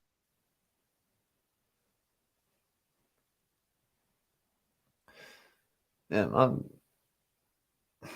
like I said, I wasn't always. I'm sure your dad. I'm sure your dad used the term candy ass too. Oh yeah, you want to get into it. My daddy said some things that make motherfucker would make a goblin's ears curl. I mean, you could spot a beta male in a fucking heartbeat. You know what I'm saying? You could spot a beta male from a mile away. You know. They're always got that stupidly super clean cut, clean all the way around. Their clothes are so fucking nice and tidy that you swear to God that if you even sneezed near them, they'd freak the fuck out. And I've been around these folks, by the way. There's a lot of I've heard it from a lot of folks like no, they're not betas, they're this, they're that, they're the other. No, they're fucking beta males. The only reason why they've got all this nice fancy clothing and all this other bullshit is because they're capitulating to what others expect of them rather than what they expect of themselves. Do you remember the old school term called numb nuts? Mm-hmm. Yeah, we used to call them numb nuts too. You fucking numb nut motherfucker.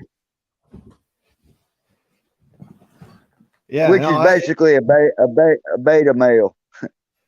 I used to tell folks, well, not used to. I still tell folks every now and then. I emanate that big dick energy. Like I've heard folks tell me, "Oh, you got that small dick energy." I'm like, nah. I emanate that big dick energy because where I come from, if you walked into my house or into my school or whatever, my place of business or what have you, and you started trying to push folks around, oh, it wouldn't be pretty. The whole damn place would be jumping on your ass. So listen here, girly man.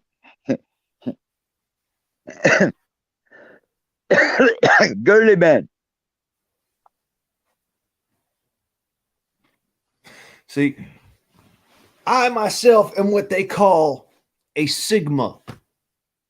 At least that's according to the Spoogle GooTube. I don't even consider myself to be this, that, or the other fucking alpha, sigma male, fucking beta male, none of that bullshit.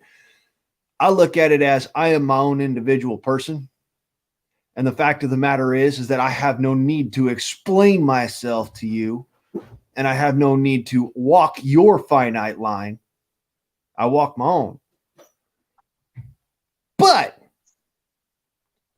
that doesn't mean that, all of these boxes you try to stick me in are going to ever be something that's going to make me want to be part of that. I look at it as I am my own individual self. I'm my own person, and I'm going to do my own thing no matter fucking what you do.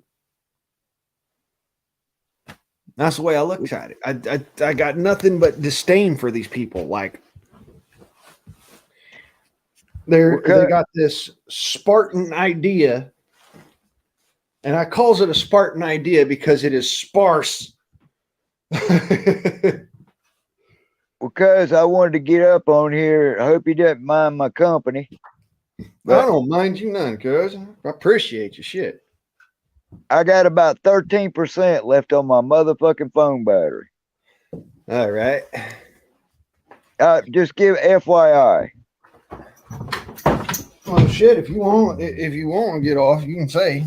Well, I figured I'd warn you ahead of time. If I cut off, that's what happened. All right. I got to find my fucking charger. And for some reason, my battery will not hold a fucking charge. Yeah, well, that sounds about right. It's about my battery is about 5 years old, so I guess it's about seen its better days. Yep, that's what I was saying. It's about 5 years old. Yep, you were right. My battery's 5 years old. It won't hold a fucking charge. Yeah, not for a long period of time. I'm gonna buy. I hope I can replace the battery in it if I can find one. Somebody told me there was a company called Batteries Plus that carries shit like that. Yeah, there's all sorts of different companies like that. There's one up there in the big city near me, which the biggest city closest to me is about an hour drive. Well, 45 minutes to an hour. I'd say go there. I mean, yeah, I know it's a big city, but it's the closest, you know? Yeah, the closest city to me is about 50, 60 miles from my house. Well, I says, you know, it's the closest to you, and it's somewhere you can walk into, whereas just ordering it online, we know how that works. Yeah. I might not get it in the mail, right? Right. Speaking of, right? You know, that being said, I sure do hope that when I go and I order whatever I do online, it's going to come to my house. But it just irritates the shit out of me, cause man, you know, if something's a simple transaction like that, and it's got to be a complicated clusterfuck, you know. Yeah. Now, you know what I'm saying, cuz. I mean, I'm not gonna dig into the rabbit hole, but you know. Yeah, well, it's a clusterfuck is what it is. A clusterfuck.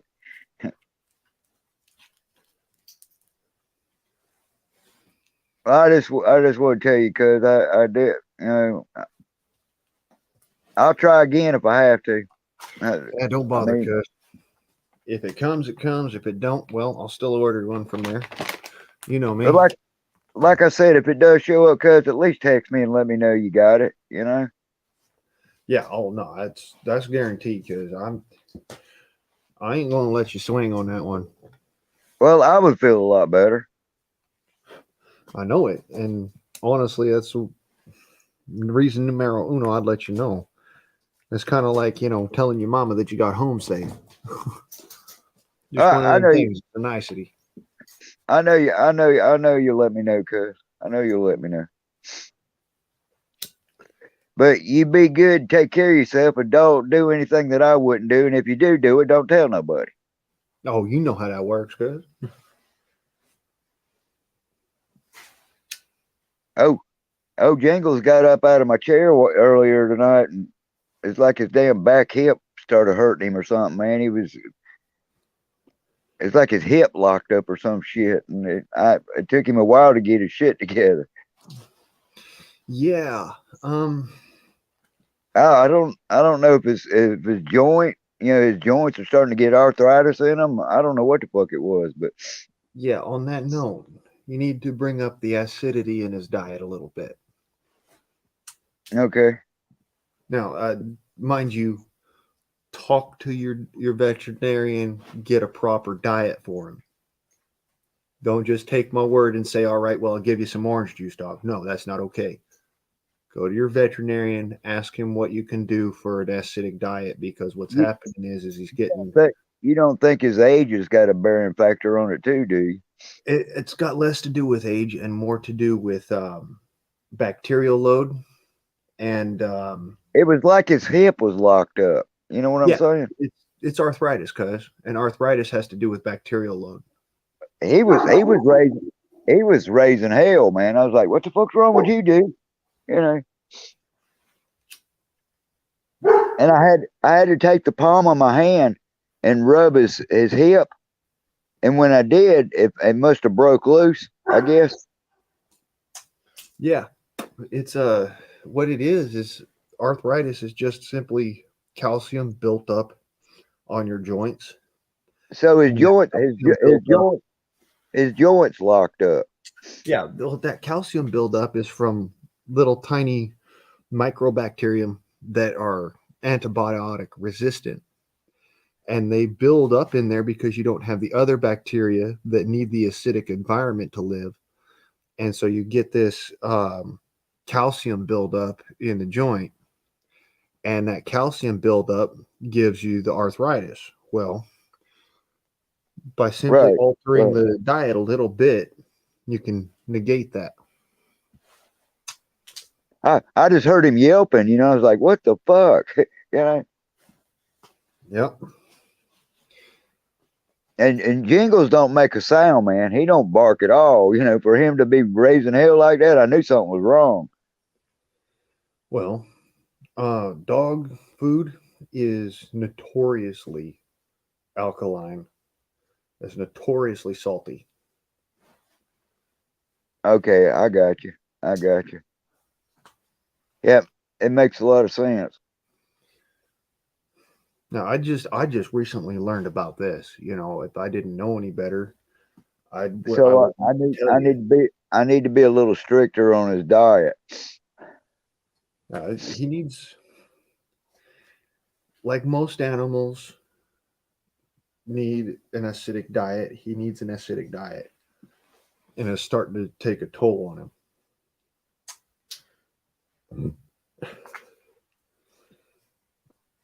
Also, And because if you've got arthritis, something to keep in mind: orange juice and capsaicin, spicy food, is your friend.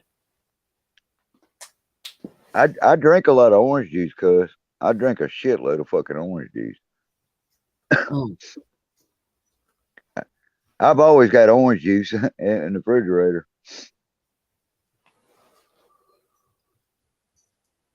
I like the taste of orange juice. I guess that's why I drink so much of it. But You know, I didn't know this until recently, but my kidney stones are caused by the same thing that causes my rheumatoid arthritis, and the same thing that would cause, like, for anybody to have rheumatiz. It's all caused by the same thing. right, right.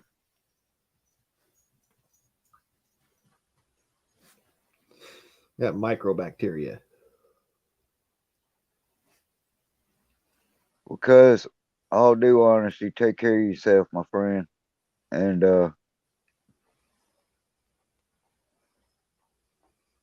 I hope that motherfucker shows up, man. It's got me. It's bothering the fuck out of me. I mean it shouldn't be, but it is. But Well, I hope it shows up too, because I know you spent money on it. And, it's not that, man. I wanted you to fucking have it. That's what the point is, you know. oh, I know it. It hell, I if you don't don't get. I show up, don't give a fuck. I don't give a fuck about the money, cuz I just wanted you to fucking have it. It's a Christmas wish book, if you want to call it that. Yeah. yeah. Hmm. Well, I'll be certain to keep my eyes peeled. Hey, run down the UPS man the next time. Say, where the fuck's my book at? Mhm. That's funny. I could see Blaine. I could see Blaine chasing a little brown truck down the damn road. Yeah, it'll probably show up. Just wanted to give you an FYI, cuz Yep. I appreciate you guys. And thanks for coming. we'll be good and don't do anything I wouldn't do. I won't. And I got to go find my battery charger, wherever the fuck it is. All right.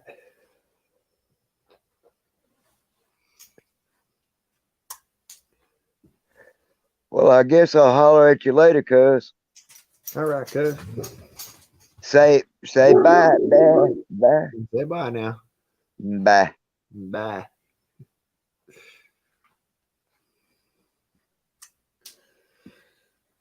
Yeah.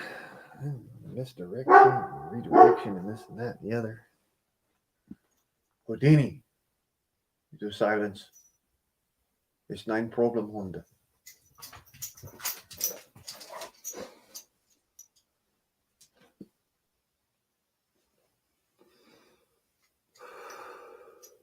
I know who is okay. So yeah, another lovely day.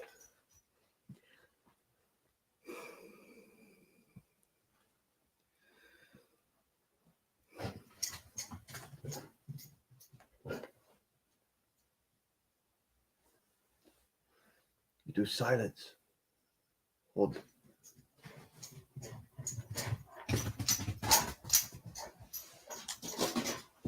Hey, listen.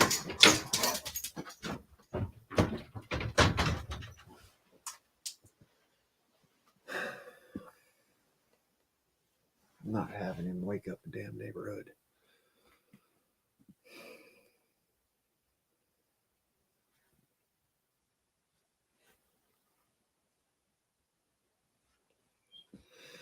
Damn, Magic.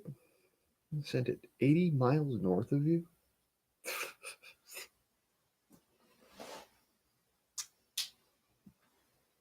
It seems like they're not doing their job anymore.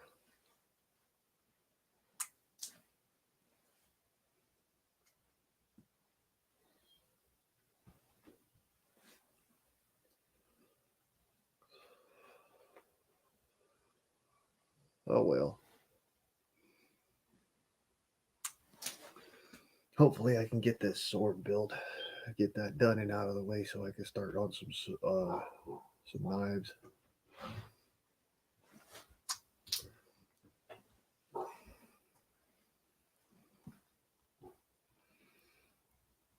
Probably. Probably.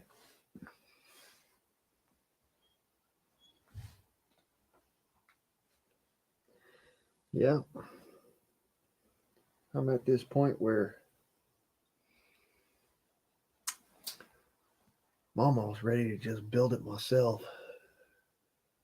Wouldn't be the first time I built a gun.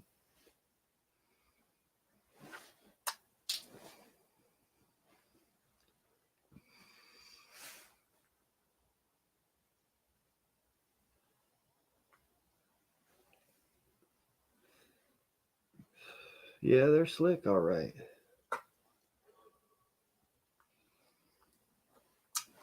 Steal your shit and then tell you they delivered it.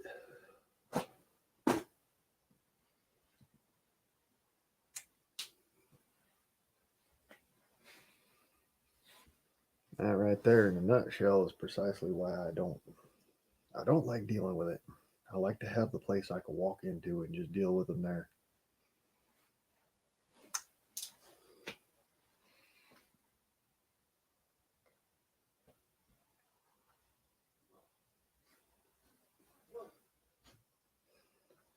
Night, you do silence.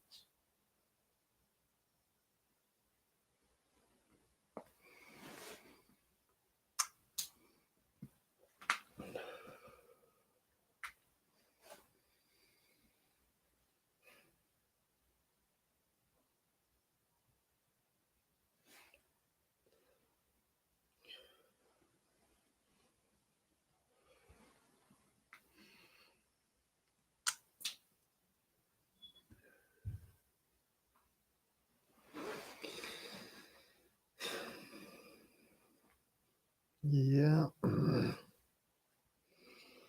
They'll write it off. Not like it's going to bother them.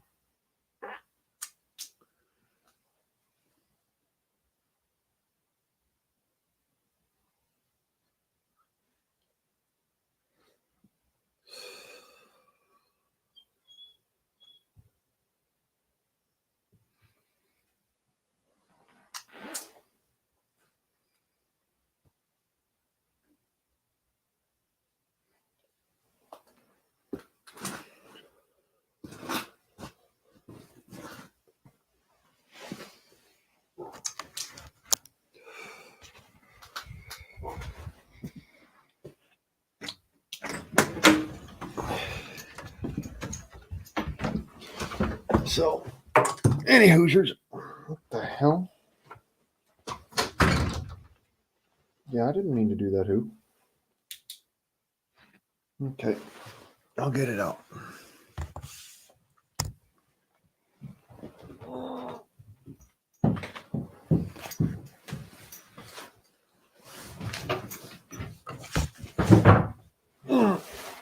Okay, donkey.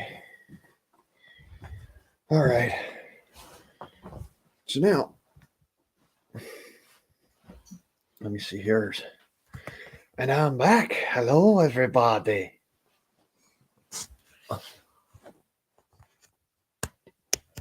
Hello, everybody.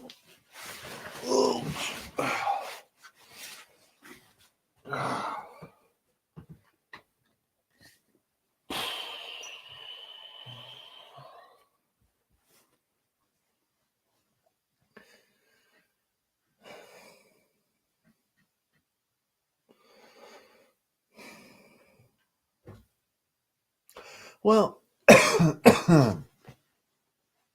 that's the thing. I'm going to be staying up, but I'm probably going to be clicking off of the old stream here in just a tiny minute. So I just wanted to give y'all a chance to do your thing and have fun, and But as it were, I'm getting kind of tired myself. So, well, I'm not tired.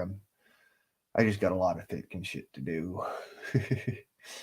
Any Hoosiers.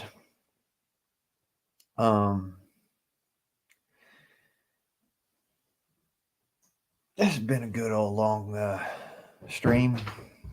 Good old time to sit back and have yourself freedom. Thank you all for enjoying the Freedom Forum. And whenever we go live again, because I do it at random, I try to do it mostly for the night owls. But for those of you who are not night owls and you're watching this at another time, I appreciate you and thank you. I will attempt to do this again in a daytime fashion, so as to give other folks a chance to hang out and have fun.